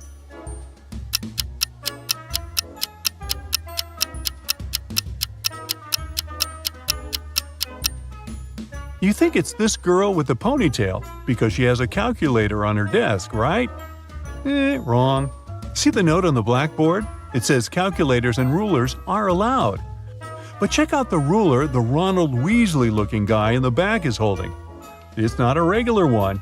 It has the answers on it.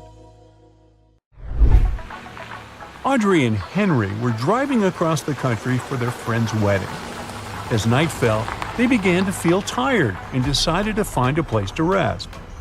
When Audrey searched for hotels on her phone, she found that there was only one option with available rooms on their route. As they checked in, the hotel clerk informed them that there were 3 rooms available. Take a look at their options. Which room should they choose?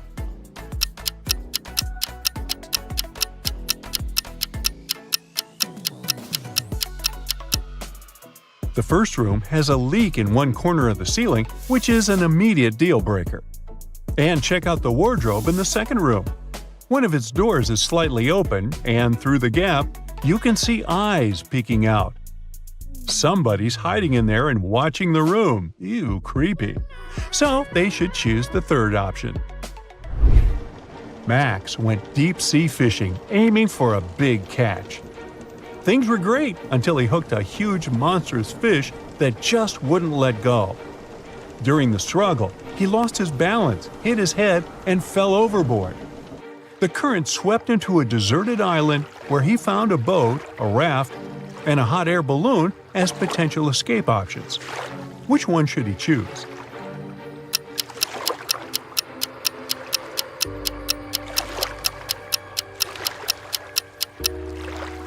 The boat has a hole in this side. so it's definitely not seaworthy. The raft seems sturdy, but there are shark fins circling nearby. The hot air balloon, on the other hand, might be looking old, but it is filled and ready for takeoff. Cassandra and her friends went to the woods to have a picnic. However, after their meal, Cassandra fell asleep under the sun. When she woke up, she realized her friends had left her there, and they were all gone. She didn't know the woods that well, so she got lost trying to get back. All of a sudden, the path she took split up into 3 smaller roads. The first one led to a swamp with flesh-eating crocodiles. The second led to a bloodthirsty vampire's castle, and the third led to an active volcano. Which one should she take?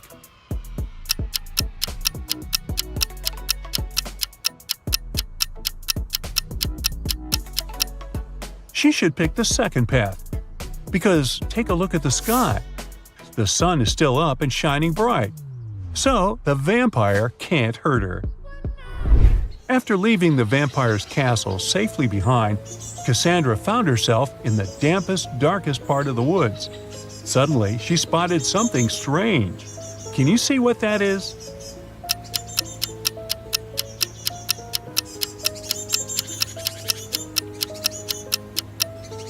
It's this teeny tiny bicycle standing next to mushrooms on the ground. As Cassandra took a closer look at it, she noticed that the mushrooms had even tinier doors and windows. When she yelled, "Hello!" a fairy greeted her and said, "I see you're a lost traveler. I'll magically teleport you if you answer my riddle. What has roots that nobody sees, is taller than trees, up it goes, yet it never grows?"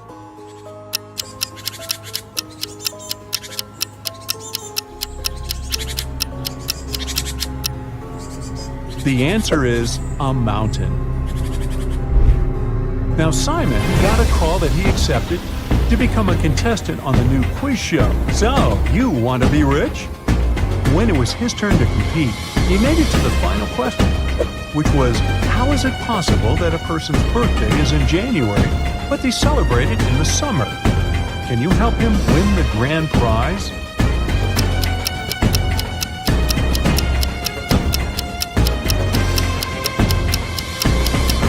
It is possible if they live in the southern hemisphere, where January is one of the hottest months. Take a look at these 3 teachers in the school canteen. One of them is a vampire. Can you guess who it is?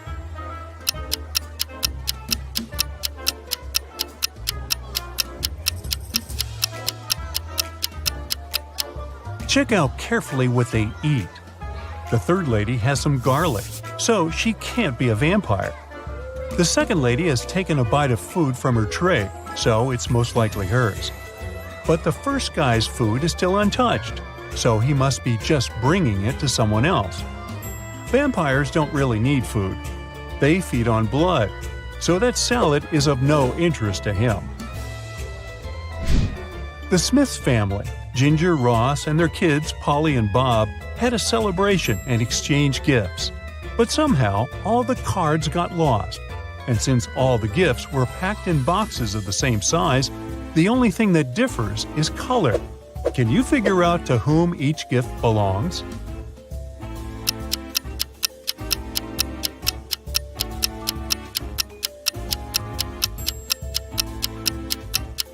Ginger, the mother, must get the gifts in green wrapping paper because her name starts with a G. Ross, the father, gets the gifts wrapped in red paper. Polly, the daughter, gets all the pink ones. And Bob, the son, has all the blue gifts, following the same logic. On a winter day, Mike went skiing. Suddenly, he found a secret laboratory hidden in the mountains. It was well guarded, but curious Mike managed to find an open door. Once he got inside, the door got instantly shut and wouldn't open again. There in the lab, Mike saw 3 large barrels, each with different stuff inside. The first barrel was literally on fire. The second one was full of acid, and there was a working electric saw in the third one. All of a sudden, Mike heard a voice. Each of the barrels contains a key that can set you free, but you aren't allowed to move the barrels. Good luck! What did Mike do to escape?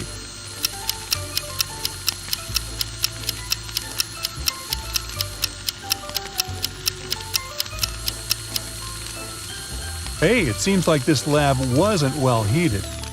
There were a bunch of icicles on the ceiling, so he grabbed them and threw them into the burning barrel. They melted and extinguished the fire, allowing him to grab the key. Lame Horse is the most popular club in town, and lots of people hope to get inside. However, security guards are pretty strict, and all visitors must comply with a set of requirements issued by the club management. Visitors must be over 25. They must wear a total black look, and their name cannot start with an A. Now, look at these 3 people waiting at the entrance, who cannot be let in.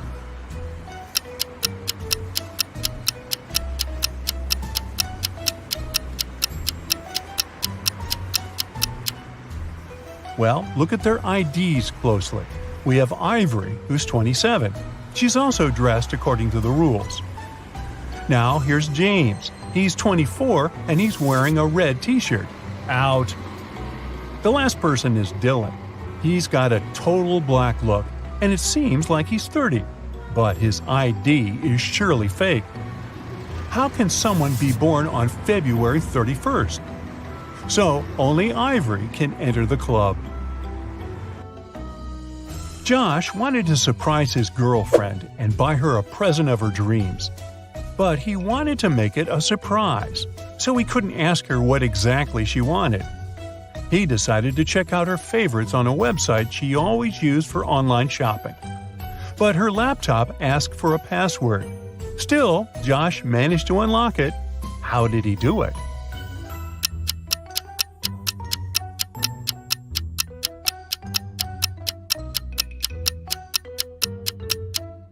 Look at the sticker on the desk.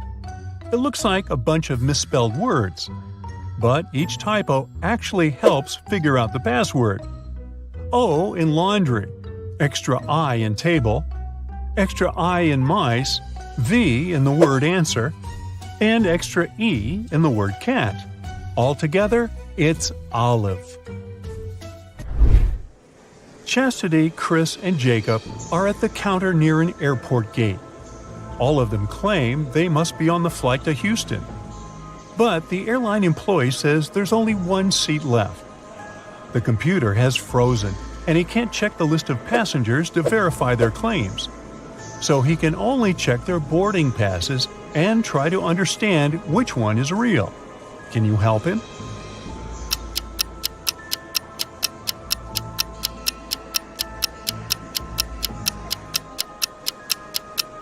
The only real boarding pass belongs to Chastity. Look, the one that Chris has mentions his date of birth, which is never printed on boarding passes. The one that Jacob has doesn't have the flight number, which is almost impossible. Well, welcome aboard, Chastity. Liam was traveling on a train where he met Brian. Now, Brian invited him to have coffee in the dining car, and Liam agreed. For some reason, Liam left the train in terror at the next station without taking his belongings, even though it wasn't his destination. Why?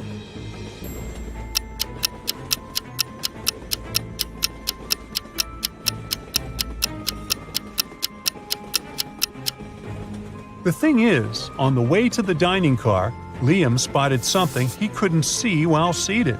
There was a huge tail visible underneath Brian's coat.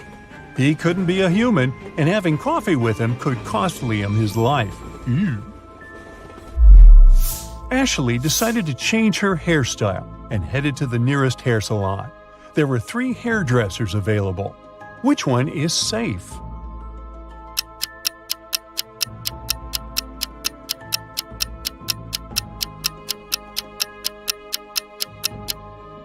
Look, the first hairdresser has just finished working with the previous client, and the client is literally crying. The hairstyle is horrendous. The second hairdresser has knives instead of special scissors, She doesn't seem to be safe either. However, the third hairdresser seems completely fine. So Ashley should pick her. Mary is a beginner gardener. She decided to grow some flowers in her garden, and there are already several sprouts. Yesterday, she watered them as usual, but today she sees that all of her sprouts have perished. Why?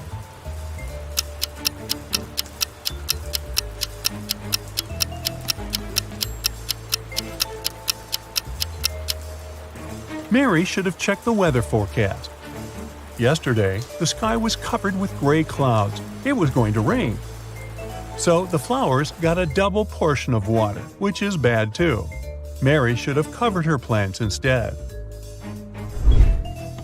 It was Jenny's first month at her new school. At the end of the month, she found a note from Barry in her locker. At first, she didn't get its meaning, but when she figured out that it was encrypted, the meaning became clear to her. Take a look at the note. Can you figure out what Barry wrote to Jenny?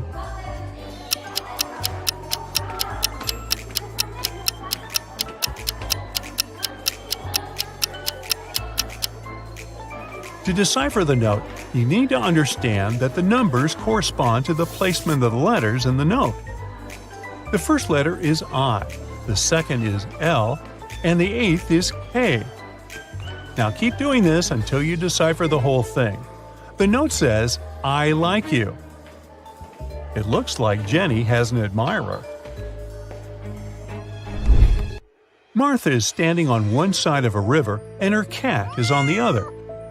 Martha is calling her cat, but you know, those guys aren't into water and swimming in general.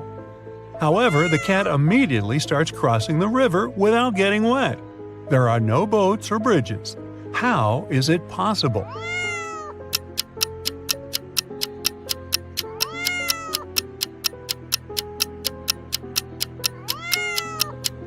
The river is frozen, so the cat can just walk on the ice. In 1890, Bart was 15 years old. Strangely, in 1895, he was 10 years old. How is that possible?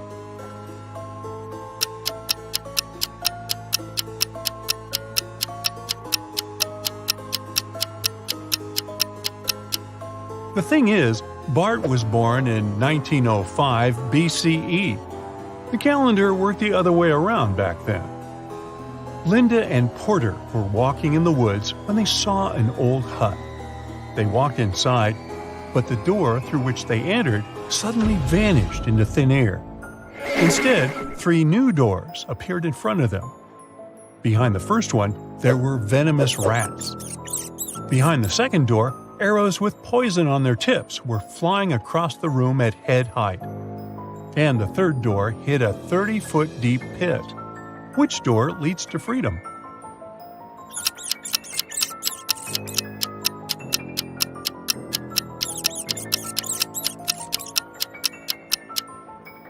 They should choose the second door. They don't need to walk, they can simply crawl under the arrows. Pamela met a stranger yesterday, and she immediately knew who he was. She hadn't seen this person before, and no one had ever described him to Pamela. This person wasn't a celebrity, and he wasn't doing anything unusual. How come she knew who he was?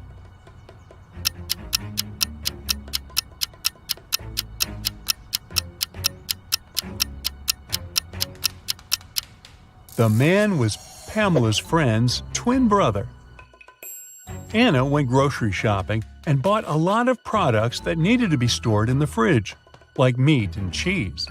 When she returned home, she realized that her fridge was already full, and she had nowhere to store all those products. What should she do?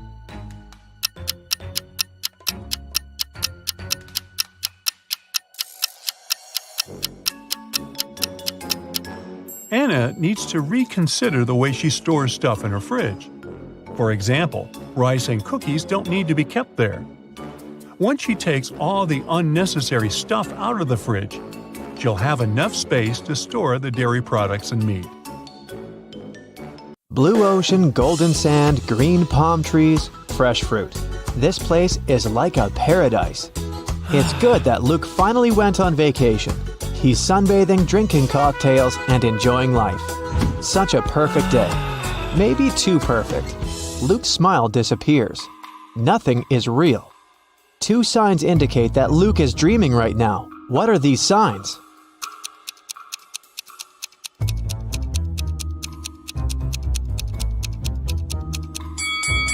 The first thing is that there are 2 suns in the sky.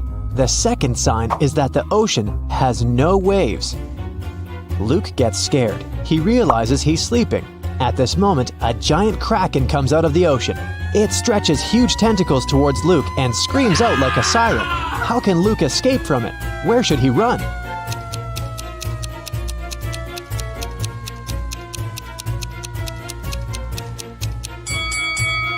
There's no need to run anywhere. This is a dream, and the kraken can help Luke wake up.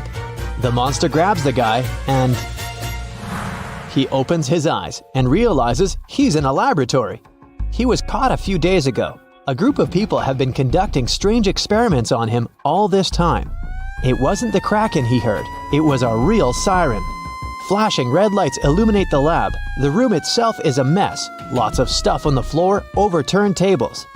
There are no people, only pictures of some scientists on the wall. There should be a key to the door among all these documents and garbage. Quickly, help Luke find it and escape.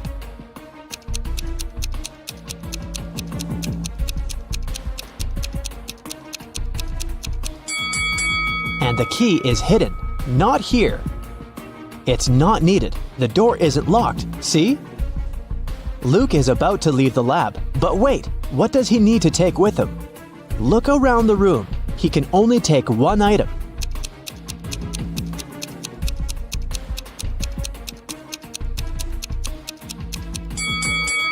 Luke should opt for the shoes. They're going to be useful outside. Luke puts on a pair of boots and gets out of the lab. He's in a long corridor. He sees several guards ahead. They start chasing after him. Luke runs away in the opposite direction. There are 3 ways in front of him. One corridor is filled with toxic gases. The second way is a bottomless dark abyss. The third corridor is so hot that the walls are glowing red. What should Luke choose?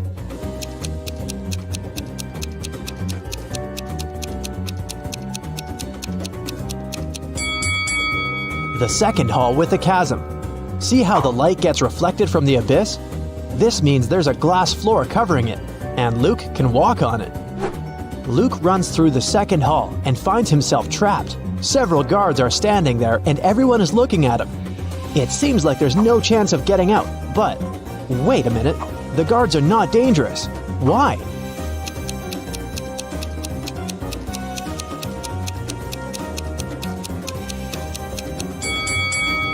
They're motionless because they're either well-done wax figures or real people who can't move for some reason. Luke leaves the room, and now he's in a long corridor again. The doors close behind him, guards are rushing towards him from the hall, and doctors are running from the other direction. What should Luke do? Hurry up, help the guy before they notice him.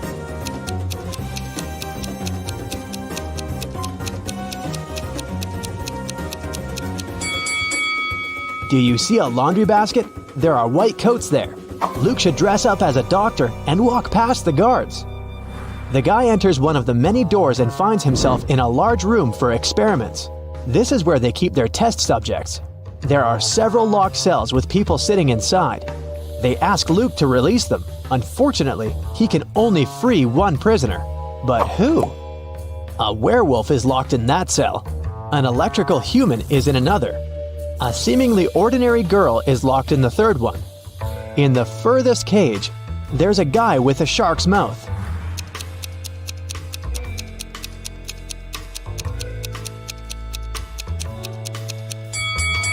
Luke should save the girl. Come on, all the other prisoners are scary monsters. Did you expect a trick?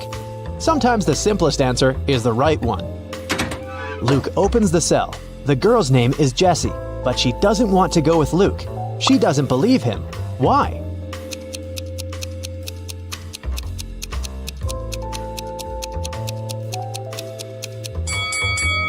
Because Luke is wearing a lab coat. He explains to Jessie that he put on these clothes to remain unnoticed. He's as much of a prisoner here as she is. Jessie finally believes him. Together, they escape from the lab, but the guards and scientists notice them. Our heroes are trapped. There are 3 rooms in front of them. An electrical current is running non-stop through the first one. 3 ferocious lions are in the second room. There's a fire raging in the third one. How should Luke and Jessie escape?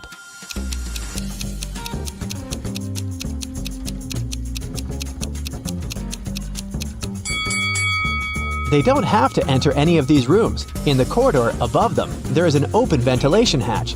These guys should help each other get in there. They crawl through the vent for a few minutes. Finally, they reach the elevators. But the heads of 2 creatures have got stuck in the elevator doors. One of them is a werewolf. The other is a zombie. Jessie and Luke can only save one of them. Who will survive without their help?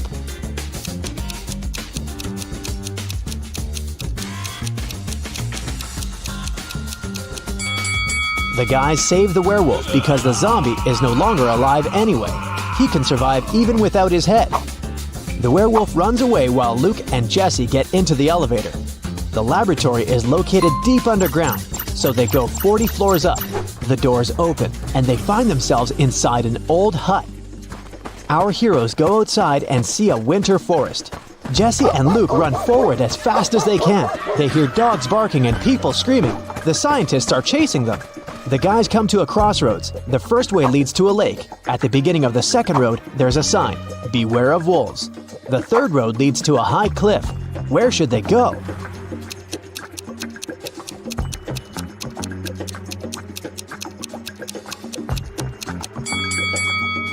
It's winter now, so the lake is frozen. Luke and Jessie run across the lake and find themselves in a clearing. 2 guys are standing there. Both of them seem normal.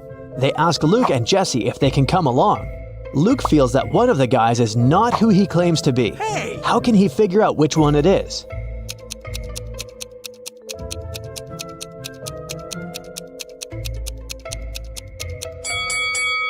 If you pay attention to the footprints in the snow, you'll see how this guy appeared here. But there are no footprints near the second guy. How did he get here? It's suspicious. Jessie and Luke agree to take along the first guy. His name is Max. He says he's also escaped from the lab. He knows there's a road somewhere nearby, so they decide to find it. They wander through the forest for several hours. No one seems to be chasing them anymore. But now, they have a new problem. They're cold and hungry. Sometime later, they see a small house where they can warm up. But the door is locked. Where's the key?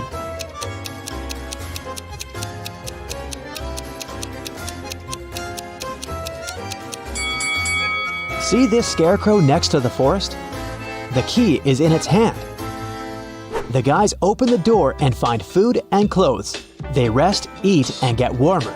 Soon, they're ready to set off. There's an old car in the backyard. There's even some gasoline in its tank. But when Luke is driving it out of the yard, the car runs over a nail. The tire is punctured. Now they have to walk again. It's getting darker and colder. Despite warm clothes, our guys start freezing. How can our heroes keep warm?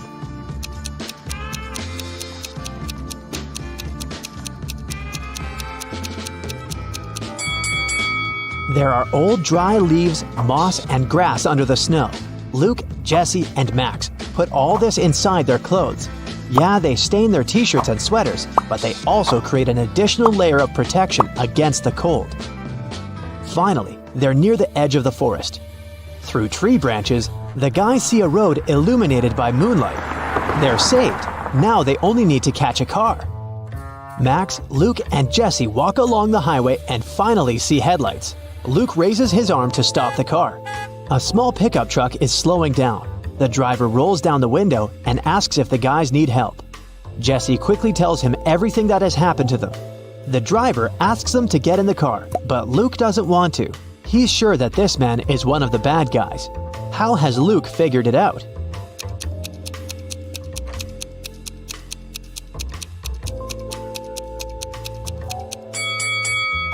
When Luke woke up in the lab, he paid attention to the pictures of the scientists on the wall. This driver is one of them. The guys run back into the forest where they come across a pack of wolves. The hungry animals surround our heroes. One of the wolves is about to attack, but a loud howl scares it, and it runs away. A monster covered with fur comes out of the bushes. Max screams and is about to run away, but Jesse and Luke look calm. Why?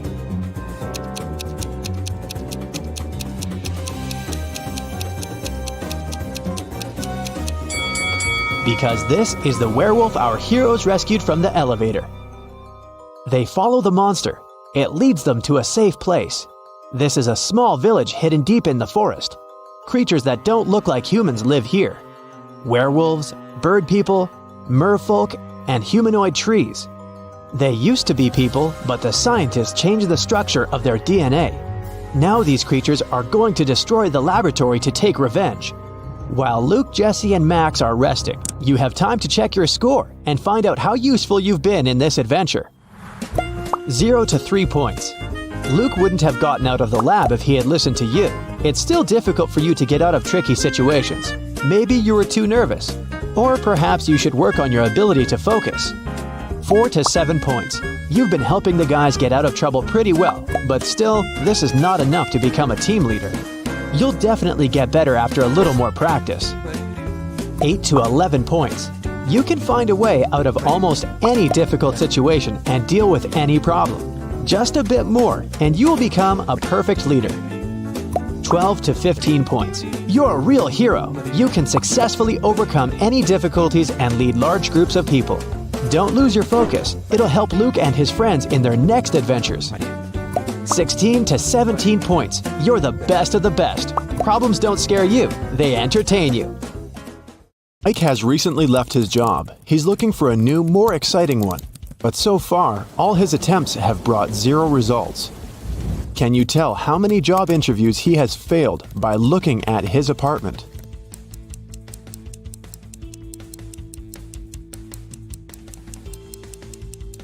Take a look at this schedule on the wall. In the previous month, Mike marked all working days with green color, and the weekends were red.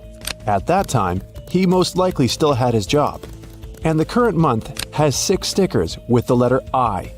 Ike has most likely attended 6 interviews. Mike was losing hope when he found a weird letter in his mailbox. An elegant little note said, "If you manage to figure out our phone number, call us. We'll offer you a dream job." Can you help Mike see the number?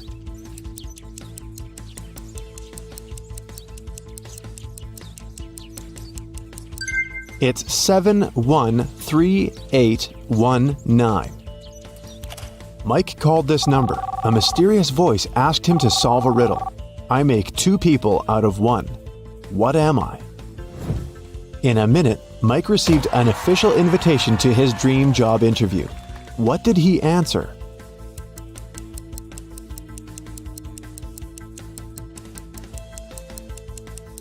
A mirror.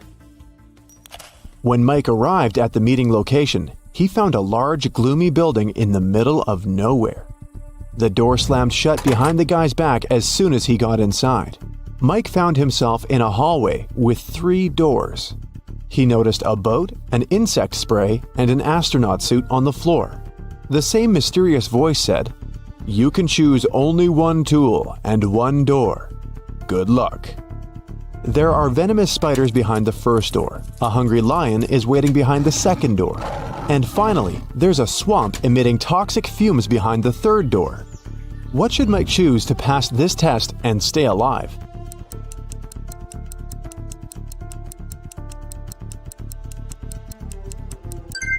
He should pick the astronaut suit and the first door. Spiders won't be able to bite through the suit. In the next room, the voice offered Mike to have a coffee break, but the guy had to choose wisely because only 1 type of snack was safe to eat. Can you help Mike pick the right food?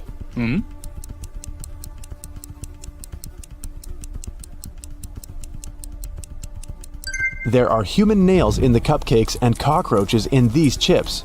The color of the meat in this burger is very suspicious. This sushi set looks rather edible, but its smell attracts too many flies. Mike should choose these donuts. They look fresh and appetizing. The cafeteria was filled with people. The voice told Mike to find a thief among them. Can you help Mike get some bonuses for his attentiveness?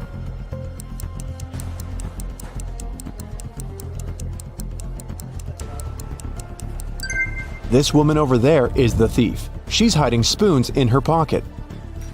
After lunch, Mike headed for the next room, but before the guy got inside, he had to solve a riddle to open the door. Some will use me, others will not. Some remember me, others forget. I can't be picked up off the ground or tossed into the sea. You can only gain me with time. What am I?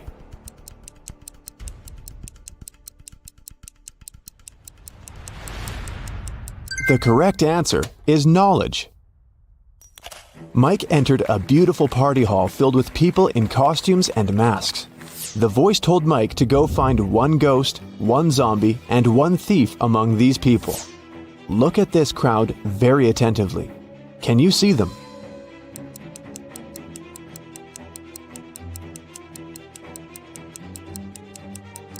The guy over there doesn't seem to have legs, and he's levitating. He must be a ghost. Look at this woman's food. Only zombies would eat that. And the woman over there is the thief. Her diamond ring doesn't fit her finger. Also, the ring is very similar to this lady's jewelry set. Mike tried to open the next door and receive a new question immediately. I look flat, but I'm deep. Hidden realms I shelter. Lives I take, but food I offer. At times, I am beautiful. I can be calm, angry, and turbulent. I have no heart, but I offer pleasure and freedom. No man can own me, yet I encompass what all men must have. What am I? Mike solved this riddle and entered the next room. Have you figured out the answer too?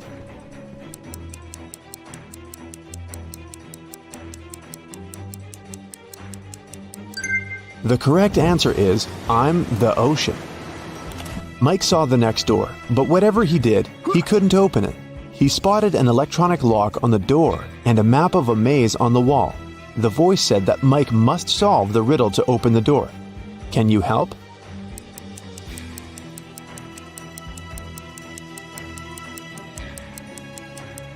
If you go through the maze from start to finish, you'll get 6251. This is the code. When Mike finally entered the room, he saw a locked safe. The voice said that Mike's task was to open the safe. What buttons should he press?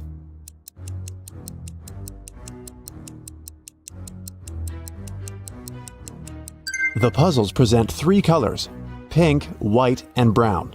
Mike pressed the correct buttons and unlocked the safe, but he only found one small coin inside. The next room was empty, except for an old vending machine in the corner. Mike came closer and noticed a small key inside the machine. Suddenly, the walls began to move. The room was getting smaller and smaller. The voice told Mike to be careful because the vending machine was broken. Some wires were torn and mixed up. Which button should Mike press to get the key out and get out of the room before it's too late?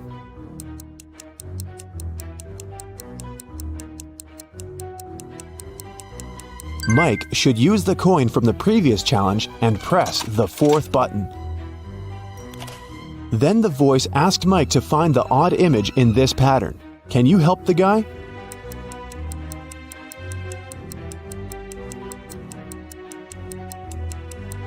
The couple over there is different.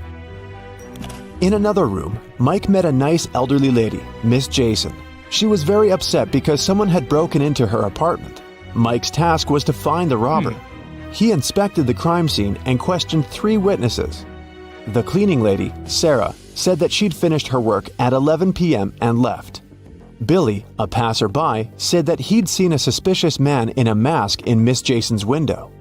Kelly, the neighbor, was visiting her boyfriend in another city. Who's lying?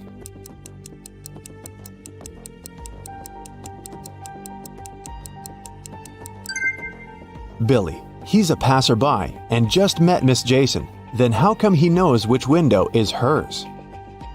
It got very dark outside, but Mike's weird quest continued. He entered a jewelry store and its owner explained the guy his next task: Someone had broken into the store and taken the most expensive diamond jewelry. But luckily, the robber left their fingerprints on the shards of broken glass. There are 3 suspects: a werewolf, an elf, and a zombie. Can you help Mike find the real robber?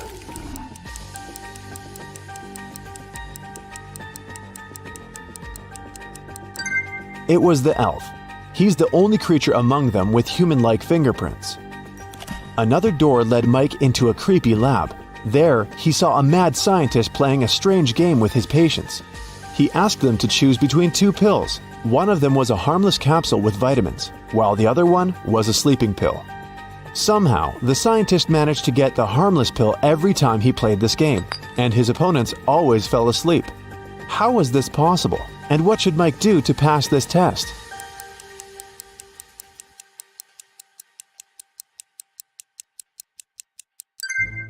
Both pills were actually harmless. The scientist added a special substance to the glasses of water he offered his patients to wash down the pills.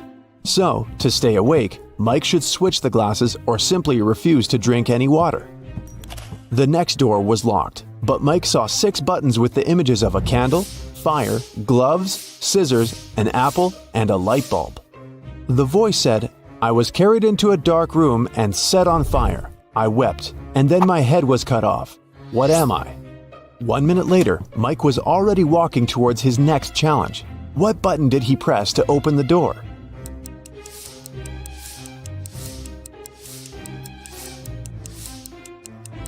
The button with the candle on it.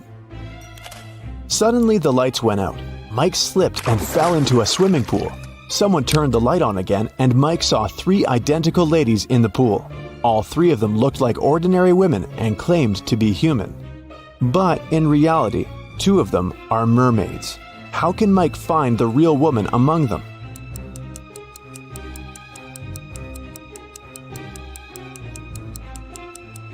He can dive and find the one without a tail. The mermaids told Mike that they wouldn't let him out of the pool until he solved another riddle. "I'm so fast you can't see me, although everyone else can see straight through me. I'm with you until your last breath. What am I?" Can you help Mike solve this riddle and escape?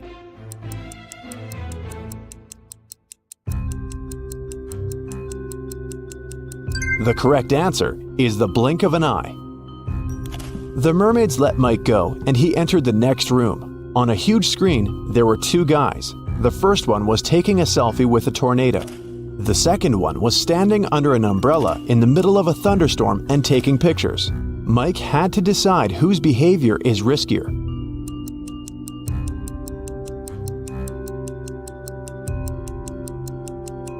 The tornado is very close. Therefore, the first guy is in greater danger. At the same time, the second guy will have enough time for another couple of shots. In the next room, Mike saw 5 zombies behind bars. All those guys were suspected of stealing a car. Mike had to decide which of them was the thief. Have you guessed?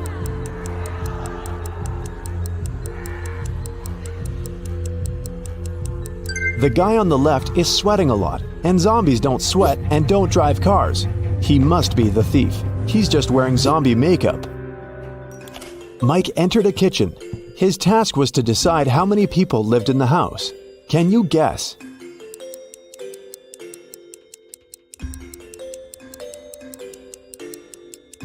Three people. There are 3 different drinks on the table and 3 chairs. Now look at this bathroom. How many people live in this apartment?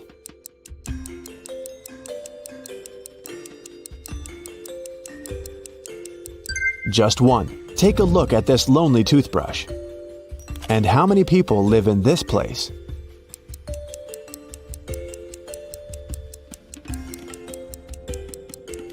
Two people. Look at the family portrait. Mike saw 3 musicians rehearsing for a performance in a garage. The voice announced his next task: to find 1 suspicious detail. Have you already spotted it?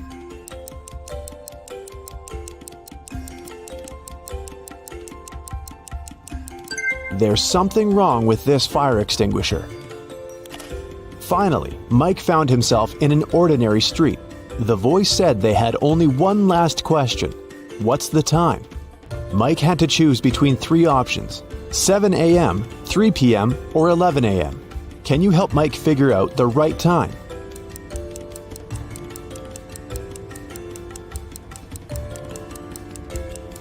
The correct answer is 7 a.m. The streetlights are still on, but the sun is casting shadows from the east.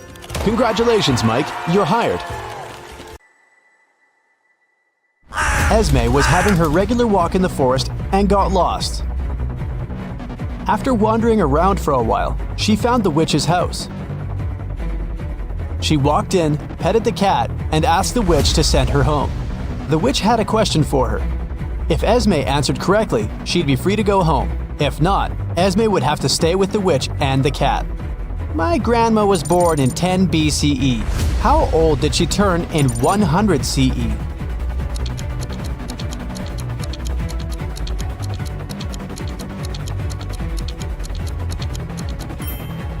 She turned 109 because there was no year 0. There was 1 BCE and then 1 CE. Take a look at the picture and try to find teeth.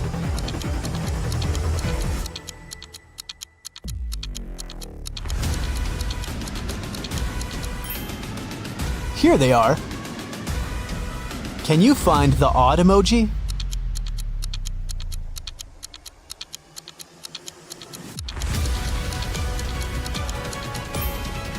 It's right here.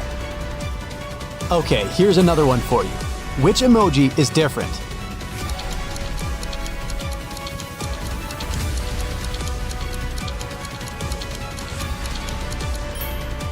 Here it is. Hope you've got it. Can you find the odd one this time?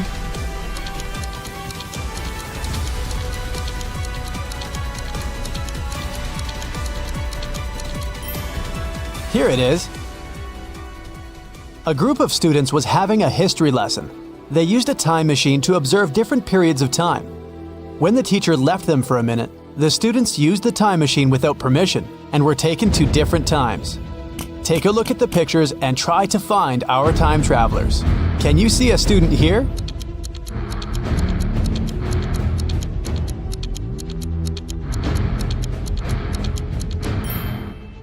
Look, this guy is taking a selfie.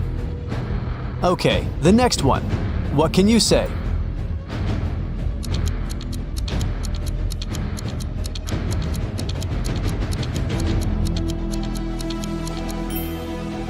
Look at this girl. She's wearing sneakers. They didn't exist in ancient Egypt. What about this picture? Can you find a student here?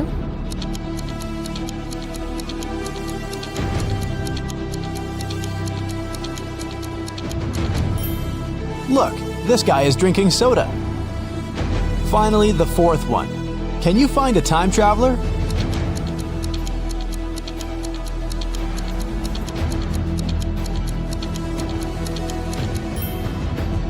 This girl has pink hair.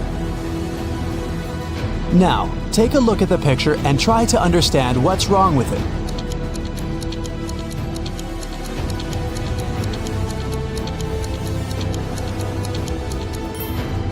Look closer at the alphabet on the classroom wall.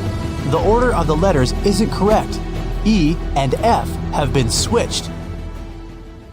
What can you say about this image?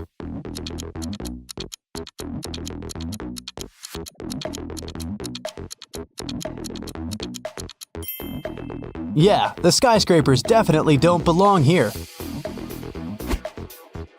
Mrs. Mitchell fell from the 3rd floor of her mansion. Atlas was walking by and saw it happen, so she called the police and ambulance immediately and stayed with the woman to make sure she was all right. The girl said she had seen Mrs. Mitchell washing the windows, so it probably was an accident, but Detective Callum didn't believe it and said that someone had pushed her out. Why?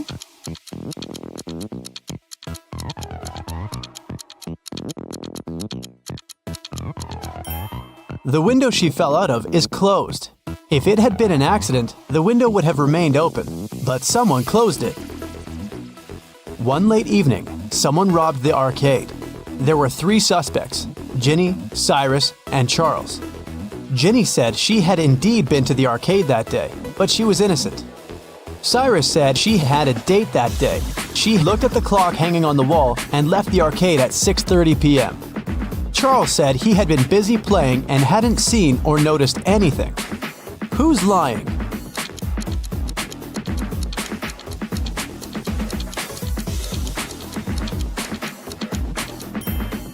Cyrus. Here's the room he was talking about. But as you see, there's no clock on the wall.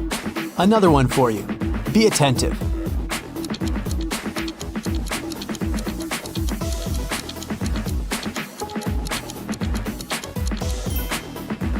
Look, the girl isn't reflected in the mirror. Weird. What's wrong here?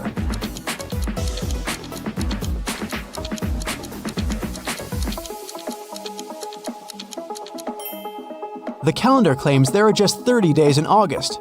Where's August 31st? What do you have to say about this one?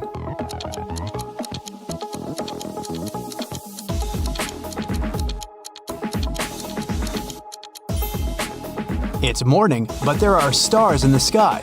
But they aren't visible during the day. Everly got into a car accident and lost memory. Two guys, Toby and Dustin, came to take her home from the hospital. Each of them said he was her boyfriend. Can you tell who Everly's real boyfriend is?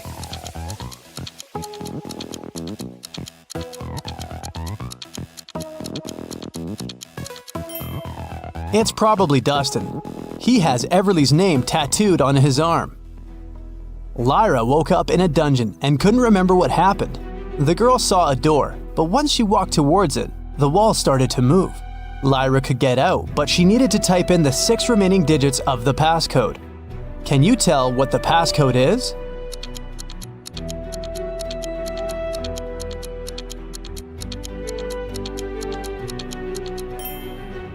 The combination is just a set of 2-digit numbers, 10, 11, 12, 13, 14, and 15. So the other 6 digits are 1, 6, 1, 7, 1, 8. They make the remaining 16, 17, and 18. In the first row, there are letters L, T, V, and X. In the second row, there are letters A, F, H, K, N, and Z. Follow this logic. Which 3 letters should be in the third row?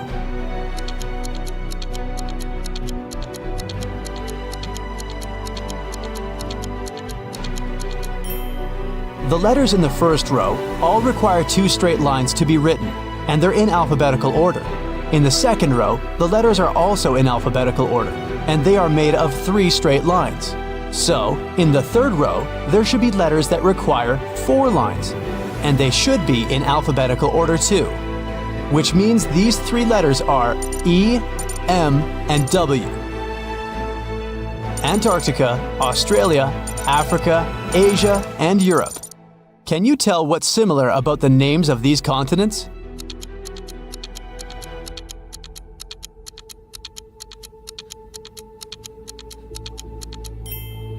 All of them start with the same letter they end with. Ada and Celeste are going to work by car and are running late. Who's doing something wrong?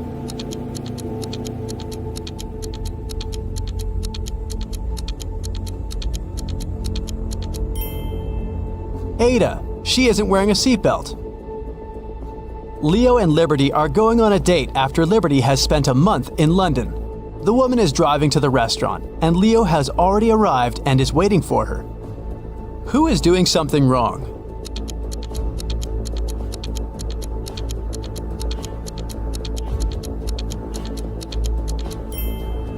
Liberty, she's driving on the left side of the road. Girl, you're not in London anymore. Georgia is driving her car to school, and Palmer is taking her son to the doctor. Who is doing something wrong?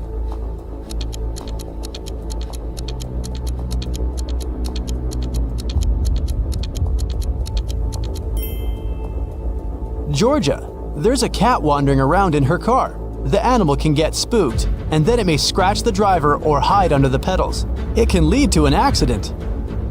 Eleanor and Fleur return home after spending the night at their friends studying for the test. Can you tell which of them wasn't studying, but was instead at a party?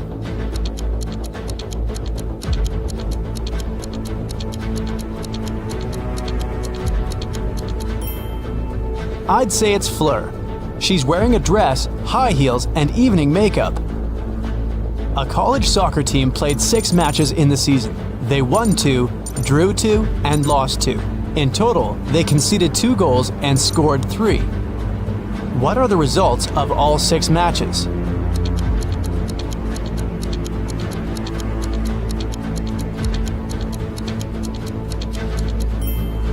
Every time they lost, they must have conceded at least 1 goal.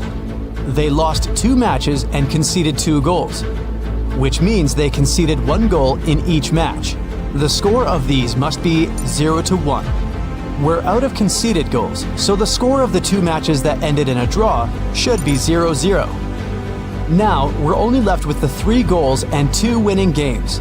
So, in Game 1, they must have won with the score of 1-0, and in another one with the score of 2-0. Neo works in an airport. His job is to check ID cards and not let suspicious people in. Take a look at these 3 ID cards and try to figure out which person has a fake one.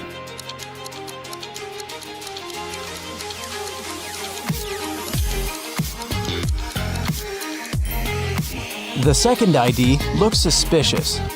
The month and day of birth are switched, so I'd pay closer attention to his documents. One evening, in the city's Museum of Natural History, the lights went off for 3 minutes. When the problem was solved, museum workers discovered that a rare and expensive dinosaur fossil had been stolen. The city's best detective came to investigate the case. He had 3 suspects and asked them what they had been doing when the lights had gone off. Ashley said that she had been in the bathroom. Ben said he had been in another room looking at paintings. Evan said he had been in the room with the fossil, but he couldn't see or do anything because it was dark. Who is lying?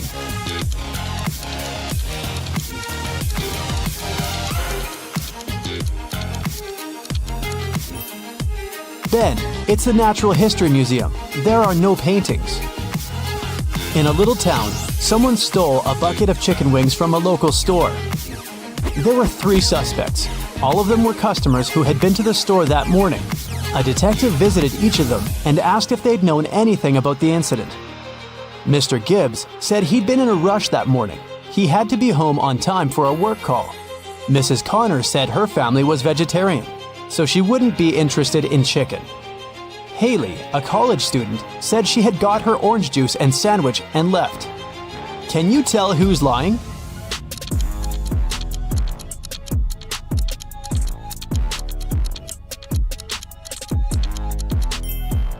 It's Mrs. Connor. She said her family was vegetarian, but take a look at the room behind her back. There is freshly cooked chicken on the table. Sierra and Fred like extreme sports. Sierra is about to jump with a parachute, and Fred is going to jump into the lake from a cliff. Who's in danger?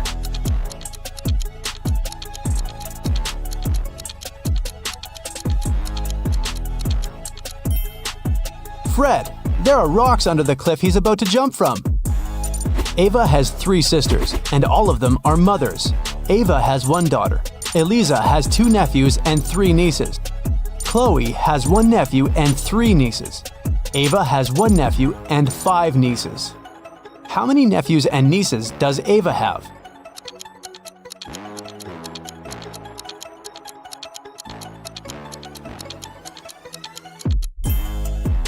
Ava has no sons, which means all the boys are distributed between her sisters. Chloe and Ava have only 1 nephew each, while Eliza has 2. It means that Eliza doesn't have sons. Chloe has 1 and Ava has 1. Therefore, Ava has 2 nephews. Chloe has 3 nieces and Ava has 5. They both have Eliza and Ava as sisters. So the difference between them must be because of Chloe, who has 2 girls. Eliza has 3 nieces. 2 of them are Chloe's daughters and 1 is Ava's. It means Ava doesn't have any daughters, but Ava has 5 nieces.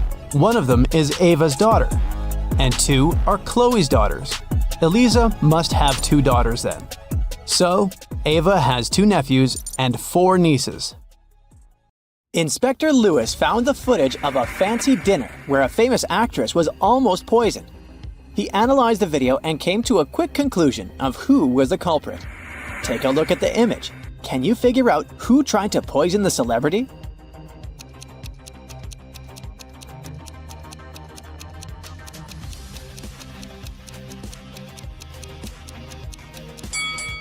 The picture clearly shows that the second lady was the culprit. You see, the lady decided to wear gloves so she wouldn't get poison on her hands and poison herself. Besides, if you were to poison someone, you would have to make the food look presentable. And if you take a look at the First Lady's soup, it looks pretty terrible. Alex needed to get across a park in the middle of the night. He walked fast, until out of nowhere a hooded man came up to him and knocked him out. The next day, Alex went to the closest police station to file a report. When he got there, the police were interrogating 3 suspects, Ben, Michael, and Bernie. The detective gave each of them a marker and asked them to write down their names. As soon as they finished, he arrested the right person. How did the officer know who to arrest?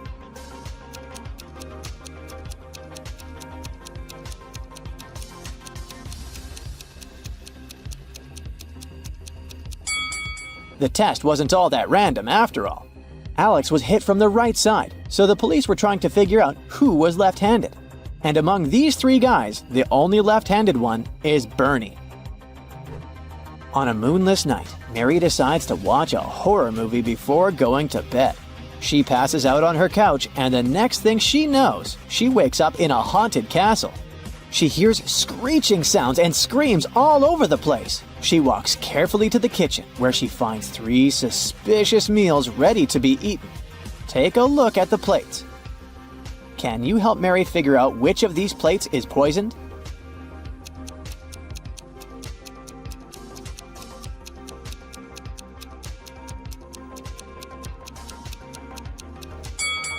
So, the French fries look relatively okay. The cake has a spider climbing on top of it. But hey, it's protein, right?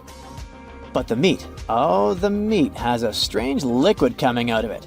That's the one that's probably poisoned. The airport police are having a lot of trouble these days. Many convicts escape prison and are trying to leave the country as fast as they can. Take a look at this image. You gotta figure out ASAP who the fugitive is.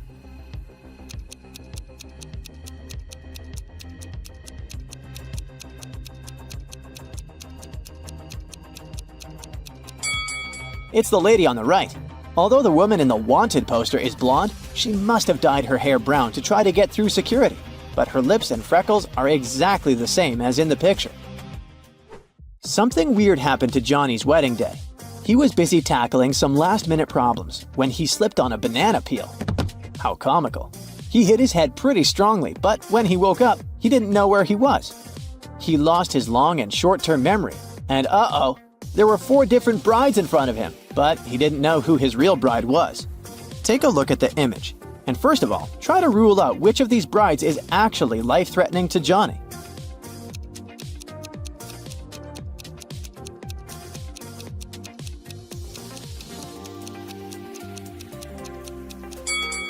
Did you see the hidden poison jar on that bride? The bride on the left is probably pretty dangerous. He should rule her out first. Jane and Brendan really didn't like each other. They were sharing a flat because they were short on money. What Brendan didn't know is that Jane had some evil plans. She planned on poisoning one of his meals, since she was the one that always prepared the food. One day, she cooked the same piece of meat for both of them. She cut it in half, ate her share, and gave him the other part. After he ate it, he started to feel really bad and was taken to the hospital. The question is, how did Jane manage to survive while Brendan got sick?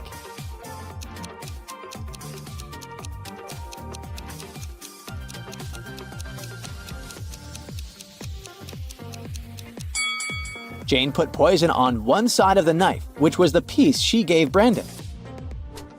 Take a look at this image. Who do you think is being more careless here?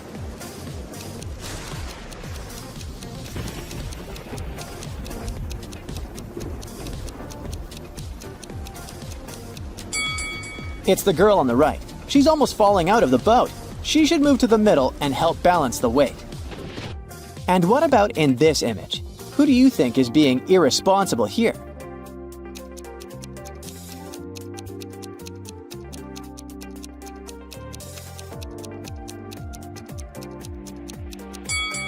Let's see, it's the person on the right.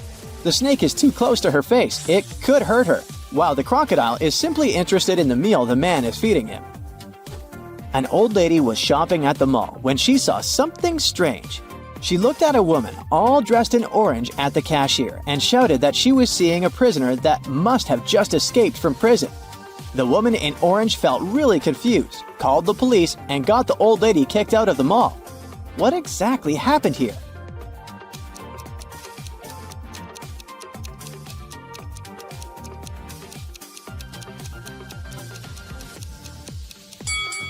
The woman was dressed in orange overalls. It was just a fashion trend, but the old lady mistook it for prison clothing.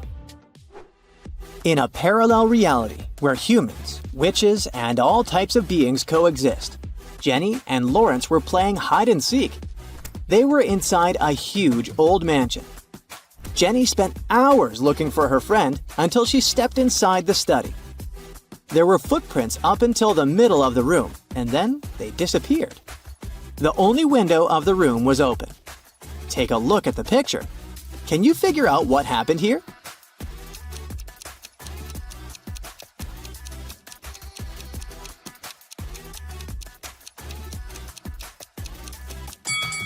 Lawrence was a shapeshifter.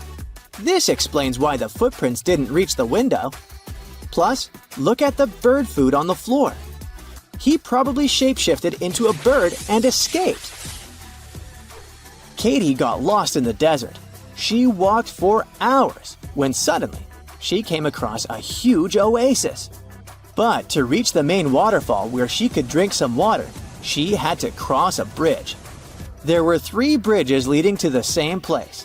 The first bridge was far from the ground, and its rope looked like it could rip at any second. The second bridge had some hungry-looking alligators crawling on it. The last bridge stood above a lake full of poisonous water plants. Which bridge should she choose?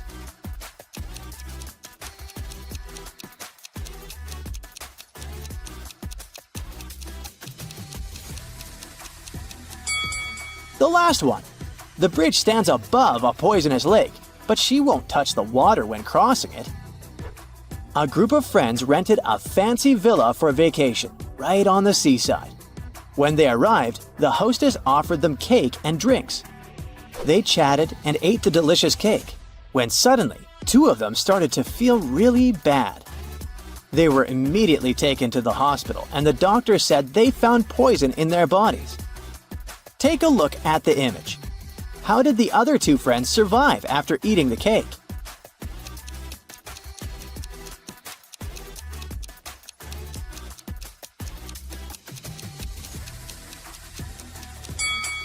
That's easy. The poison wasn't in the cake. The poison was on the drinks the hostess served them. If you look closely, the friends that felt sick drank what the hostess offered them, and the others didn't. Oh my! Mark, Bray, and Livia are doing terribly financially. So they walked into a local supermarket looking for the cheapest thing to buy. One of them was planning on stealing something. But hey, can you figure out who just stole something?